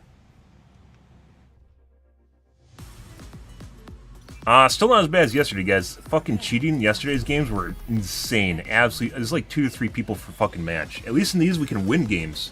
We can actually win games because 1 cheater that's using humanization, so they aren't rage cheating, you can deal with. 2 cheaters, you can kind of deal with, but usually you're going to lose unless you have a cheater on your team. And 3 cheaters, you're basically guaranteed a loss. There's like no way you can deal with it, and you'll probably get locked in spawn. Unless you end up in the good graces of one of them and they toggle off. In which case, you know, oh my god, pity. You got a pity, guys. Yay. They pitied you. Sometimes they'll also toggle off if they see other people that are very obviously cheating, because they know they don't need to. And then they can bank accuracy. Which is building up low accuracy, so then they can go into high accuracy and not get stat banned for it.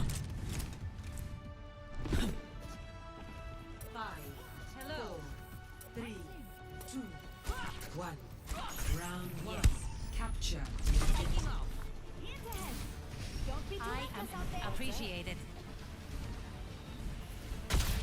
Over there. Heads up. Let's give them their medicine. Enemy over here. Enemy over here. Oh, they are. He's separated.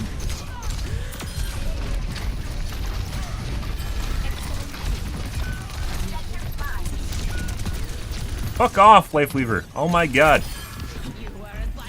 Let me kill your teammates, please.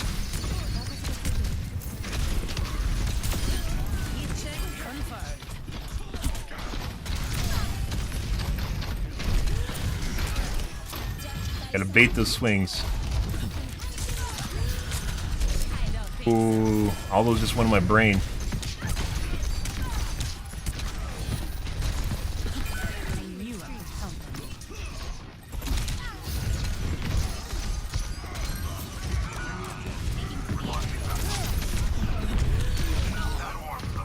It was perpendicular to me. I AD strafed on that.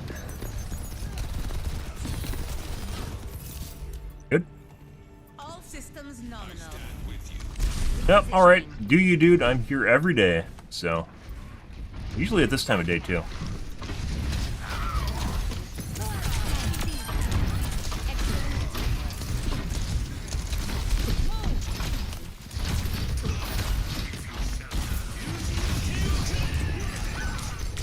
Not good.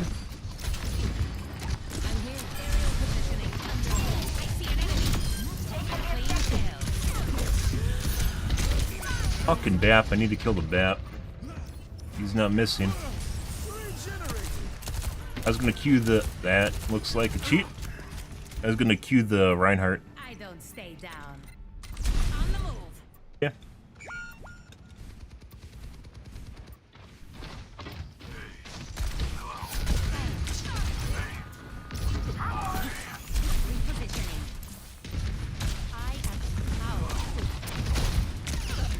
Gotta kill BAP.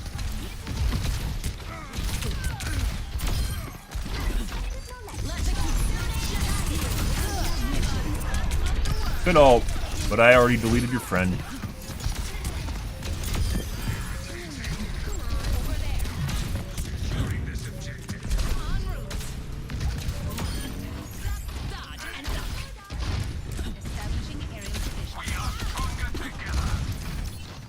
Thanks for the assist.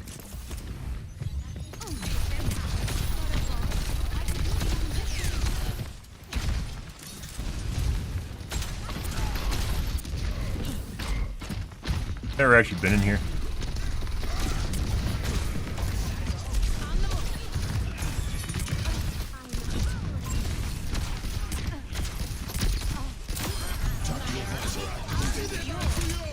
And all in my brain.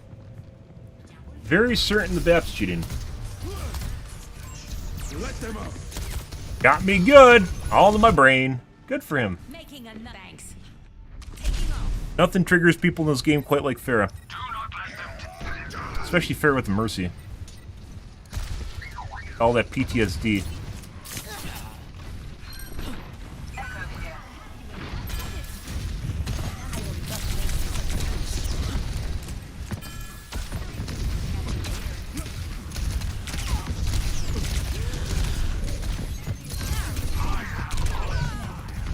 For healer.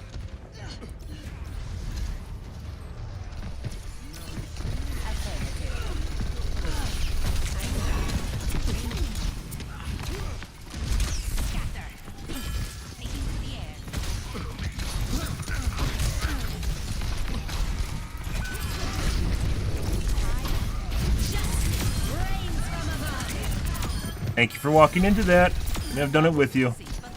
I used to actually try to bait people with my ult where I wouldn't actually look at them.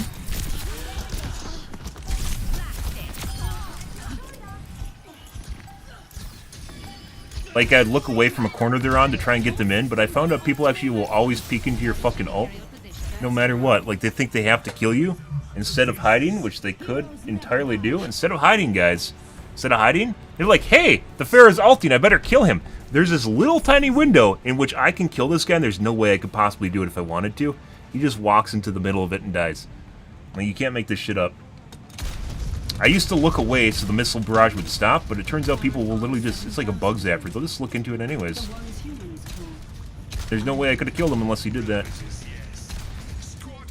Also, our cheater friend left. We're still going to report him. Remember at the end here, the BAP left.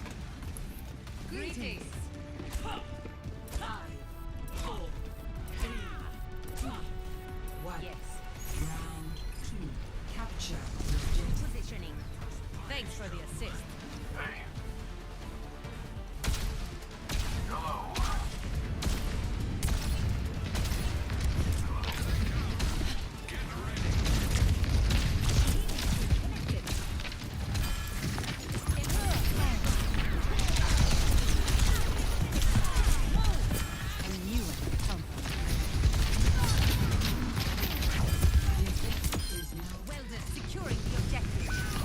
Trying to bait the Samra. There she is.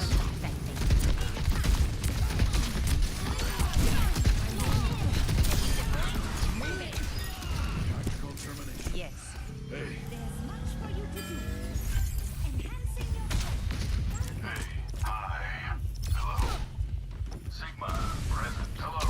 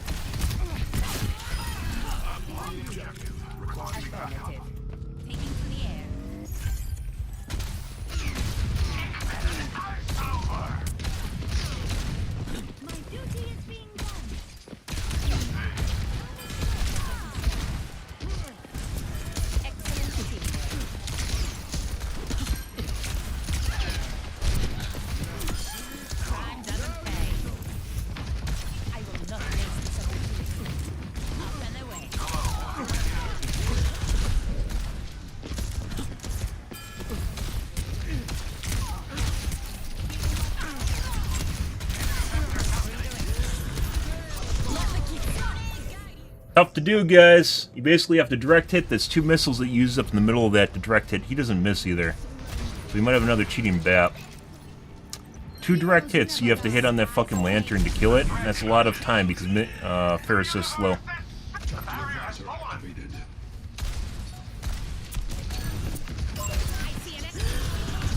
Fucking shit. increasing altitude. Tap that doesn't miss. On the move.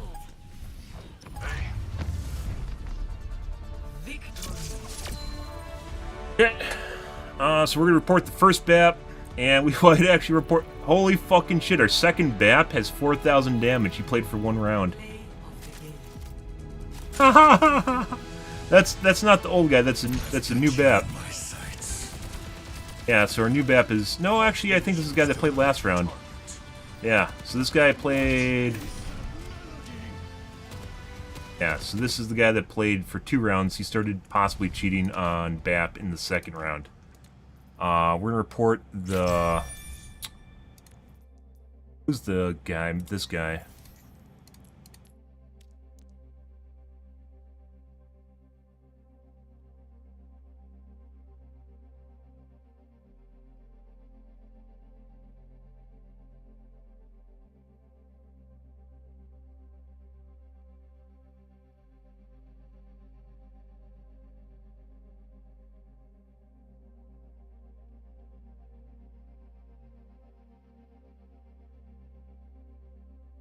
Something in particular.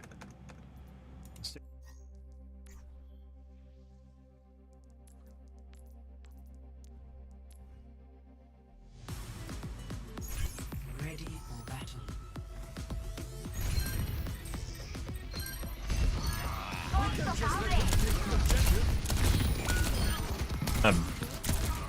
It's not chest. Launching people through walls too.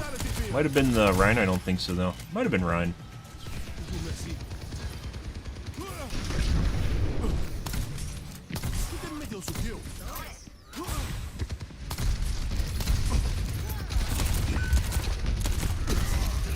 Line of sight. I think it's magnetic, doesn't snap.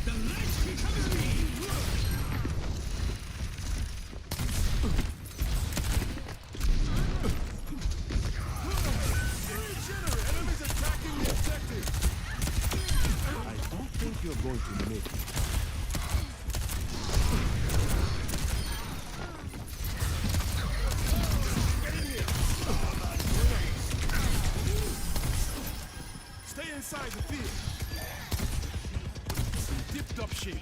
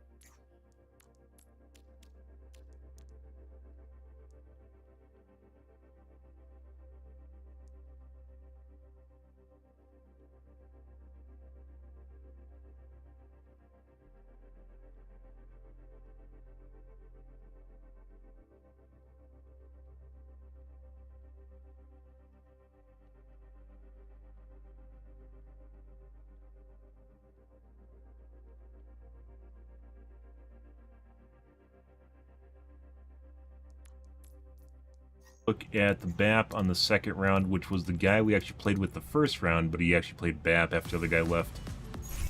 Ready for battle.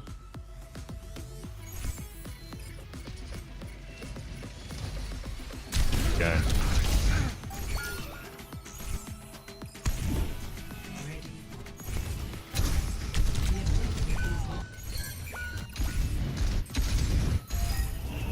Okay.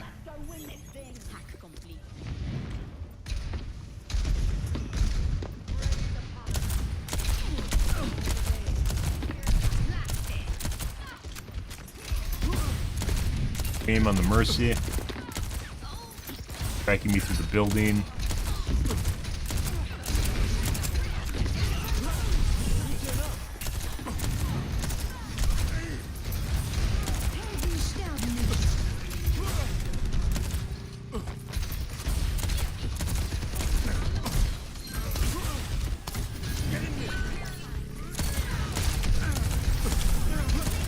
Game's really fucking shaky too, despite how accurate he is.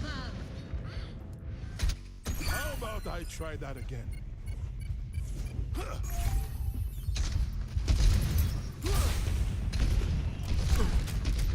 Direct tracking through walls. At least right there.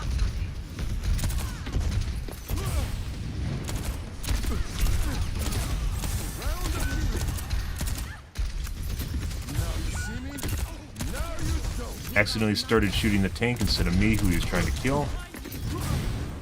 Lost track of me and kept shooting the tank, thinking it was me.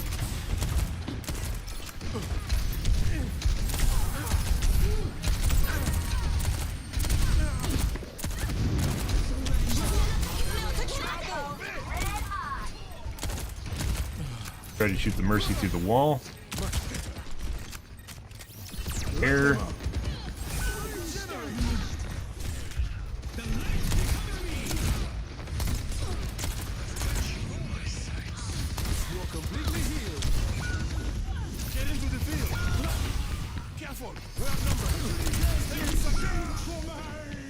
Okay.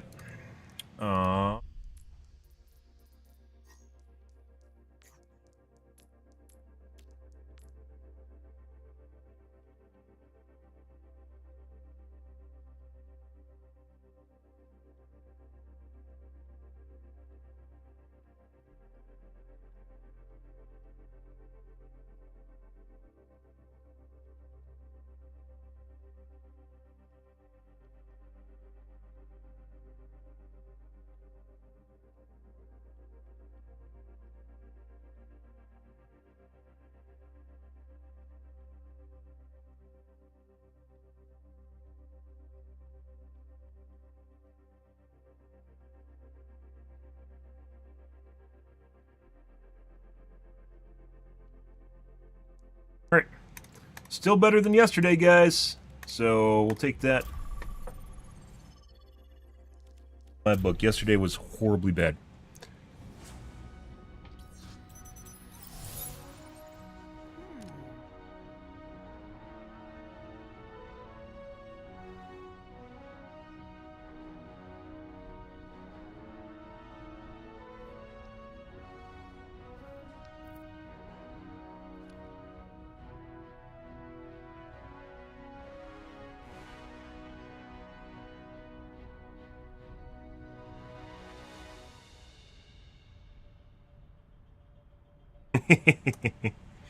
Hmm.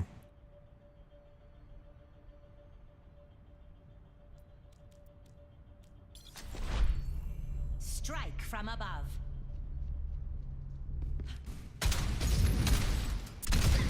Aerial positioning underway. Double kill.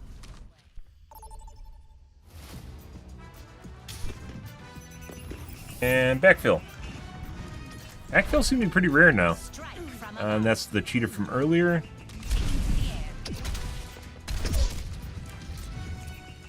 On here. Oh.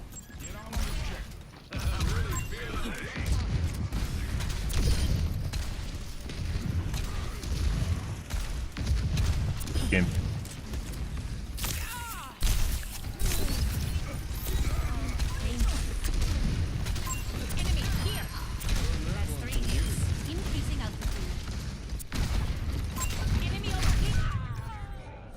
Not good. That's the guy we reported earlier for cheating. Should have directed him too.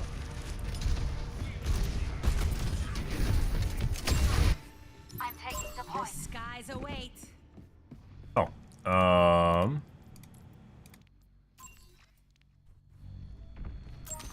the move.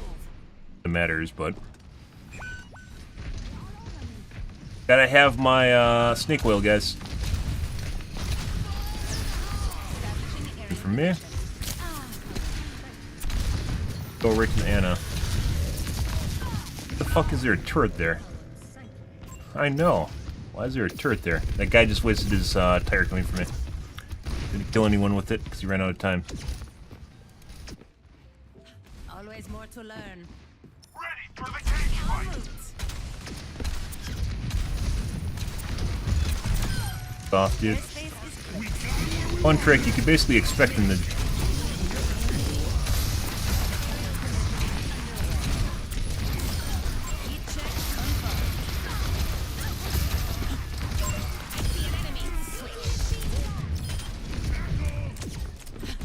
Hey, Big Mac, how's your day going, dude? You can just expect him to basically jump at me and try to insta-kill me. Junkrats love doing that shit. Top. Yep. Who's there? How could there turrets on me?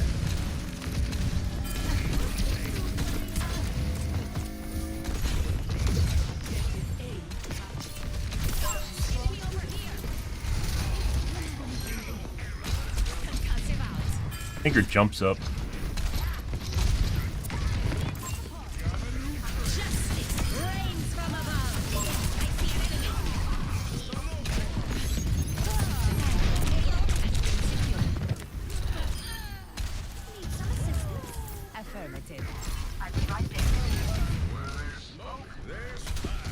That guy's just trying to cooldown dump on me as Junkrat, which does work. If you know where people are, you can definitely do that and they'll land both their shots on you.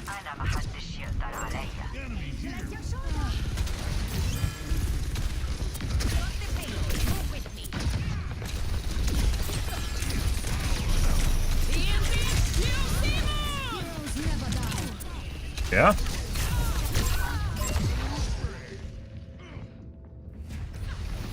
Could have kept going back, maybe?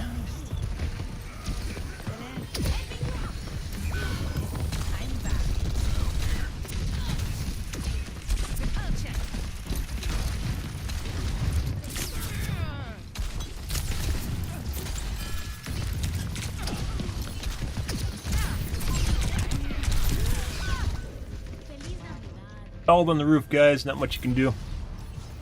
So I can't use my jets for some reason.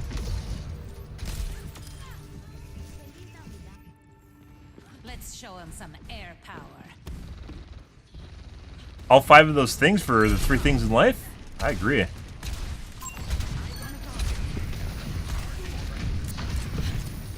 Moving the payload. Let's keep it going.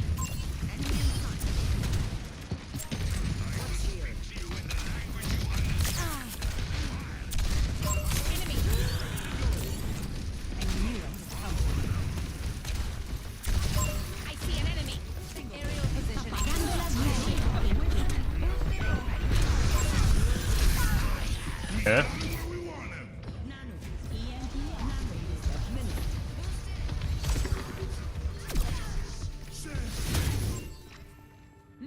Good, good, good.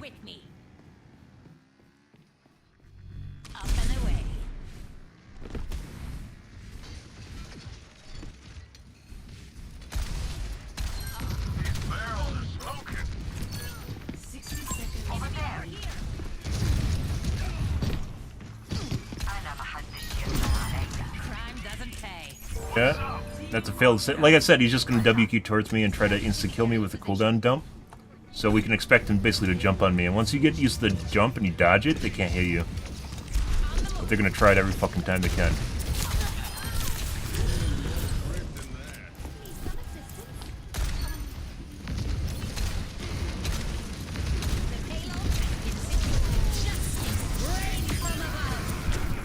Try it again.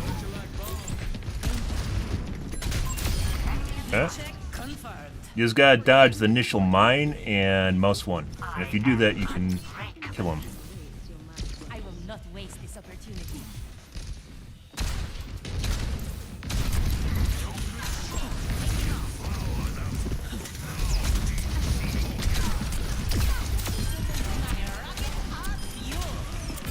There.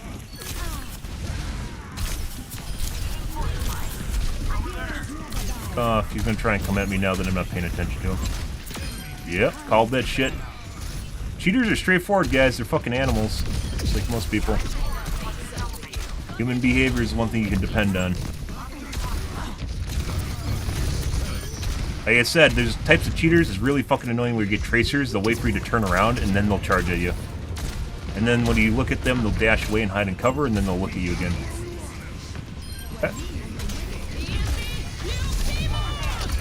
Got me good.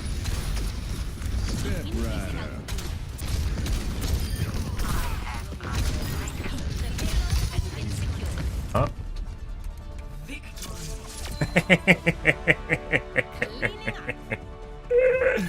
Uh-huh. That guy basically did nothing because he kept trying to jump on me. Good for him.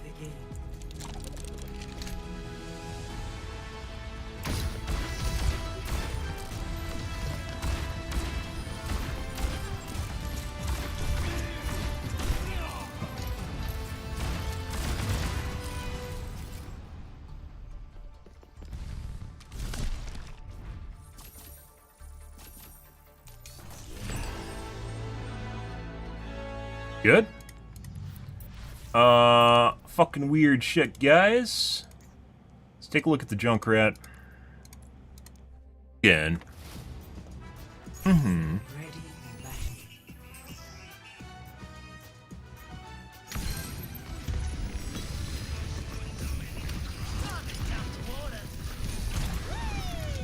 The Scream Queen had a thing going on for me. Watching the McCree.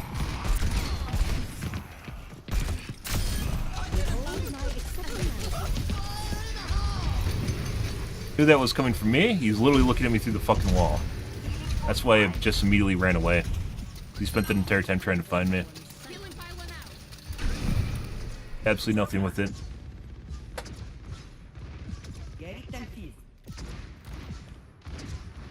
What interesting way your mind works.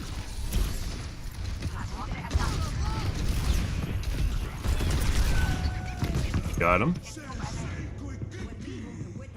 Kept doing this. Pretty obvious that he was just going to keep trying to do that, which he did through the rest of the match.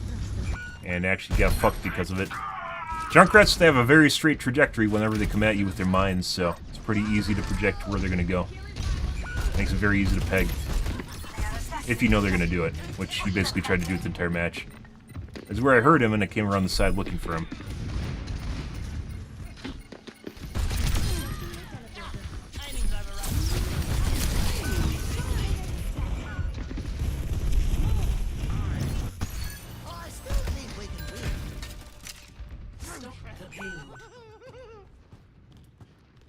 The Symmetra, for some reason, she switched to Sombra and did well, and then switched back to Symmetra for some reason.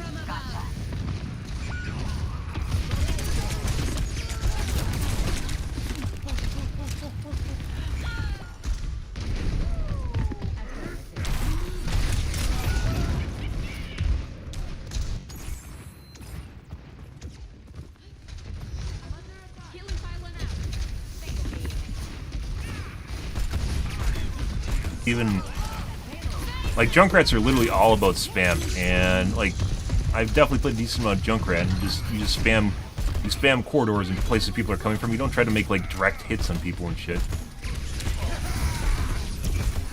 It's all about doing as much damage as humanly possible. Like he's trying to avoid looking at people, so he's like looking at the ground and dumb shit. Yeah, people through walls, trying to avoid looking at people through walls. That's where he got stalled on the roof.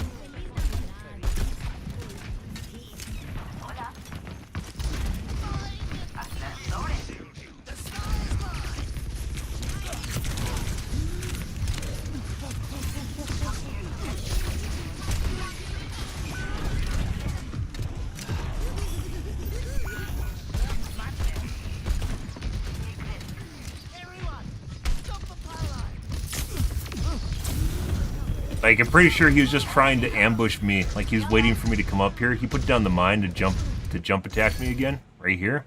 Because I'm about to show up.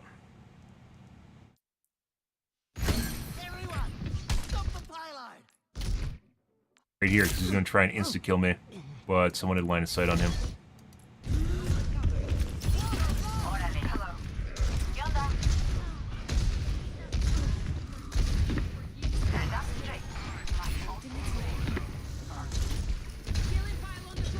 Again.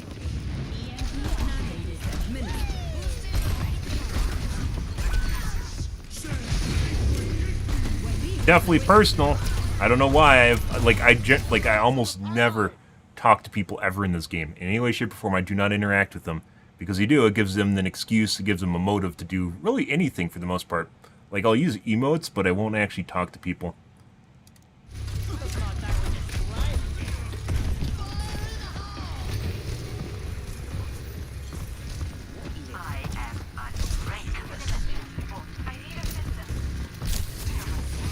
He didn't even kill her. Like, this guy's not very good. Cheaters come in all forms, guys.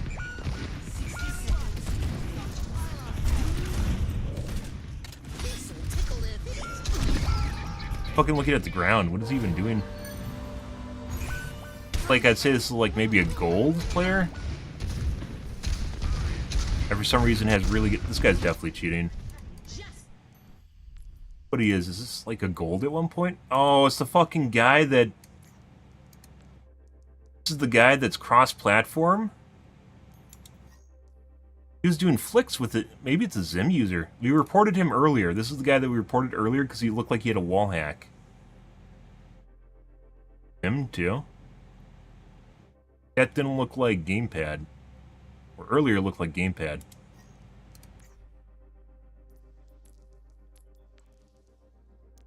Council lobbies, I mean...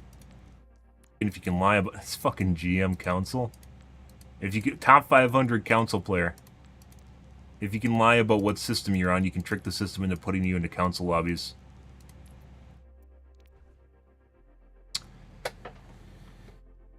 Maybe it's a Zim user? It definitely looked like he was looking at people through walls, though. And he's just doing dumb shit, like looking at the ground. Very weird.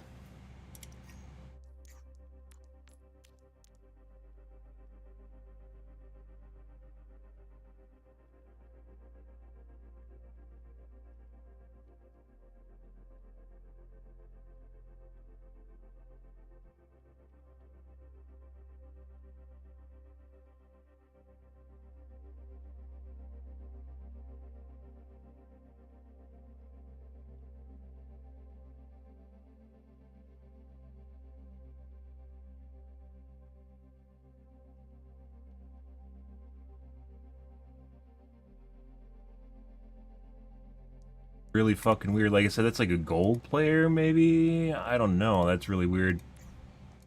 Something's going on with that guy. And once again, the whole idea of a cross-platform system depends on the idea that you can't spoof the cross-platform system, right? You can't spoof the cross-platform system or where you're coming from. So it allows... There's some level of validity. It's not Steam, by the way. Steam doesn't get the cross-platform. There's some level of validity that this guy is a console user, in which case he can't cheat. Cheating on console is incredibly difficult. Zim is not really on the console. Zim is a secondary device that functions like a keyboard mouse interpreter. So it does work, but if you can fool the system into putting you into consoles, that means, you know, like, you could just literally shit all over everyone all the time. Let's take a look at the Scream Queen.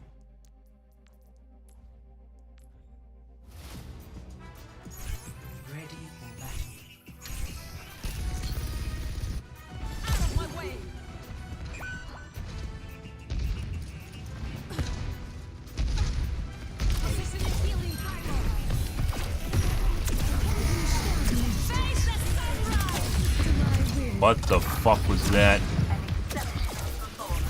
Okay.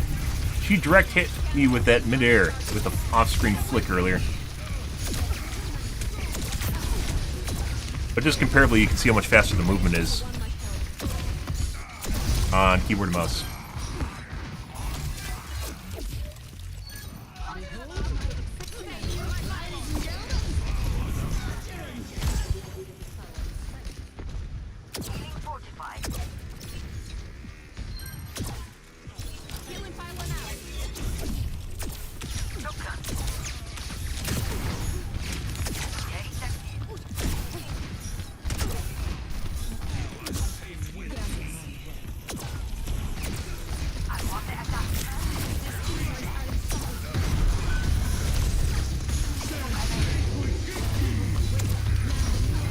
Can't do anything unless you go in it.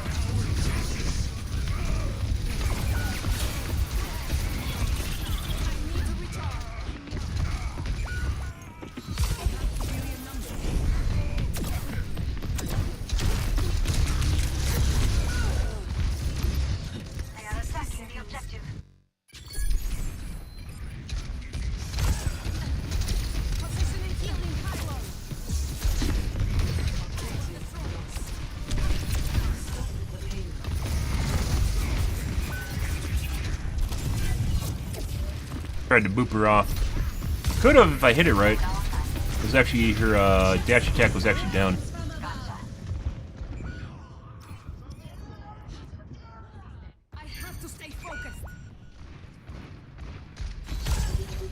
Now she has a chip on her shoulder. I believe this is where she direct shots me. Origin story acquired.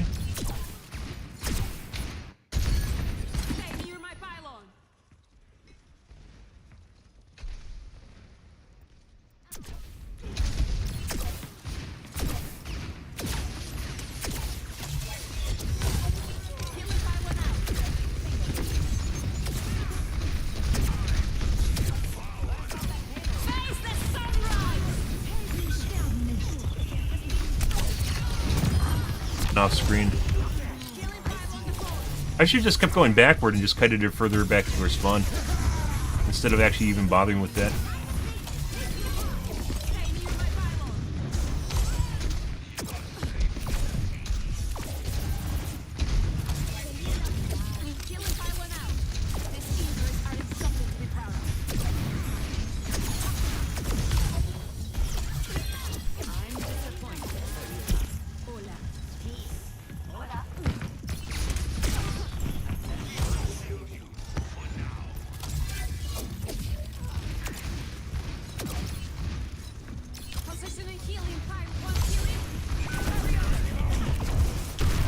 Not sure why you go through the middle instead of around the side, but, you know, whatever. Okay. No. Next game. Not seeing anything super out of the ordinary there. Besides, she just mid-aired me and just hit me 3 times, and the rest was just normal.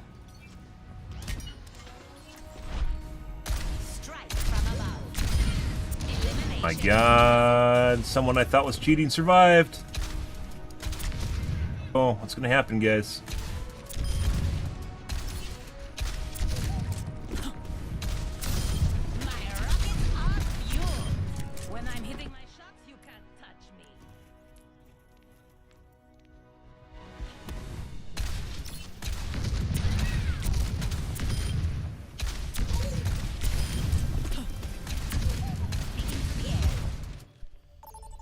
Next game.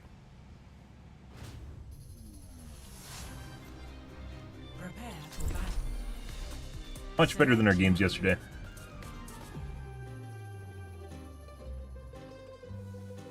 I don't know what's going on with the council guy, by the way. That's fucking weird. He definitely reminds me a lot of, like, I'd even say a gold player. Just very accurate when he's actually shooting directly at people. And just, like, derping around. Could be aim assist. Could be council. But it looks like he's looking at people through walls. I see your sneakers. You meet the basketball court. Very weird. Sure, but I don't play without stakes. Likewise. What are you willing to lose? Oh, Farah-chan, I've never lost. Flying the friendly skies. Fuck Joey. Fuck Joey. Capture. Positioning.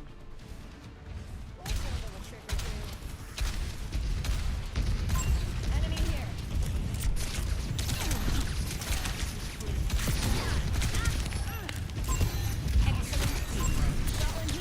But it hit me if I went on a straight line.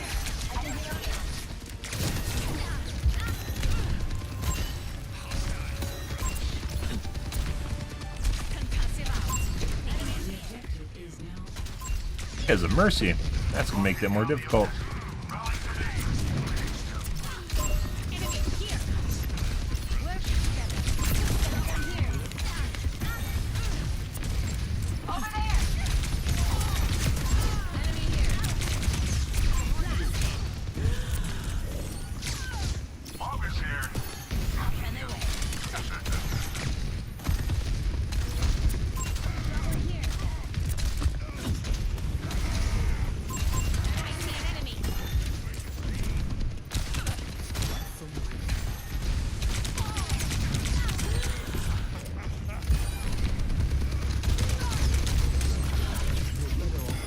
I would have survived.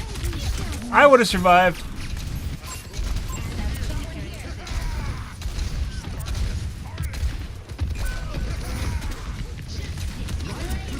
Oh.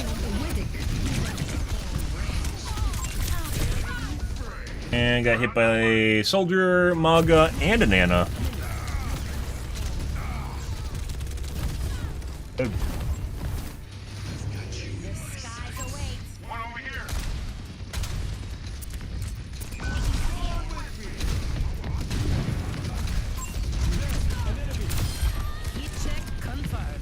Mercy here.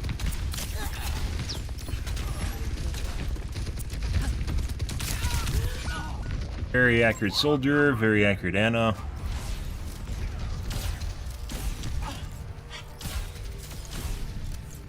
Mainly soldier. Repositioning. Aerial positioning underway.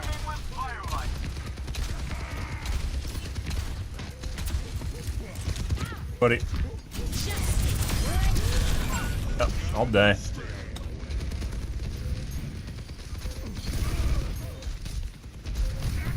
Lamau, I'm a tank. Oh, our tank's too far away. I'm a tank, but I don't know that I'm a tank, guys. Lamau. Oh, buddy.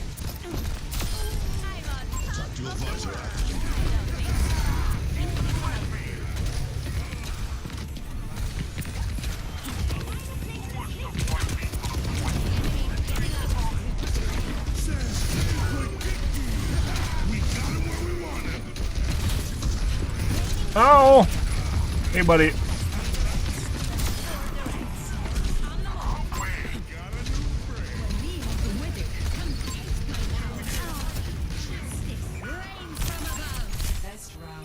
Hey, fuck. You gotta be kidding me.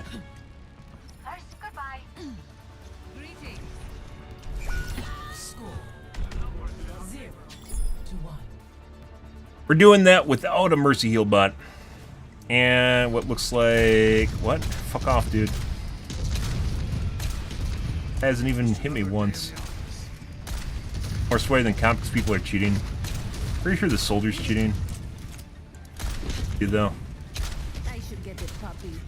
We are the most adorable. Truce, he doesn't fucking hit me once. He didn't do anything. 5, 4, 3, 2, 1. Round 2. Capture the objective. Enemy Echo.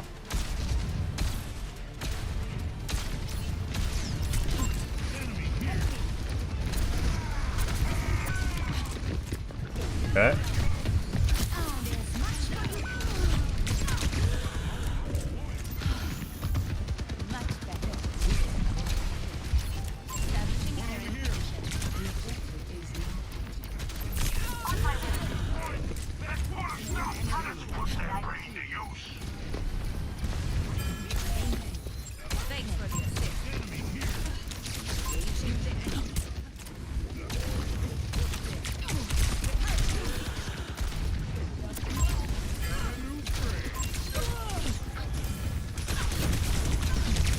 Jesus fucking Christ.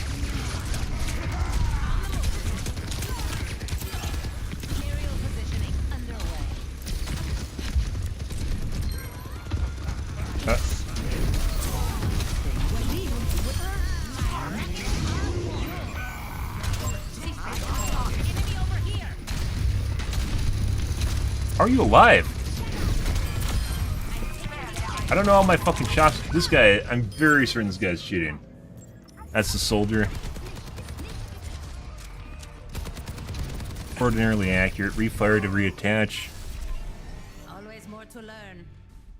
Taking to the air.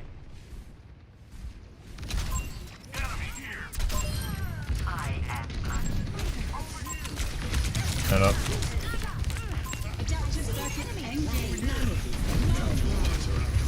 That's not good.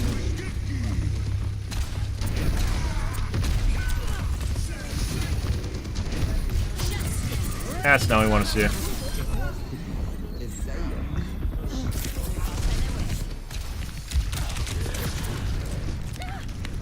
Fire. I was on fire. There's a med kit there somewhere. I think it's behind the wall right there.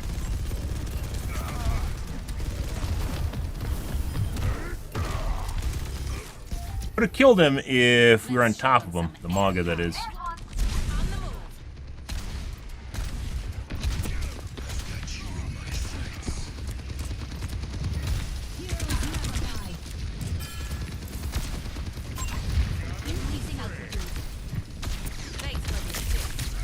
Get him? No.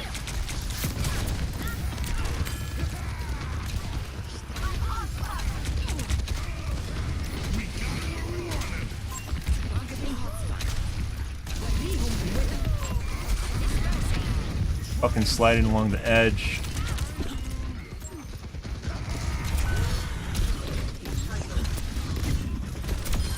When I'm hitting my shots, you can't touch me. We finally get her? No, we didn't. How the fuck are you still alive? I don't understand. Every single time she slides against the edge. Punching people through walls. Pretty. That looks like a bone mesh.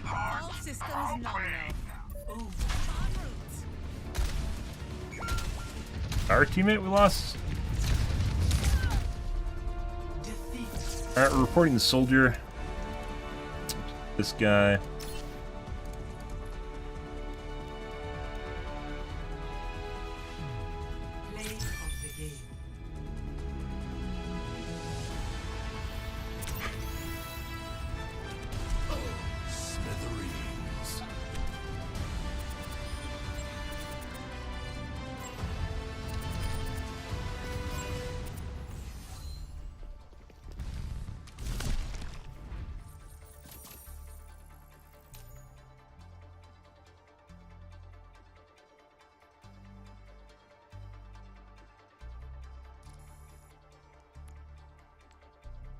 Game.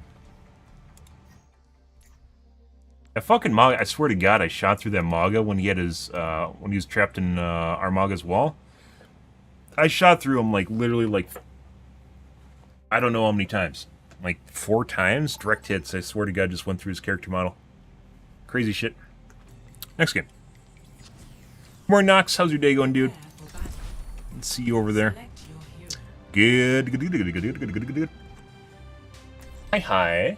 Happy New Year's Eve, guys. Obviously, because everyone lives in the U.S., so not quite New Year's yet.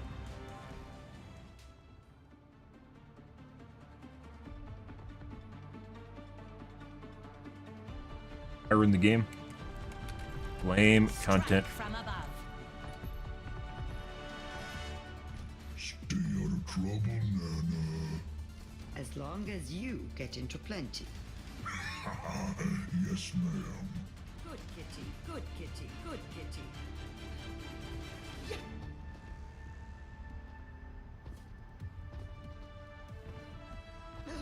5, 4, 3, 2, 1.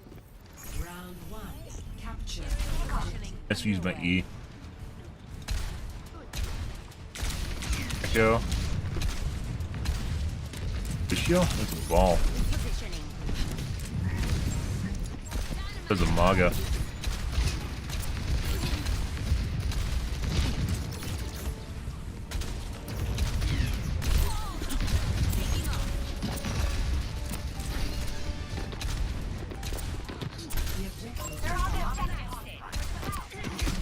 I see the Echo here in a second. There she is.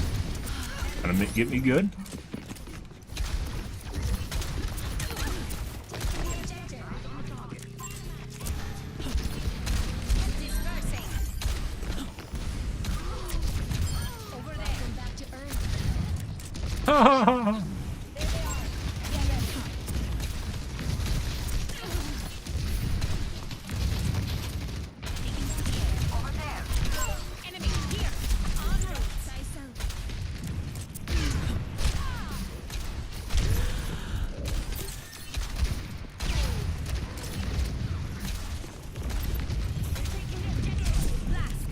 Oh.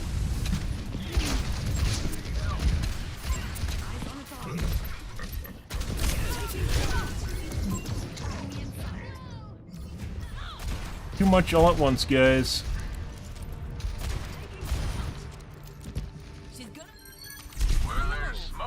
Adaptive circuits engaged. Over there.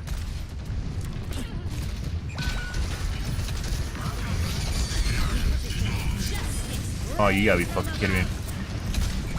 Bad timing. Stuck. I'm still stuck. Okay.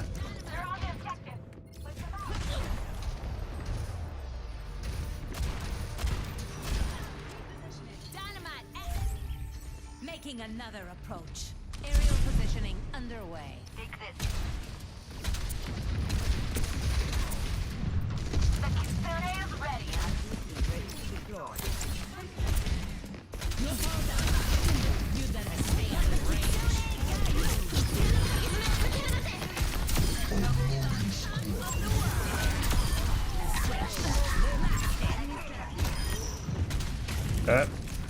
I am securing the point.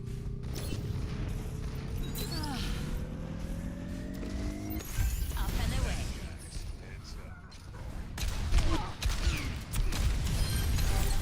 Excellent team.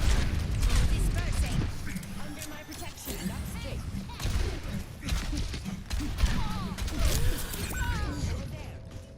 Aren't getting any heals until we land and stop, guys. That's not good.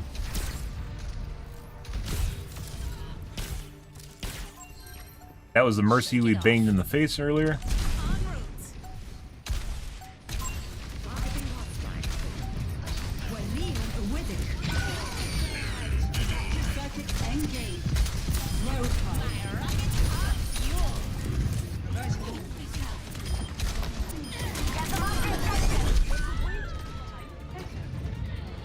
Yeah. Reverting personality. Echo online. Focal point. Type. That's curious. For him. Good for him. Repositioning.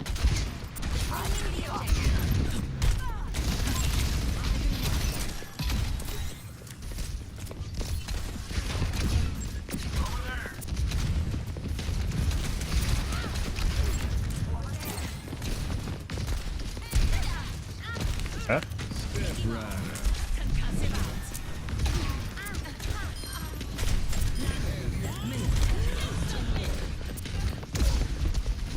Oh.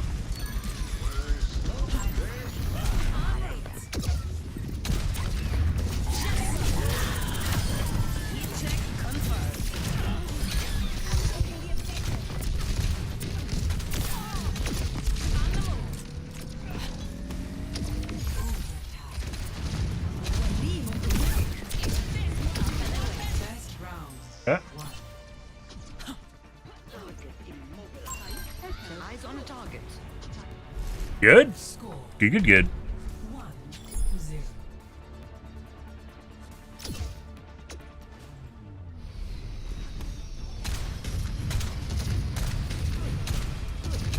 They have this coming, so let's give it to them.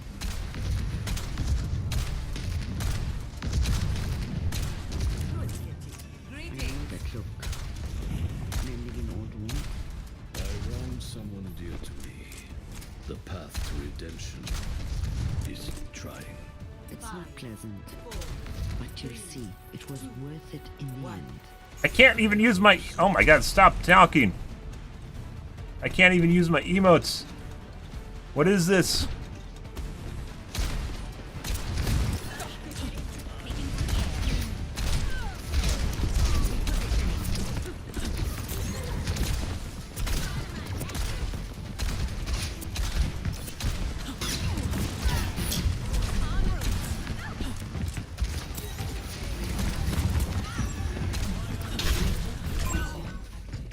A lot of shit shooting at me. Welcome back, no one here. Watch and play? Fantastic. Good. I don't stay down.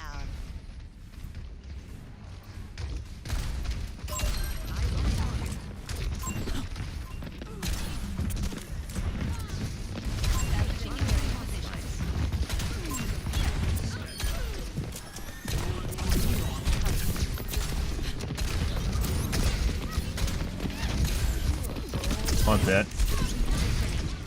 You. My heal post now.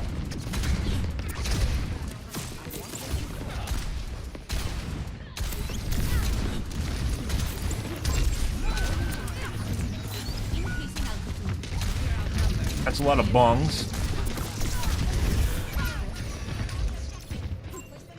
2 seconds till my E came up.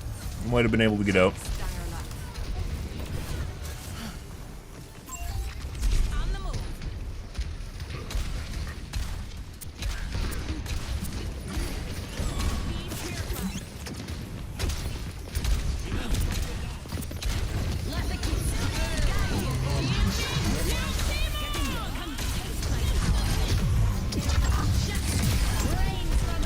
Direct hits! No direct hits. Fuck. Bob's still alive. Okay. Well, that's a problem. Maybe we should have killed Bob. Definitely distraught. Definitely direct hit him.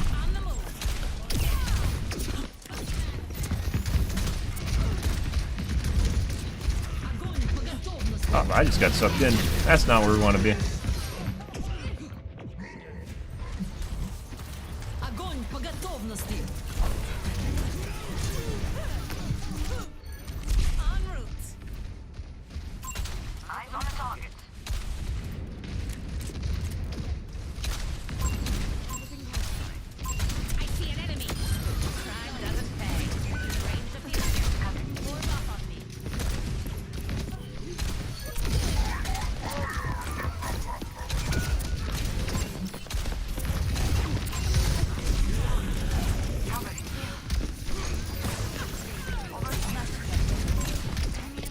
More importantly, we kept that out of the Doomfist's hands.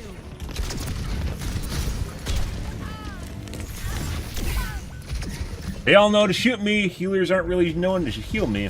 Occasionally we get heals. It's usually when I'm sitting on the ground waiting, though.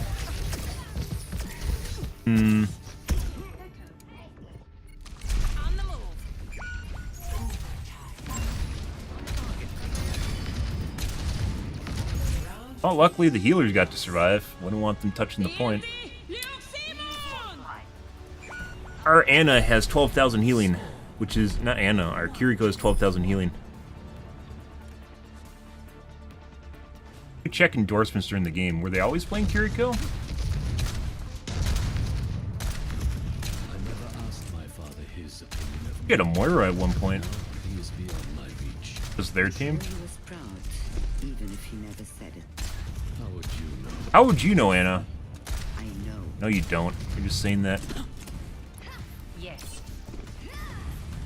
Flying the friendly skies. 4, 3, 2, 1.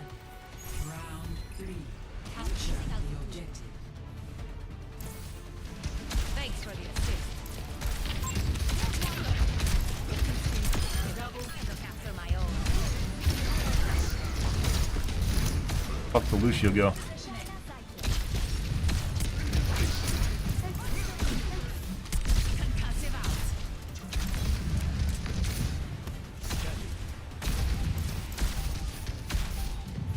I am taking the point.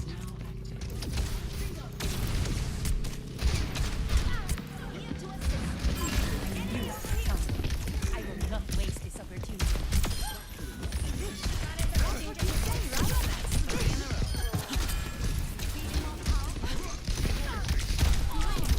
Challenge.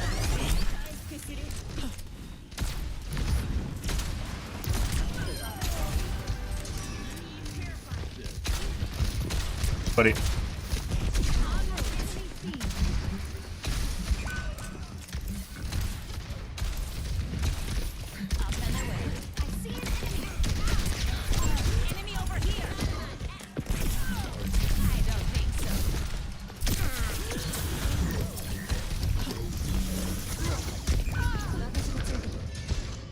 Tried.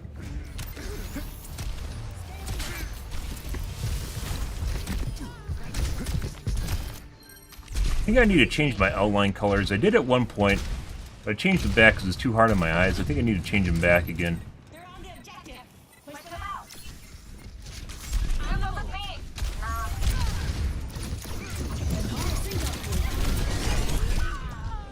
All of them landed. Again. I think this guy's cheating. He's not super amazing at the game, though. Not super amazing in general.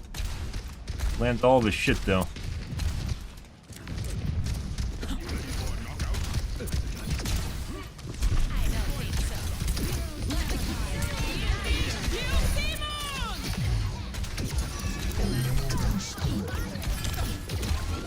That.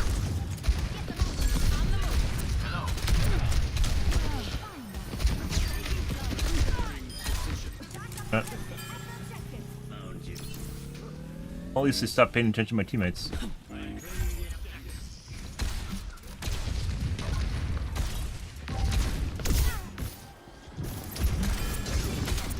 Interesting spot.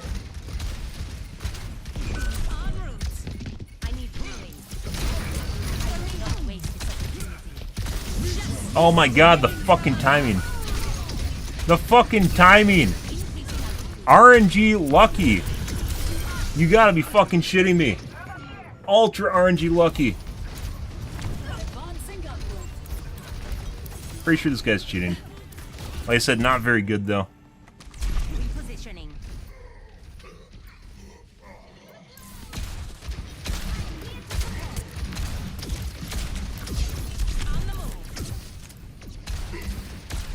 Thanks for the assist. Securing the objective.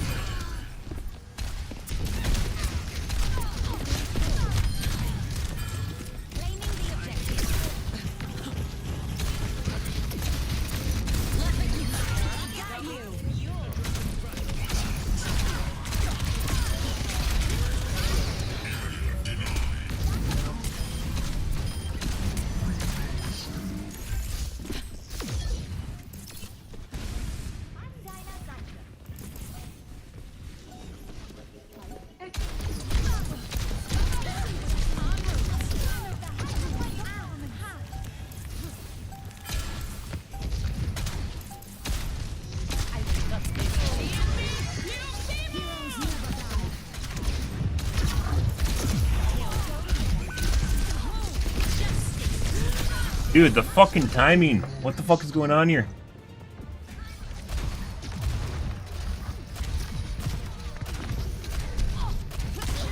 Yeah, I think I need to use other outlines. Pretty sure. I don't want to talk.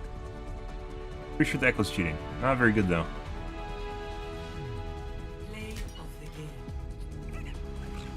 Possibly the Lari?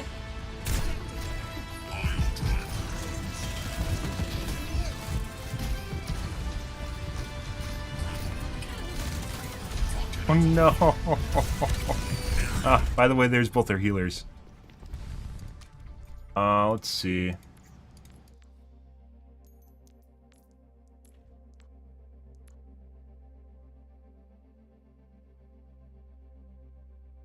Thousand healing. That's crazy. Who was heal body me? Nice guy.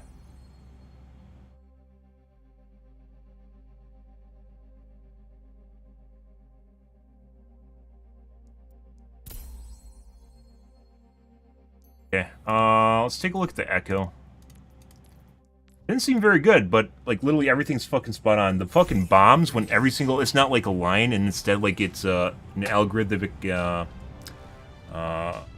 like a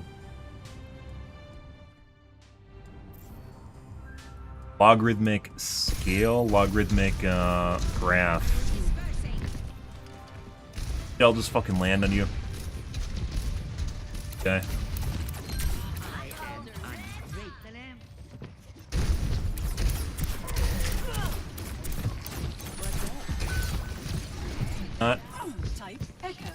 Sometimes projectile aimbots are weird. They can work up to certain distances. Sometimes they don't work up close.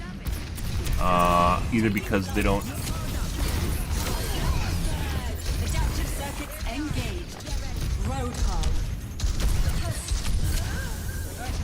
Or he just lands a shitload on me in close quarters right there. I think every single one just landed on me.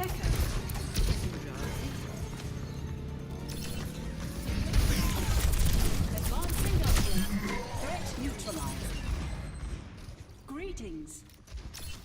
Yeti, reporting in.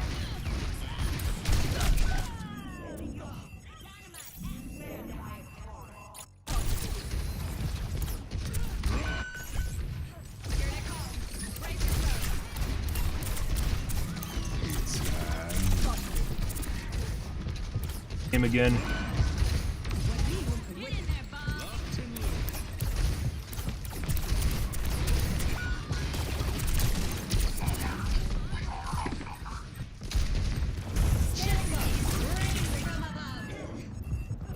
Tried to insta-give me again.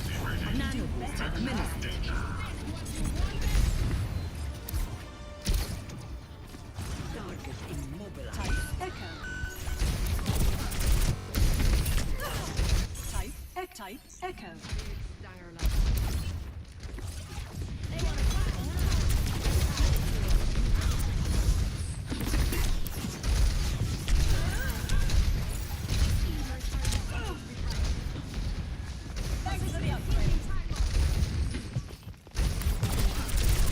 Aim again.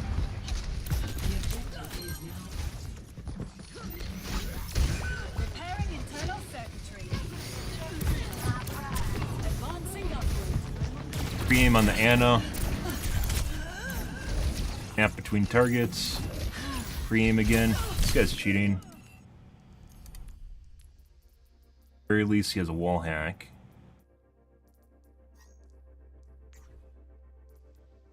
Icon, it's a burner account. Ours is definitely a burner account. I is someone that just makes an account to cheat on.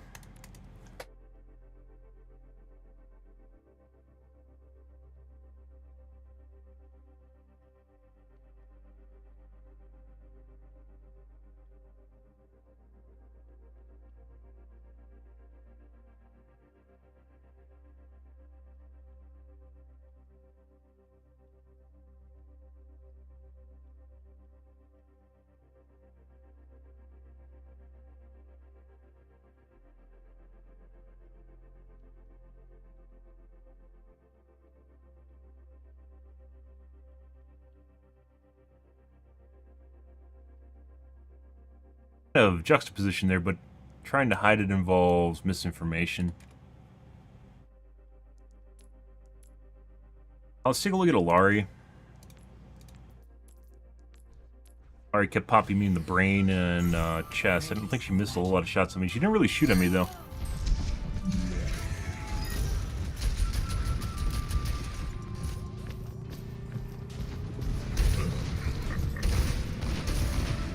This guy?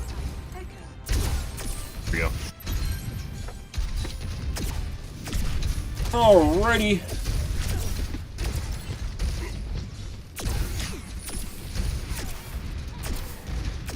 Yeah, I definitely think I need to have a different outline for red. Red's, like, when you're looking at stuff is too orange and red. I originally changed it. I tried all different sorts of colors for outlines on people. I tried all different sorts of colors. I settled on red because it seemed like probably magenta works the best. It's too hard on your eyes, though. Try it again, though. It feels like I'm losing people.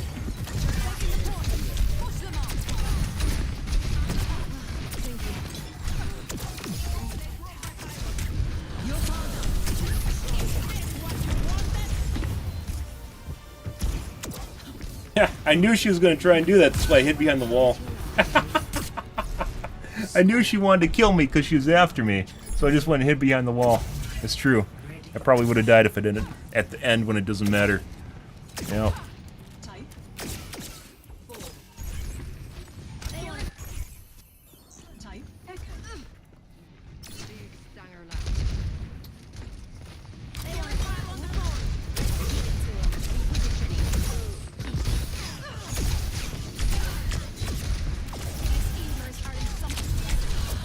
Maybe tonight we'll try different colors. Probably magenta. Yellow worked alright. Yellow blends with too many abilities, though. It makes it difficult to see.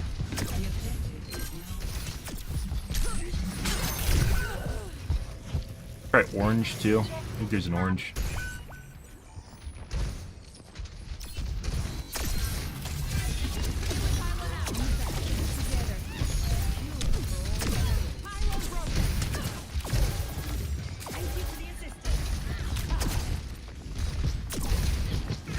Game.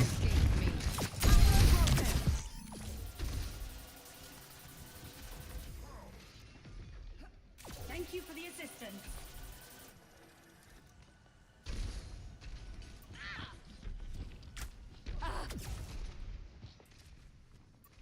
There's Anna. He's tracking the piggy.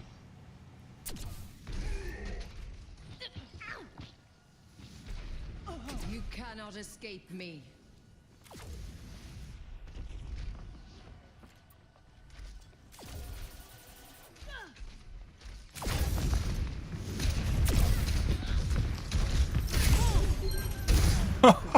Well, there went our tank, by the way.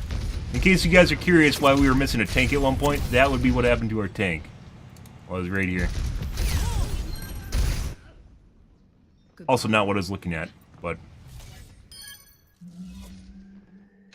Can't handle the heat. Stay out of my way.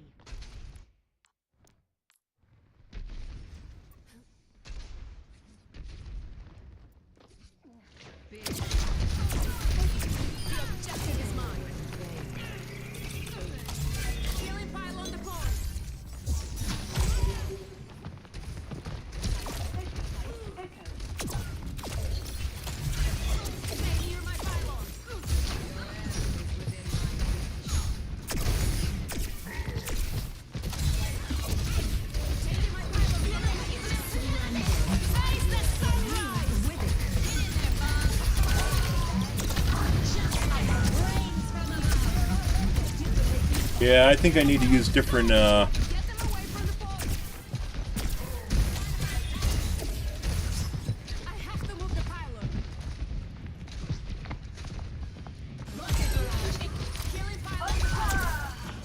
Pre-aim again.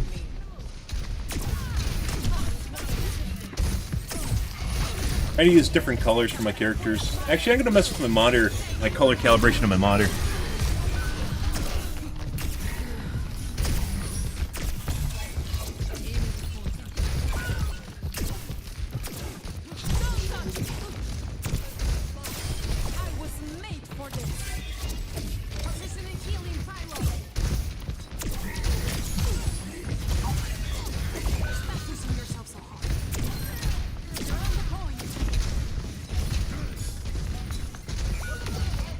Game doesn't look that outside the ordinary.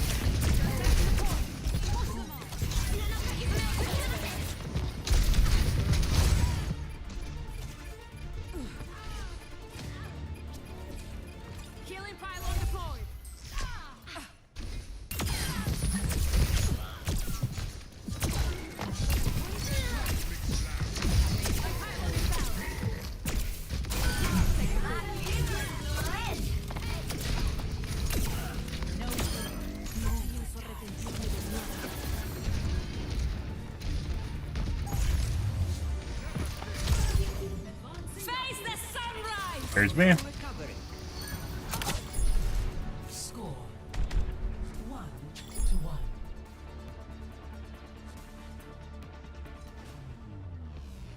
Ready for battle.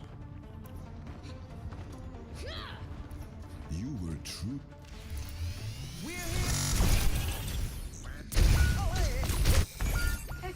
Immediately back to Laurie. I didn't even notice you. Actually, I did notice Lucio for a little bit. Yep.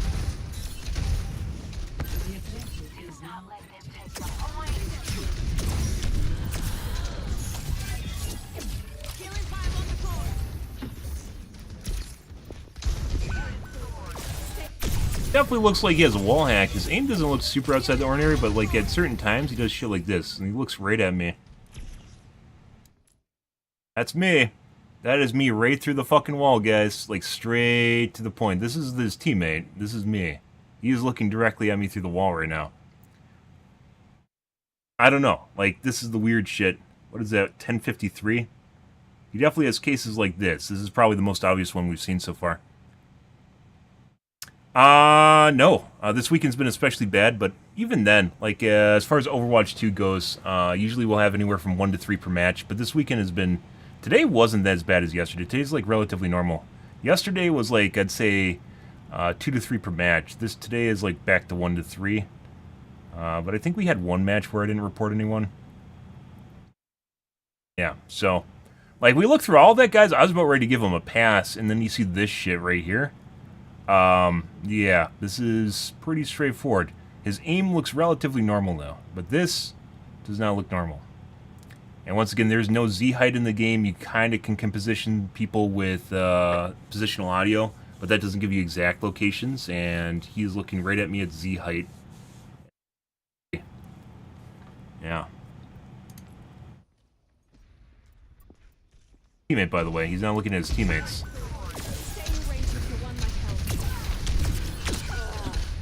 He toggled?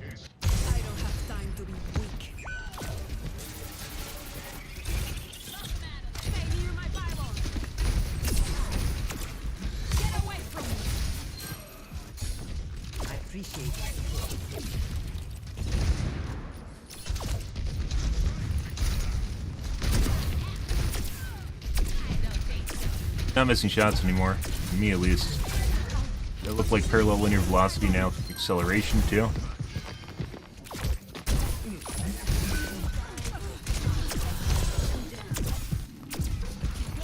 Pretty sure he toggled his aimbot.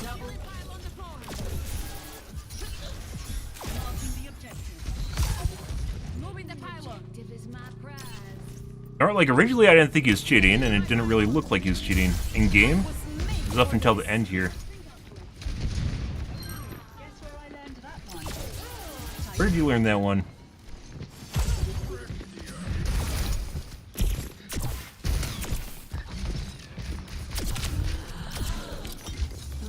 He's quite a bit more accurate than earlier.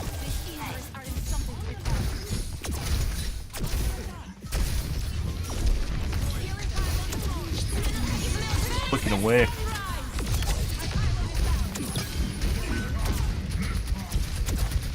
I was missing a bunch.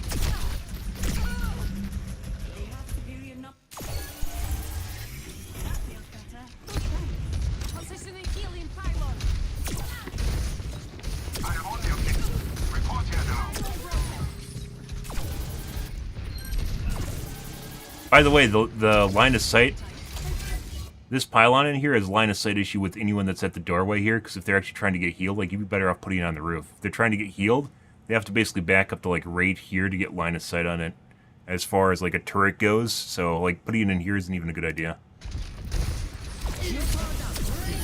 I'm just more enamored with what was going on there.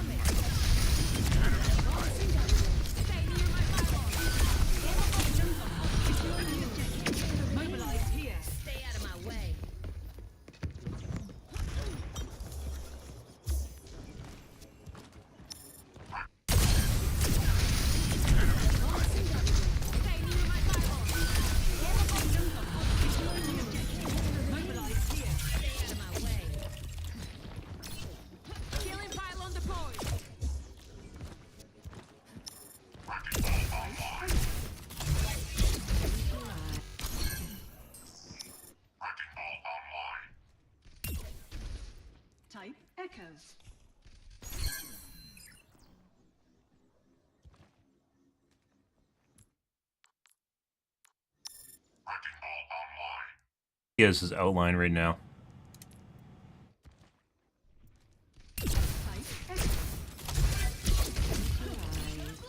Positioning healing combo. Engaging the enemy.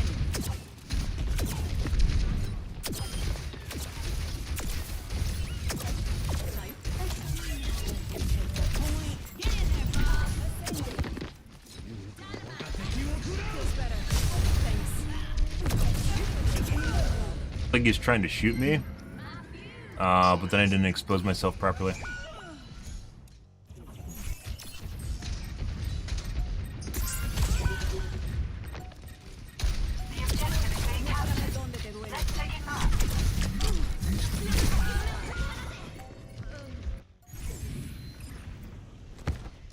Pretty long game.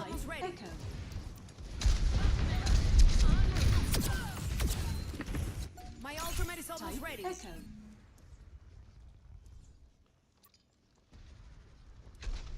him out of there.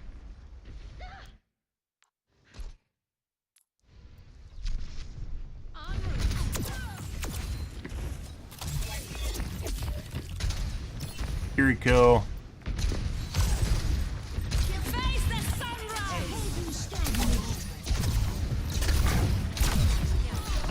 Headshot me.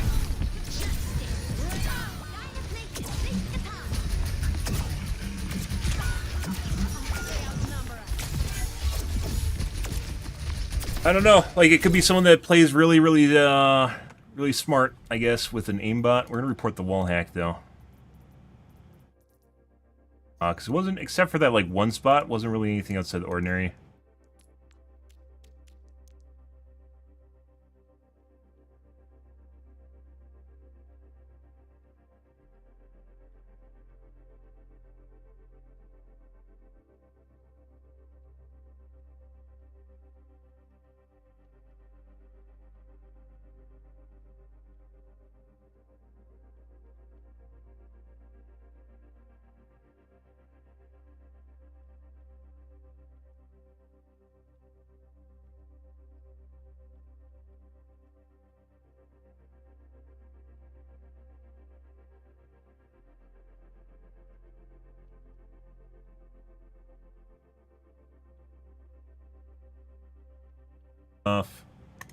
Blizzard can figure out. Once again, you don't have access to multiple games. It's not your job to figure out whether or not people are truly cheating or not. And even if you do spend an inordinate amount of time, not people cheat or not, you can't ban people anyway, so it doesn't even matter. Okay, we're gonna call things for this evening, guys. This is definitely a lot better than last night. Last night's games, or not Saturday morning's games, were insanely fucking inundated with cheating. It was absurd amount of cheating. Oh my god, it was like borderline unfun. Like, we're playing like Junkertown at the end, I think, of yesterday's stream, and like you just jump into the air and I get pegged by like 2 people, like instantly, and a healer. It was absurd. Yeah. Alright, we're gonna call things here for this morning though, guys. Still not as bad as yesterday, and even that game wasn't that super horrible, and I was actually ready to give that guy a pass up until the point where I saw him looking directly at me through the wall, like inside, just like looking up at me. Yeah, that was a something. So once again, then warrants more thorough investigation, which I am not capable of doing. Anyways, guys, we're gonna call things here this morning, guys. If you're new to the stream, you enjoyed the bullshit, you enjoyed the accusations, you enjoyed all the fun and the fairer gameplay with direct shots, make sure the follow button on your select platform. I stream to Kick, Facebook, YouTube, as well as Twitch every day from late night to early morning, GMT-6, so late night North America time. I usually stream for 5 to 6 hours, give or take. It depends what's going on in my life, what's happening, etc., etc., the usual shenanigans. But I'm out here for this morning, guys. Tonight will be more of Overwatch 2. Anyways, guys, thanks for watching my stream as always, and I hope you guys have a wonderfully fantastic New Year's Eve. Have a good day, guys.